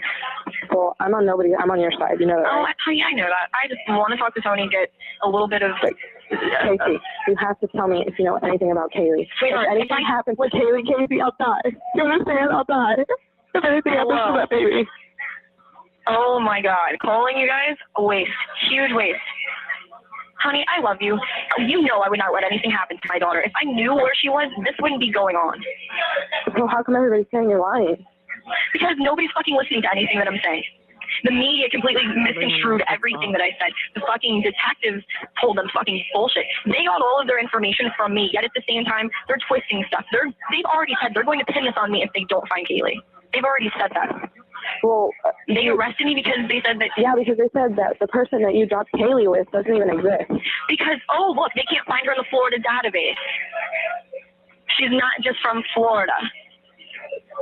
It's they would actually listen to anything that I would have said to them. They would have had their lead. They maybe could have tracked her down. They haven't listened to a fucking thing that I've said. Do you know that whoever has Kaylee, nobody's going to get away with this? Nobody. I know nobody's going to get away with it, but at the same time, the only way they're going to find Kaylee is if they actually listen to what I'm saying, and I'm trying to help them, and they're not letting me help them. So how can I help them find her? The best thing you can do, baby, is they need to look up her information in a New York database, in a North Carolina database, other places that she's lived outside of. Hey guys, if you are watching, thank you so much. I really appreciate it. Please make sure that you have hit the thumbs up button. That is a like. It is free. And while you're at it, if you could make sure that you are subscribed to my channel, that would also help me immensely get out the reach with the algorithm. Thanks, guys. Florida. That's what I told them even again today. I told them that 4 times today. I sat up at the police station, up at the county police station. But she's the one who has Kaylee, or she transferred Kaylee to somebody else? Because honey, I haven't talked to her. I don't know. I haven't talked to her. How can everybody saying that you're not upset, that you're not crying, that you show no caring of where Kaylee is Because at all? I'm not sitting here fucking crying every 2 seconds because I have to stay composed to talk to detectives, to make other phone calls, to do other things. I can't sit here and be crying every 2 seconds like I want to. I can't. Okay, Casey, don't yell at me. I'm on your side. I'm on your side. I know you're not. Trust me. I know you're on my side. I'm not trying Nobody to is saying anything bad about you. Your family is with you 100%. No, they're not. That's bullshit because I just watched the fucking news and heard everything that my mom said. Nobody in my own family is on my side. Yes, they are. Nobody has said. They just want Kaylee back. That's all they're worried about right now is getting Kaylee back. And you know what? That's all I care about right now. Casey, your daughter, your flesh and blood, your baby girl. Christina, please put my brother back on the phone. I don't want to get into this with you right now. I love you, honey, and I'm glad that you're there. Thank you for your help. I will let you know if there's anything that you can do. You can't tell me anybody that can find Kaylee. Nobody. No, because every number that I've tried, every number that I've called is disconnected. Nothing. I can't get a hold of anybody. But that girl was the last person to have her? She was the last person to have her. That was the last time I saw Kaylee.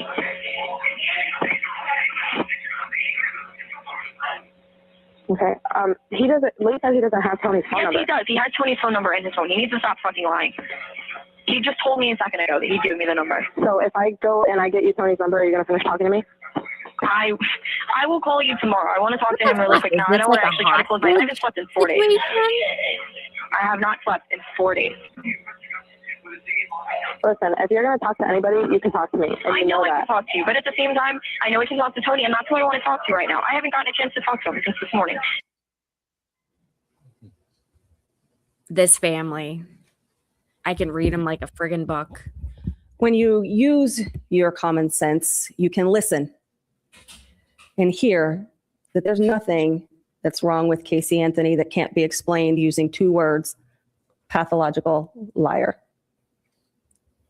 She's not grieving the accidental death of her daughter. Her focus in that call was where it had been for that day and the 31 days preceding it, and that is with Tony Lazzaro. That's all she wanted to do when she called her parents, aside from cuss them out. I want Tony's number. Let's speed her up a little bit. You have learned during the course of this trial that Casey Anthony She doesn't talk is so the only fast. person who had access to every single piece of evidence discussed by Mr. Ashton today. No. And yesterday.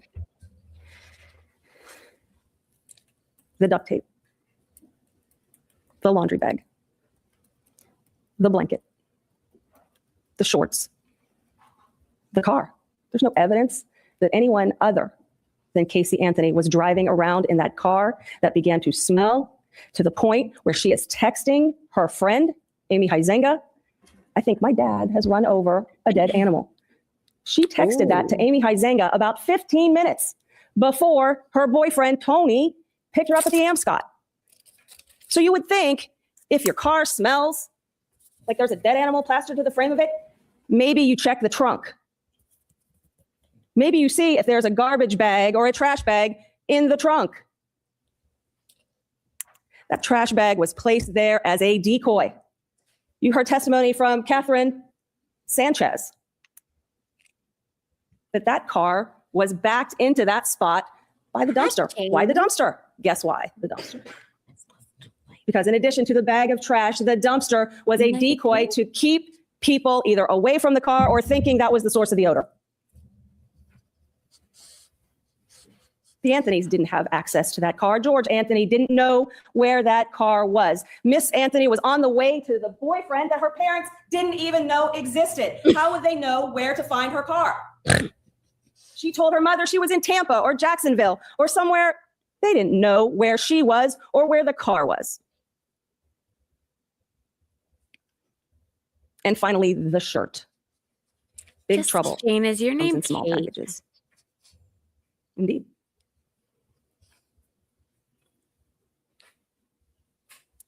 Cindy Anthony told you that shirt was not one that she was familiar with. She did the laundry. Not Scotland. That shirt was not Maybe kept I'll get better with at time. the Anthony See you house on tomorrow, Hook Spring Drive. maybe? That shirt was kept in the car, in the diaper bag or a backpack, because we saw it on 2 different occasions at Ricardo Morales' apartment in January of 2008, and then again in March.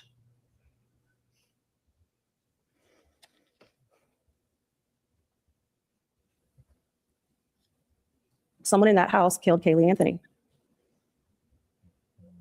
They want you to believe it was George who was involved in a cover-up of an accident that did not happen. Even George Anthony didn't have access to all of these things. Only Casey Anthony did. No one else tried to cover up and lie and lie and lie and lie, and I can go on a dozen or more times. Oh my God, guys. Where were George and Cindy? I didn't mean to cut it off so quickly, but look at this. Look at this. 90,551 views in the last 48 hours. Tell me that's not crazy. We're on to something, y'all. We're on to something. Oh. Whoops. I hate that it does that. I won't do it again. For leaving the ladder down. Let's twist the knife in my mom a little more. Hey, Debbie. The cover-up is her dad's fault. Let's twist the knife in him too. What were George and Cindy Anthony doing in June and July of 2008? I will. Next week. They're living at home. We'll talk about next They're week going to work shortly, but and they're missing their granddaughter. What's Casey Anthony doing? Where is Casey Anthony? Well, she's not where she normally is, at home. She's at Tony's because that's who saw her. She tells her mom she's in Tampa or Jacksonville or wherever. She's not where she's supposed to be. And where's Kaylee? Kaylee's dead in the woods.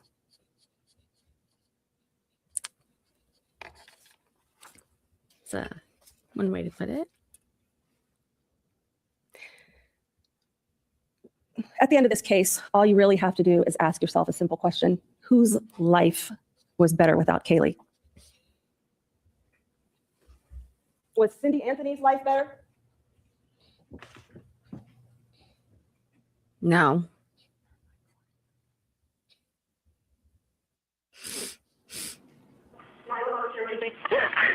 I called her to go to the deputy sheriff's saying I found out my granddaughter has been taken. She has been missing for a month. Okay, whoa. But she's been missing. Okay, what someone here now? Whoa. Whoa. Cindy, you are why we can't have nice things. 207-15. 207-15. Right. Was better without Kaylee. Was Cindy Anthony's life better?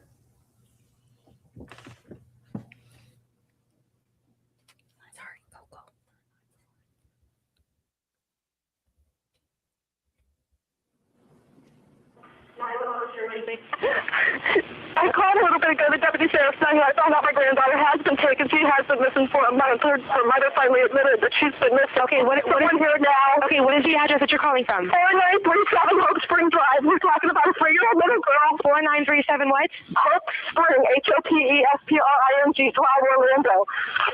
My daughter finally admitted that the baby's in the store. I need to find her. Your daughter admitted that the baby is where? But the babysitter took her months ago that my daughter's been looking for. I told you my daughter was missing for a month. I just found her today, but I can't find my granddaughter. And she just admitted to me that she's been trying to find her herself. There's something wrong. I found my daughter's car today, and it smells like there's been a dead body in the damn car. Okay, what is the 3-year-old's name? God bless you, Debbie. Was George Anthony's life better? Mr. Ashton went over what George Anthony's life was like Great penmanship, though. as a result of losing his beloved granddaughter. Whose life was better?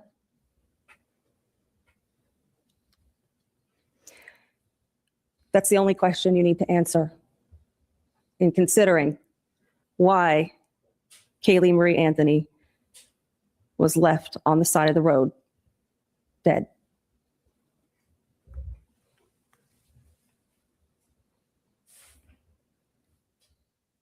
Well, we almost finished. Almost. There's your answer. Oh.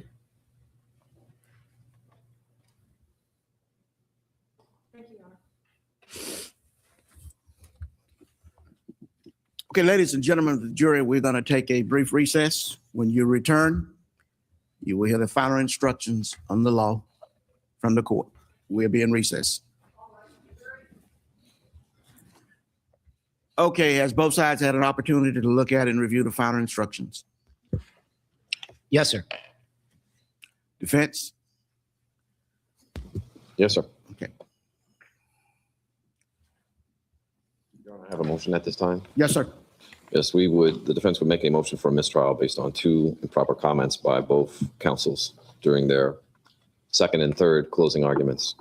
One would be the comments by Mr. Ashton, where he stated that there was no evidence no evidence or explanation of where it came from, creating a burden on the defense to give an explanation of where the chloroform came from. The second comment would be on Ms. Drain Burdick's statement, where she had stated that the defendant had changed her story once the remains were found. This is an improper comment, improper argument based on statements that were never made by Ms. Anthony. Ms. Anthony did not testify, and to make false statements as such would be improper argument. And for those reasons, we would move for a mistrial. Motion for mistrial will be denied. Gotta try.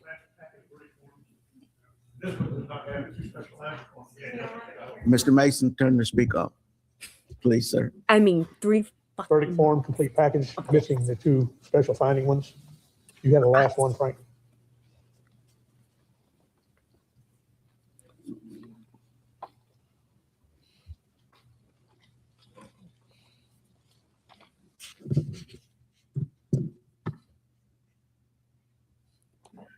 That's what I Mason, think. you may also want to especially from inspect the Youngstown. verdict forms that I will be reading to the jury. All right. Make sure those are the same okay. ones that we discussed yesterday. Not important. So what I'm going to do now, I'm going to not show the juror instructions, because if you've watched my other streams, I think that is the bane of my existence.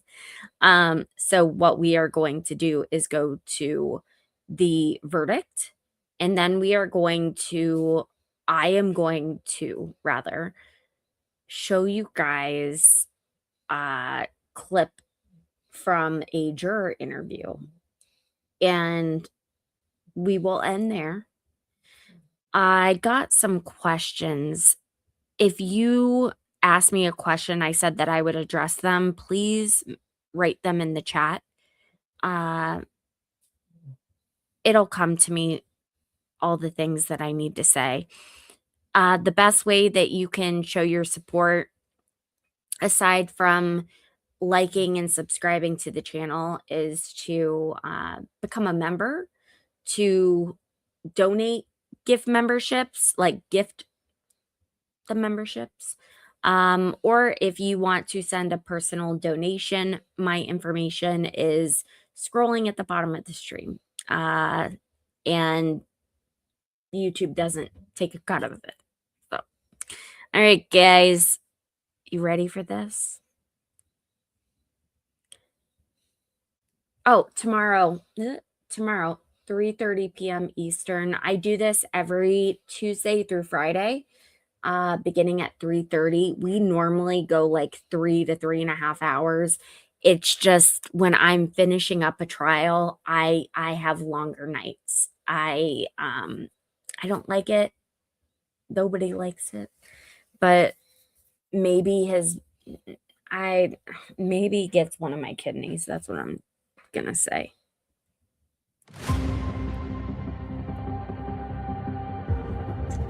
Let the record reflect that the defendant is present along with counsel for the defendant. Both sides ready to proceed. It's been brought to my attention that the jury has reached a verdict. State? State's ready to proceed, Your Honor. Defense? Defense is ready. To those in the gallery, please do not express any signs of approval or disapproval upon the reading of the verdict. Let's return to jury. State recognized presence of the jury. We do, Your Honor. And does the defense. Watch this lady's face when she gets the papers. I did watch this yesterday. Yes, sir, we do. Good afternoon, ladies and gentlemen of the jury. Have you reached the verdict? Sir. Would you hand the verdict form to the court deputy, please? Will the defendant rise along with counsel? Madam Clerk, you may publish the verdicts. In the Circuit Court for the 9th Judicial Circuit in and Right. for Orange County, Florida, State of Florida versus Casey Marie Anthony. As to case number 2008 CF 15606-0. As to the charge of first-degree murder, verdict as to count 1, we, the jury, find the defendant not guilty, so say we all, dated at Orlando, Orange County, Florida, on this 5th day of July, 2011, signed foreperson. As to the charge of aggravated child abuse, verdict as to count 2, we, the jury, find the defendant not guilty, so say we all, dated at Orlando, Orange County, Florida, this 5th day of July, 2011, signed foreperson. As to the charge of aggravated manslaughter of a child, verdict as to count 3, we, the jury, find the defendant not guilty, so say we all, dated at Orlando, Orange County, Florida, this 5th day of July, 2011, signed foreperson. As to the charge of providing false information to a law enforcement officer, verdict as to count 4. We, the jury, find the defendant guilty of providing false information to a law enforcement officer as charged in the indictment. So say we all, dated Orlando, Orange County, Florida, this 5th day of July, 2011, signed foreperson. As to the charge of providing false information to a law enforcement officer, verdict as to count 5. We, the jury, find the defendant guilty of providing false information to a law enforcement officer as charged in the indictment. So say we all, dated Orlando, Orange County, Florida, this 5th day of July, 2011, signed foreperson. As to the charge of providing false information to a law enforcement officer, verdict as to count 6. We, the jury, find the defendant not guilty. We, the jury, find the defendant guilty of providing false information to a law enforcement officer as charged in the indictment. So say we all, dated Orlando, Orange County, Florida, this 5th day of July, 2011, signed foreperson. As to the charge of providing false information to a law enforcement officer, verdict is to count 7. We, the jury, find the defendant guilty of providing false information to a law enforcement officer as charged in the indictment. So say we all, dated Orlando, Orange County, Florida, this 5th day of July, 2011, signed foreperson. Madam Clerk, you may poll the jury. Yes. Juror number 1, were these your true and correct verdicts? Pardon? Juror number 1, were these your true and correct verdicts? Not guilty. She's Were they all your true and frazzled. correct verdicts? Yes. Juror number 2, were these your true and correct verdicts? Yes. Juror number I would pay out of my own pocket. I would pay money to have seen their faces when the verdicts were read. I don't care about Casey's face. Sounds awful when I say that, but for real. 3, were these your true and correct verdicts? Yes. Juror number 4, were these your true and correct verdicts? Yes. Juror number 5, were these your true and correct verdicts? Yes. Juror number 6, were these your true and correct verdicts? Yes. Juror number 7, were these your true and correct verdicts? Yes. Juror number 8, were these your true and correct verdicts? Yes. Juror number 9, What's were up, these your Jackson? true and correct verdicts? Yes. Juror number 10, were these your true and correct verdicts? Yes. Juror number 11, were these your true and correct verdicts? Hey, And juror number 12, were Texas, these your true and be correct safe verdicts? tomorrow. Yes. Thank you. Will Y'all have some counsel weather coming. and the Look at defendant that. approach the podium? God, I absolutely Not all the counsel, but just think she's a Representative piece of Sample. shit. But defense attorneys doing their job Casey Marie Like, Anthony, a said jury of your peers, something- having found you not guilty sounds as to bad. the charge contained in count 1 of the indictment, murder in the first degree. See, At this time, I will adjudge you to be not guilty. As hate to that. I'm sorry. count 2, the crime of aggravated child abuse, because I a love jury my of your peers having found you to be not guilty, the court will adjudge you to be not guilty of the crime contained in count 2. As to count 3, aggravated manslaughter of a child, a jury of your peers You're having my whole found you not guilty, I will adjudge you to be not guilty of that count. As the counts 4, 5, 6, and 7, providing false information to a law enforcement officer, I will adjudge you to be guilty of those counts in order that you be fingerprinted here in open court at this time. God, and what did her parents' faces look like? Like, I have so many questions. And I just found out that one of her attorneys is located in Cincinnati. It has to be in open court. That one that Okay, just Mr. walked Baez, Mr. over Mason, there, she's from Cincinnati. will you be prepared to go to sentencing Thursday or Friday of this week?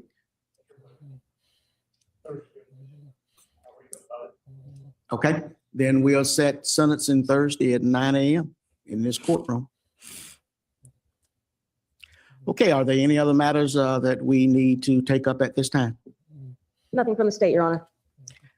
Ladies and gentlemen of the jury, on behalf of the citizens of the Ninth Judicial Circuit, This I is would like to important. express my sincere thanks and appreciation matter for what. your service as jurors. You You always all thank residents of yours, Pinellas no County, matter what. Florida. And we came over there, met with you, questioned you, and took you away from your Okay. families for a very extended period of time. And for that, I say thank you. As I told you when I first spoke with you, in talking about jury service, that one of the most important obligations of citizenship, in my opinion, was service on a jury. I tell you, it was very important that if we believed in that constitutional provision that provides a right to trial by jury, that it was important for people to serve no matter what that sacrifice would be. As you can tell by some of the questions that some folks answered, a lot of people did not want to serve. And you knew it would be a hardship, and you were candid with attorneys. You answered all their questions and you served. And for that, we thank you. I would also wish to advise you of some very special privileges enjoyed by jurors. No juror can ever be required to talk about the discussions that occurred in the jury room except by court order. For many centuries, our society has relied upon juries for consideration of difficult cases. We have recognized for hundreds of years that a jury's deliberations, discussions, and vote shall remain their private affairs as long as they wish it. Amen. Therefore, the law gives you a unique privilege not to speak about your jury work. Although you are at liberty to speak with anyone about your deliberations, you are also at liberty to refuse to speak to anyone. A request to discuss either your verdict or your deliberations may come from those who are simply curious or from those who might seek to find fault with you. From the media, from attorneys, or elsewhere, it will be up to you to decide whether to preserve your privacy as jurors. Again, thank you. Show you. You're hereby We discharged. want to and show I will you see this shortly next back in the jury room. video. Thank you. I would have been throwing up and passing out. Can you even imagine? I feel like we never see this. Okay, Madam Clerk, you may call the case. Case number 2008 CF 15606, State of Florida versus Casey Marie Anthony. Okay, let the record reflect that the defendant is present along with counsel for the defendant, Assistant State Attorney. Girl, Both sides ready to proceed. get a hold of your hair. Yes, sir. I believe so, Your Honor. Mr. Mason, before we proceed to Looks like sentencing, she has Mr. a Baez, you had asked me to reserve ruling on your motion for mistrial. All that, Your Honor. I bet you do. That takes care of that. The have defendant, to Casey laugh Anthony, is before the court thing. for sentencing on counts 4, 5, and 6, providing false information to a law enforcement officer. Mr. Baez, do you know of any legal cause why we should not proceed to sentencing at this time, sir? Thank 4, 5, 6, you and 7. so And 7. much. And the only legal cause that we have would be the previously filed motions attacking none of it. No legal cause why you can't proceed to sentencing with the subsequent remedies if she takes them. Craziest. Would the state care at this time to present any matters relative to aggravation? Not on that issue. The lady who put her boyfriend in the suitcase might go up there with Jody. I don't know. Maybe. Jody is just a whole different level, though. Your Honor, no. State care to present any issues at this time concerning any other matter? Your Honor, I want to stress this comment. yesterday I filed a motion to tax special costs of investigation and prosecution and to reserve jurisdiction.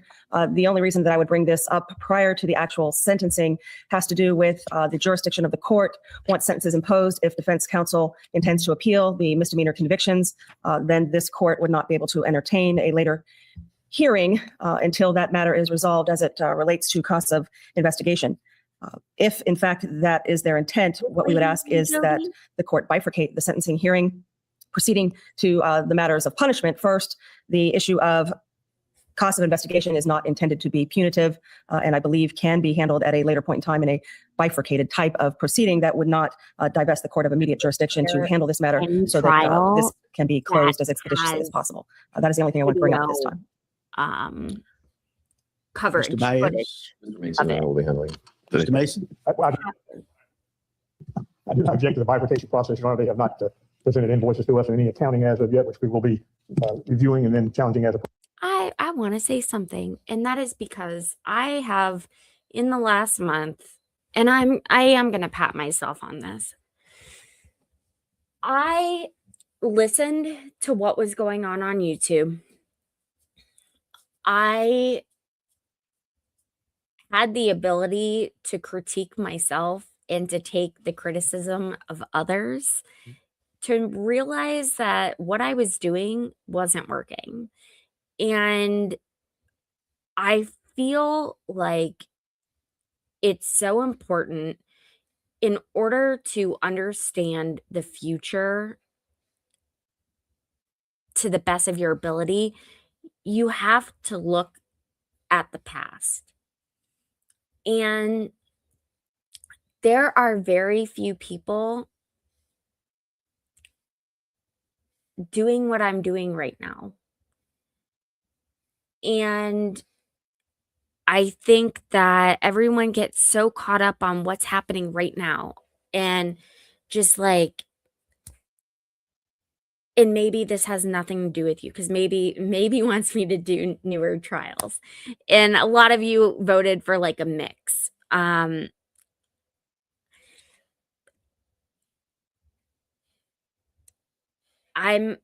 really at an impasse because it seems like a lot of people really enjoy reflecting on the trials that have built the society to what it is, and we're unaffected by things as trivial as TikTok. And for that reason, I've really enjoyed all of this. I've enjoyed every moment behind screen. And people like Maybe and people like Bad Kitty, I couldn't do this without them. So whatever you guys want to want to see, as long as there is video footage of the trial. I'm all ears. Like, let me know. Otherwise, I can't. I'm just not going to. So let's continue. Get the brunt of what's going on here. And then I want to show you that juror interview. And then we'll be done for the night. Thank God. My back's killing me. Appropriate. So she asked for 60 days, and I have no problem with that. Okay, the court will retain jurisdiction to deal with the issue of cost of prosecution and other costs, I guess, pursuant to Chapter 938. That's the statute that you're seeking those costs under? It is, Your Honor. Thank you. Okay. Mr. Mason, mitigation. You may proceed, sir. And I do think this is just as important. And this stupid old man never learned to turn on his Go fucking. ahead. All right.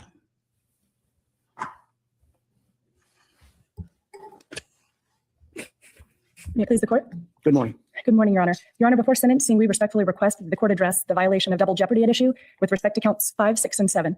Because all 4 statements in the indictment arose during the July 16th interview between Detective Melich and Miss Anthony, all 4 counts of providing false information to a law enforcement officer were one continuous criminal act with a single intent. As such, each false statement separately charged violates double jeopardy and must be reduced to one conviction based on one occurrence and course of conduct. In Hamill v. State, which we provided to the court, that's 934 Southern 2nd, 634, that's a Florida 2nd DCA case from 2006, the defendant was convicted of 15 counts of using a computer to seduce a child. At issue was whether counts 5 and 6, among other things, arose from a single criminal episode. In Hamill, the court articulated the test to determine whether offenses arise from a single criminal episode. In that test, the court articulated that— Fryer, let me stop you for a second. Yes, Your Honor. I don't seem to have benefit of what you said you provided the court. I apologize, Your Honor. I gave that to the clerk, and I should have instructed that you needed Sorry, to have that. my dog's barking. Hold on. Is everything okay? Okay. I had it on I slowed it down, guys. I slowed it down. I'm sorry. I know people have places to go. So I was trying to be respectful. But here we go. Okay. Just a little bit. I slowed it. Okay, go ahead. Okay, thank you, Your Honor. This test requires a court to look to whether there was a separation of time, place, or circumstances between the crimes, because those factors are objective criteria utilized to determine whether there are distinct and independent criminal acts or whether there is one continuous criminal act with a single criminal intent. The court went on to say that the spatial and temporal aspects of the crimes, looking at that criteria, a court can ascertain whether the defendant had time to pause, reflect, and form a new criminal intent between the occurrences. Your Honor, in finding that counts 5 and 6 in the Hamill case were a violation of double jeopardy, the court pointed to the fact that there was no temporal break in the conversation or change in circumstances to warrant separate charges, where the conversation in question spanned several hours. Similarly, Your Honor, the false statements Miss Anthony made to Detective Yuri Melich occurred during the course of a single interview on July 16th, 2008.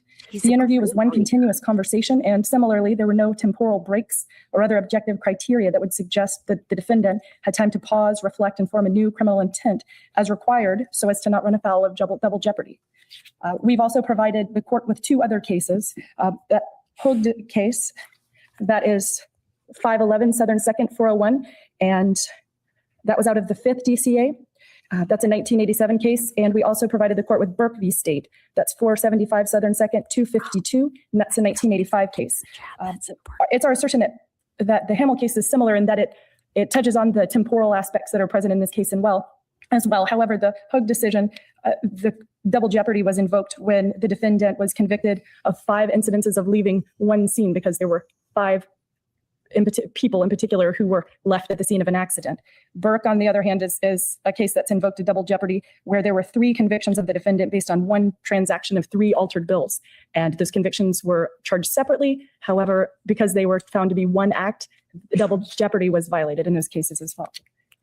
Your Honor, in order to avoid a legal sentence, we respectfully request that the court sentence Miss Anthony only for one occurrence, one count of providing false information to a law enforcement officer. Further, we reassert that there is an issue of materiality in these charges and should be read into the statute as legislative intent. Thank you very much. Just a second. Yes, sir. Let's look at count 4 Yes, Your Honor. of providing false information to a law enforcement officer. Yes, sir. Specifically, what is alleged in count 4?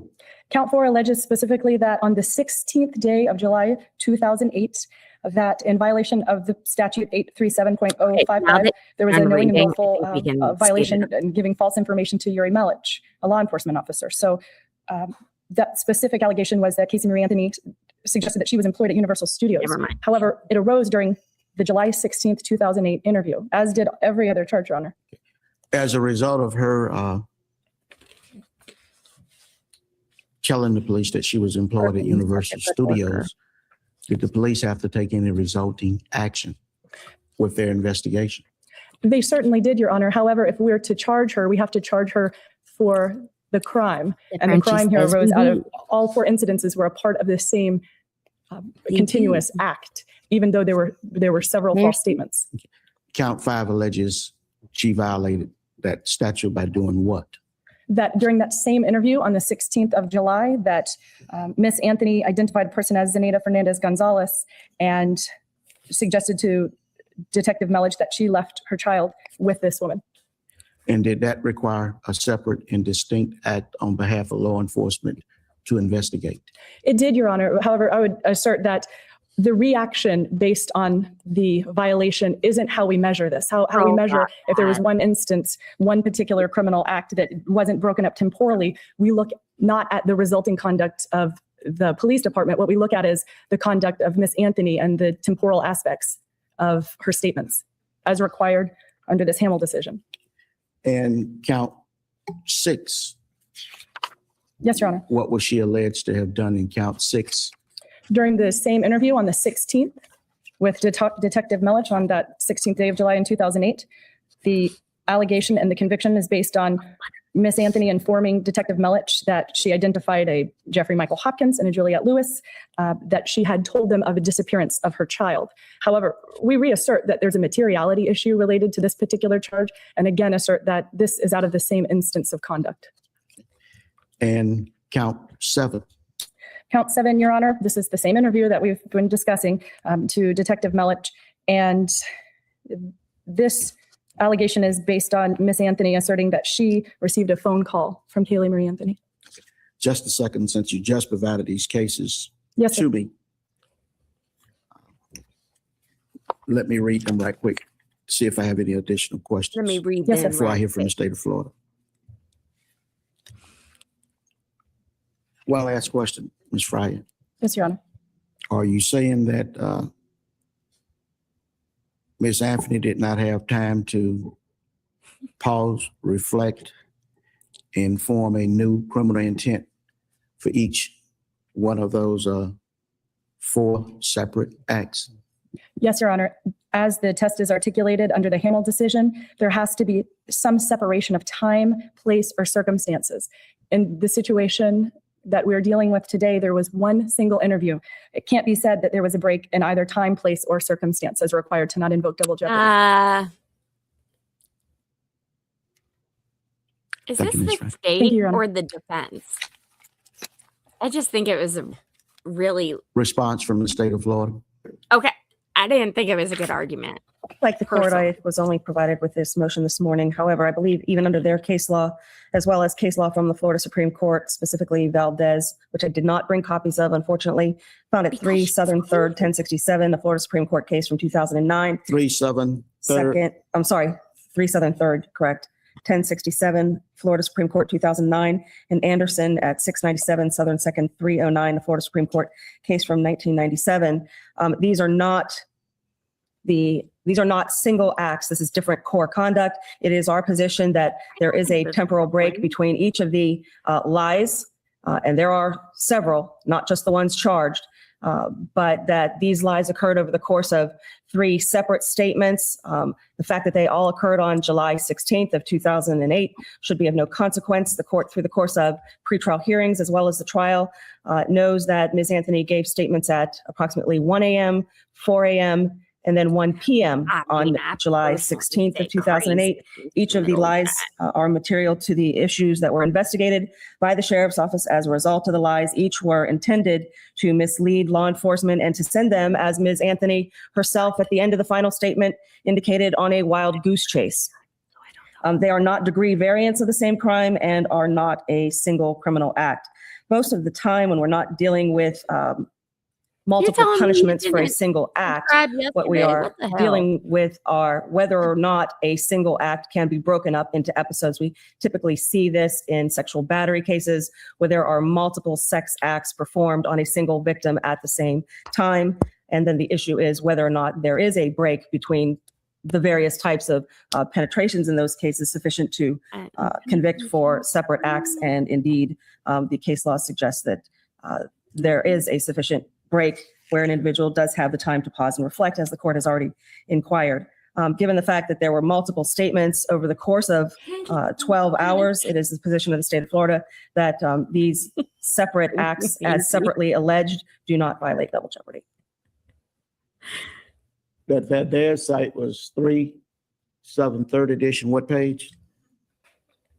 1067, if I have that right. 1067. 1067. I do have a copy. This is a situation where an individual No one's told. no was one charged told with me 2 I'm really different pretty counts today. for one Well, act of thank you. shooting. Would the court Very like my sexy copy? old man. If it's just a second.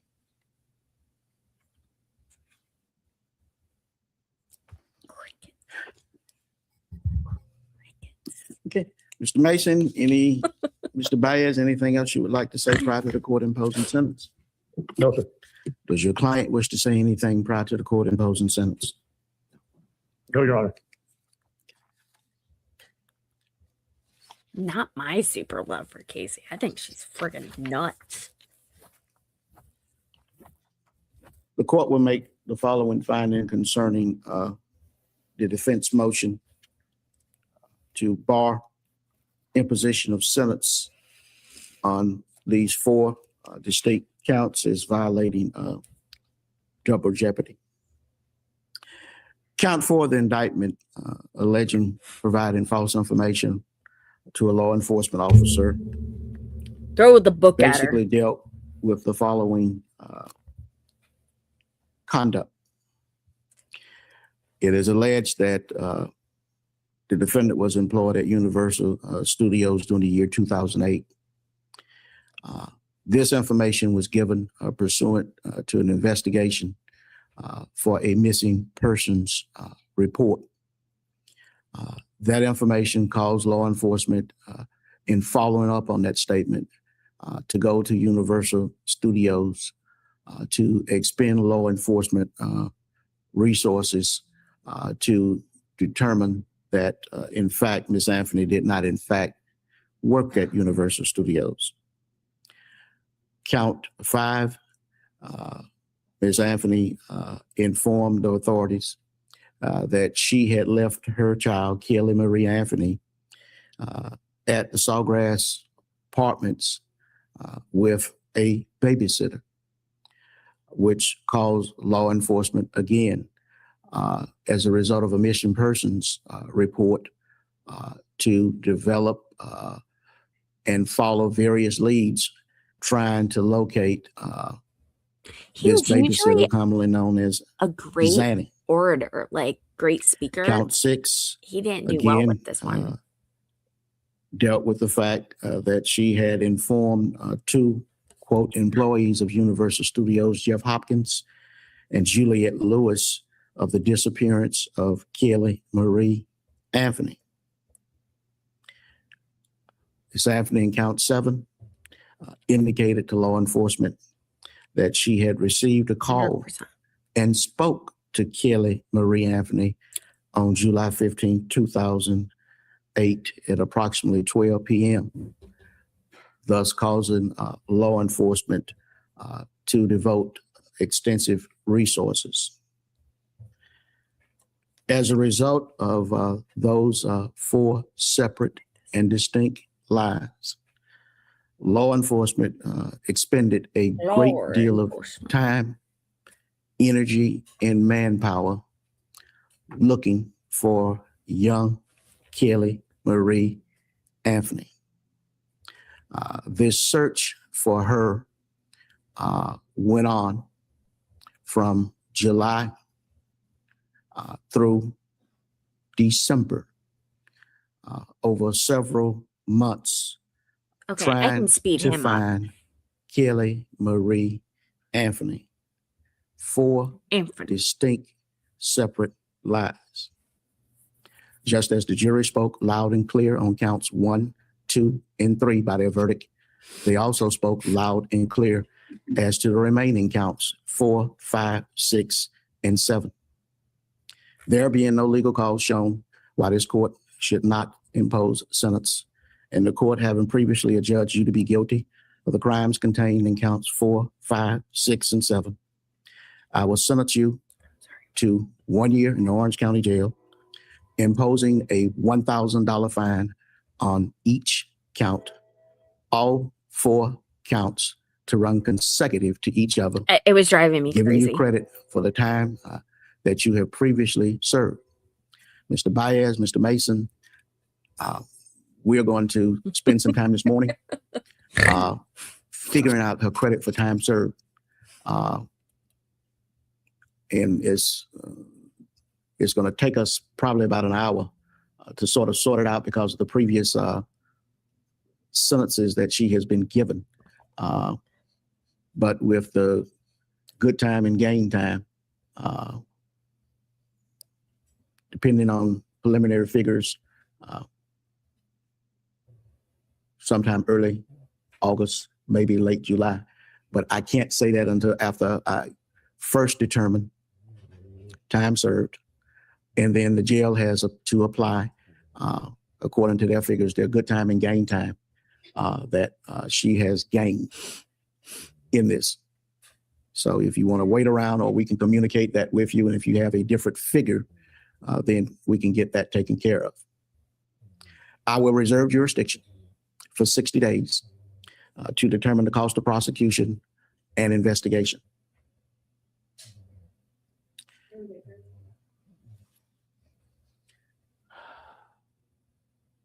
Tell me when you'll be ready. I've been advised a minimum of 30, so any time after that would be acceptable. Well, Mr. Mason.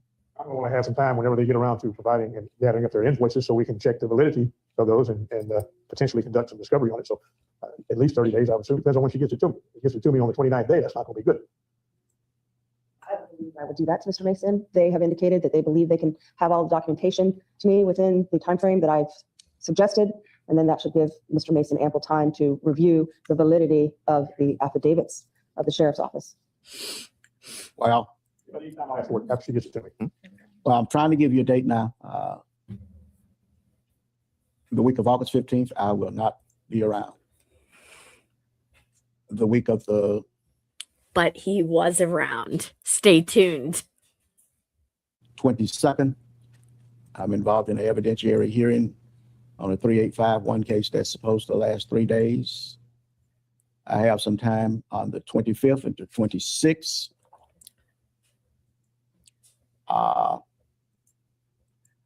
Depending on how long you need, I can fit you in on the week of the 29th, but I would have to fit you in because I'm unfortunately going to have to take over Judge Adams' division since he's leaving at the end of the month.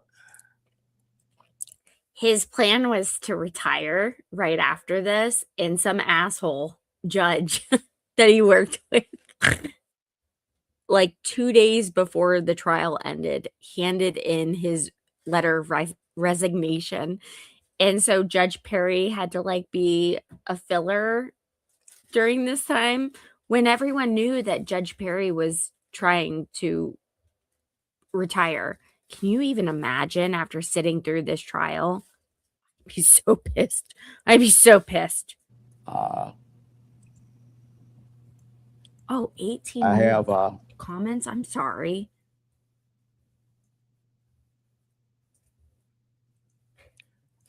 Again, the week of August 1st, but I have to fit you into that division's regular work. The week of August 9th with the same proviso. accept that Okay. Friday. Bold strategy, Cotton. So when would you like the hearing, folks? Any of those options is acceptable, Your Honor. You can have the 25th or the 26th. That should give you more than enough time to get the information, get it to Mr. Mason, Mr. Baez, and have them digest the information. So you want to do it Thursday or Friday, the 25th or the 26th? Friday being the 26th. Thursday's fine. I think this is Council, how and the justice I system don't know what works. Ms. Anthony's status will be at that point. Do they want to waive her appearance at that or have her present? I don't know if you want to address But that that's issue now. what's awesome about our channel is we are allowed to have The different 25th, opinions. according to the preliminary And not the calculations, without athletes. going over, double checking some things, she won't be there. So that's why I didn't know if we wanted to address whether or not the court would require her attendance. It's not a punishment aspect to the sentence. That's So- entirely left up to her and her counsel. As far as I'm concerned, she can waive her appearance or she can come. That's left up. It'd be our intention to waive her appearance of the proceedings, Your Honor. Oh my God, Coach. I will also impose the statutory court costs. Ms. Anthony, you have a right to appeal the judgment and sentence that I rendered here in your case today, provided you file a notice of appeal within 30 days of the day's date with the clerk of the court. If you cannot afford the services of an attorney to assist you with this appeal, the court will appoint one to represent you. Bear those rights in mind, and after consulting with your attorney, do you wish to appeal? We can have a moment, Your Honor. Oh, You may. whoops. I think the whole family is a bunch of nutcases, and I know this for fact. And I explained that. at Your Honor, the we beginning can't, we would like to reserve our right to make that decision at a later time. You have 30 days from the day's Of date the to file a notice trial. of appeal, or you forfeit or give up your right to appeal. Does she have the My ex-boyfriend's dad dated Cindy. They went to prom together. And so, and I lived in Cleveland while this trial was happening. And the Anthony family is originally from Youngstown, which is not very far away at all.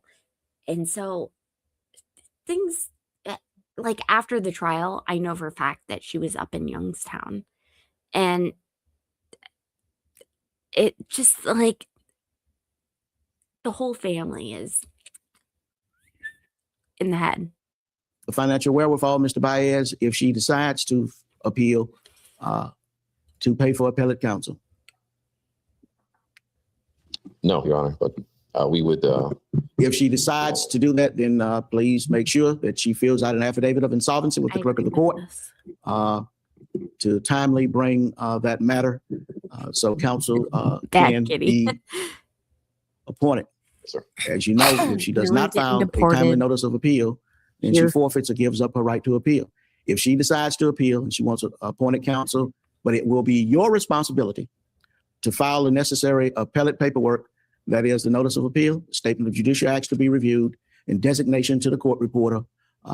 It will be your responsibility before you are relieved of your responsibilities as far as this case to have those documents filed. Are there any other matters on behalf of the state of Florida?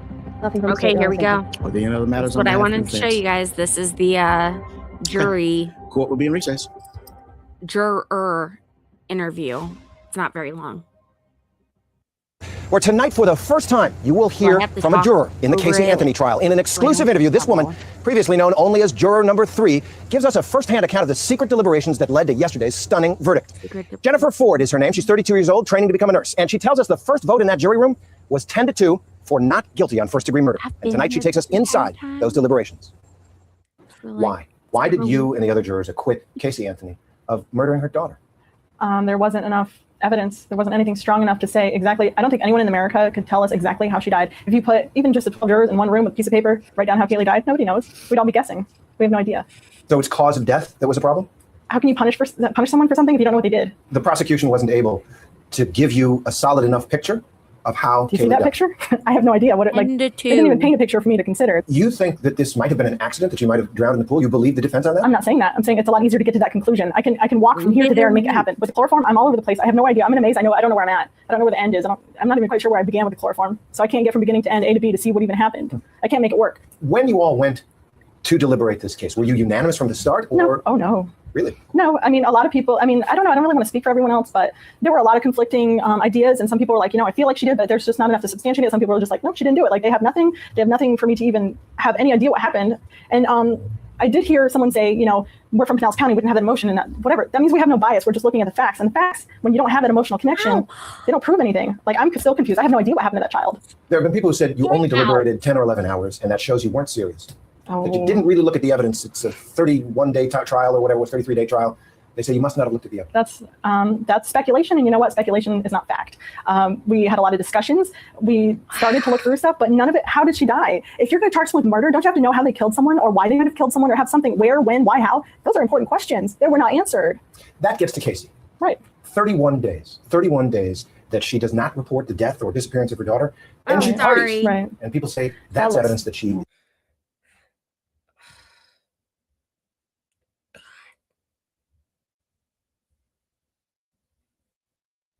Go back a little bit.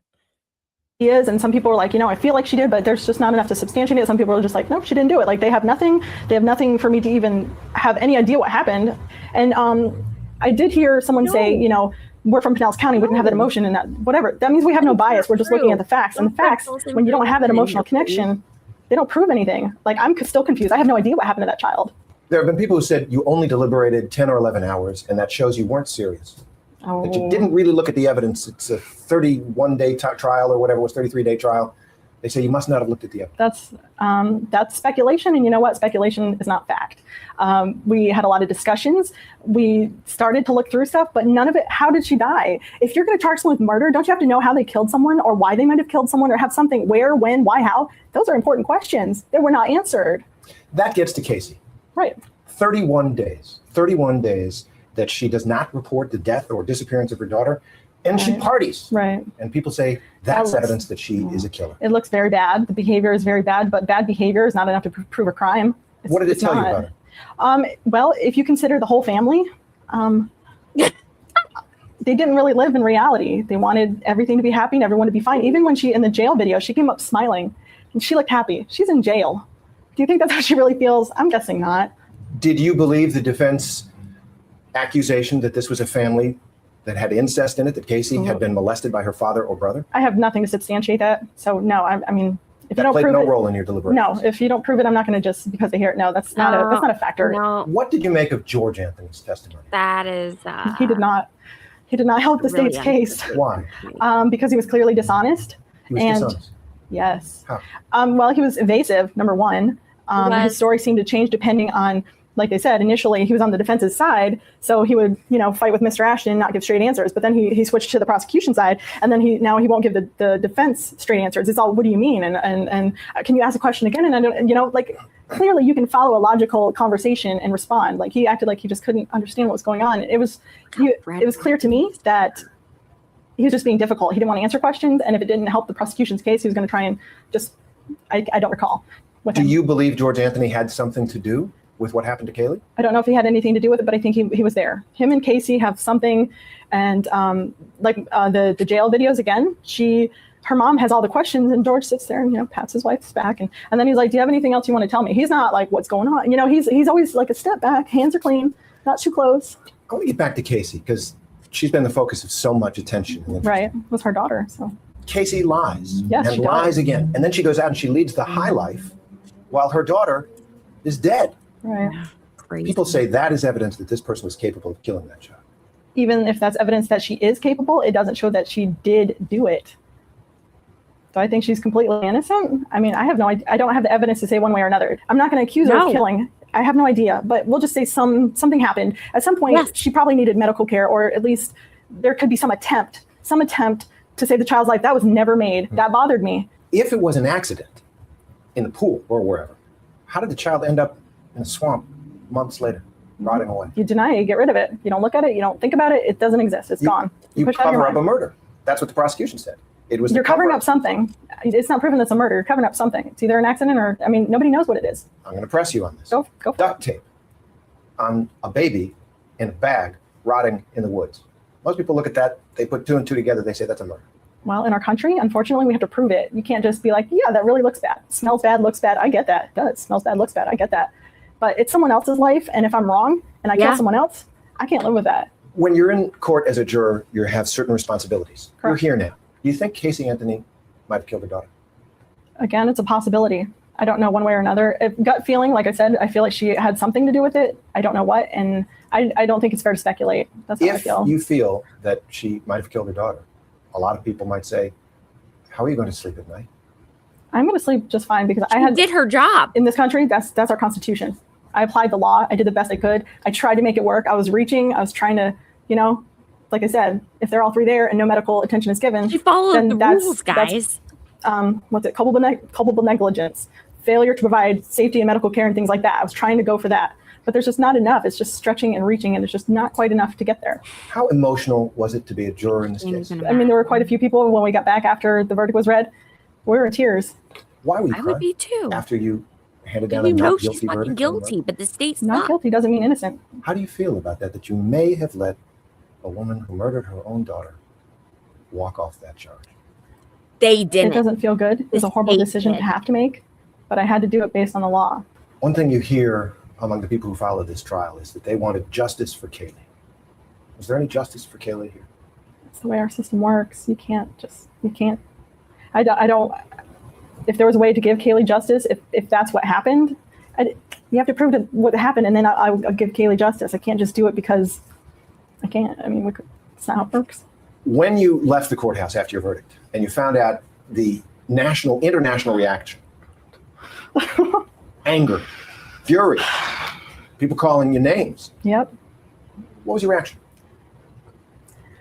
My reaction is, why be mad at me? The prosecution had to prove it. Why is it my fault that they didn't prove their case?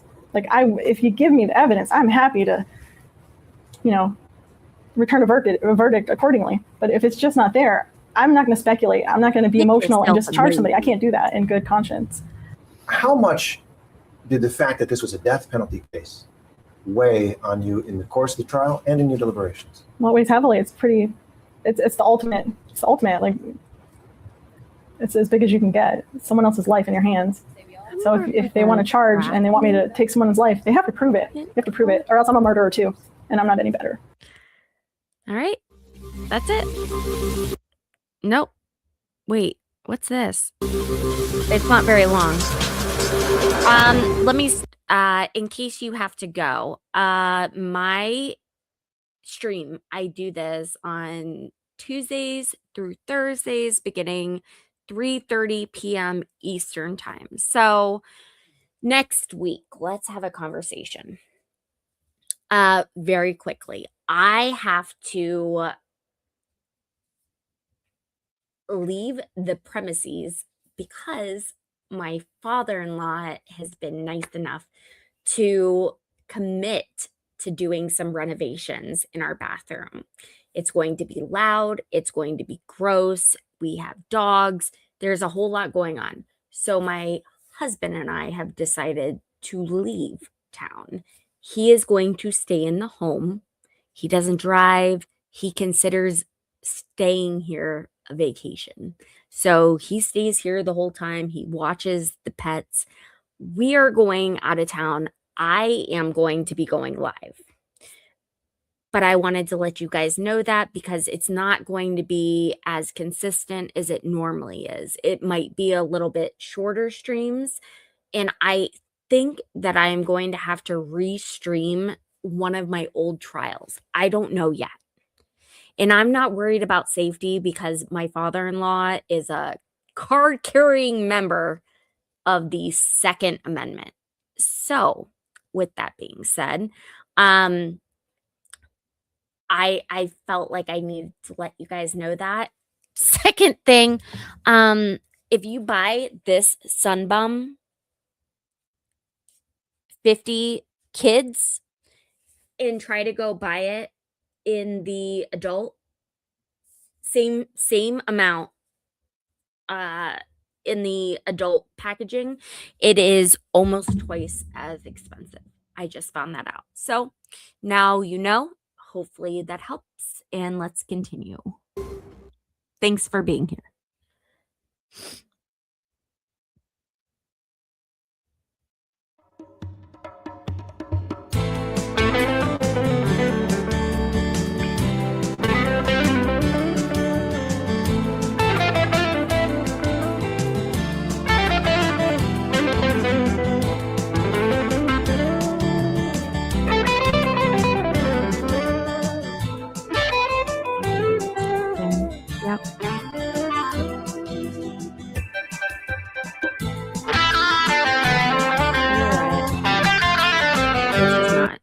this guy gets really little, like, he gets a little angry when people use his materials. So, oh, good night, maybe. Thank you for your support.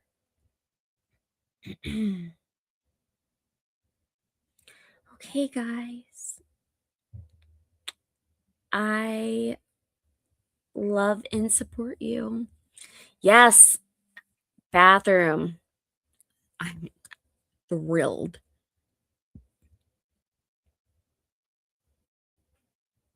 Sorry, guys. I'm like literally 30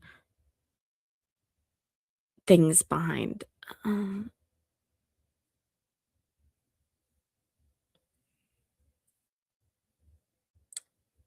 Look at Lefty. He's so smart.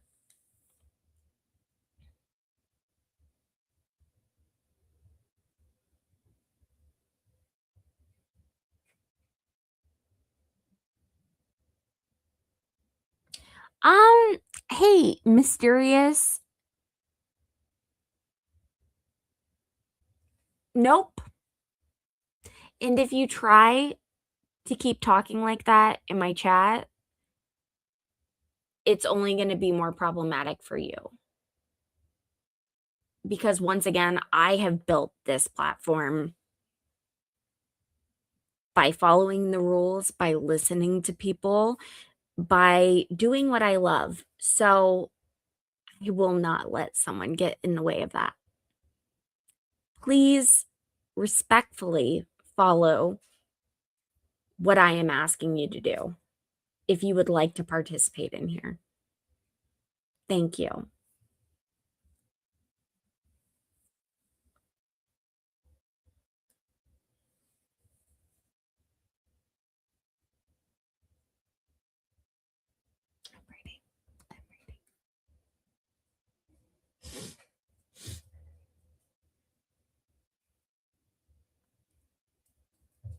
Maybe I'm Lefty.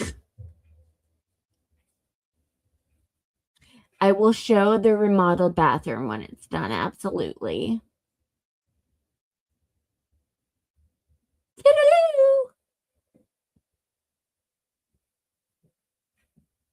Okay, Baez and the judge had no arrangement. They hated each other with an ungodly whatever.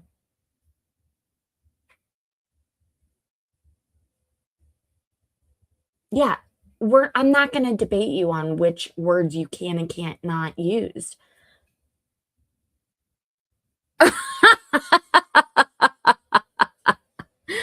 Okay. Bye. See you never. God, people are such dicks.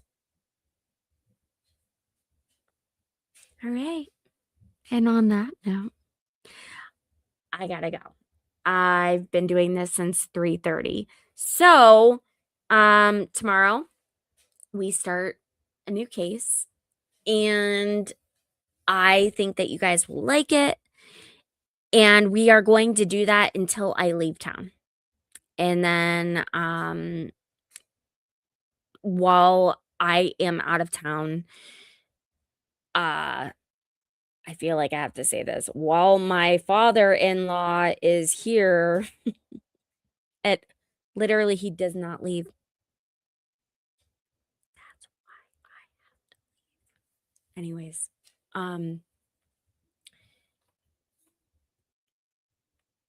that's gonna bite me in the ass. We will show a case that I did last month or 2 months ago that you guys probably are not aware of while that is going on. And then around the 26th is when I will pick things back up. So, but I'll be here next week, so don't worry. I hope to see you then. And I hope to see you tomorrow, 3:30 p.m. Eastern. And thank you for everything. You guys are great. Thank you to my mods. Thank you to everyone. I appreciate you. Oh my God, 3.5 hours. I gotta go. All right. I'll talk to you guys later. Bye-bye for now.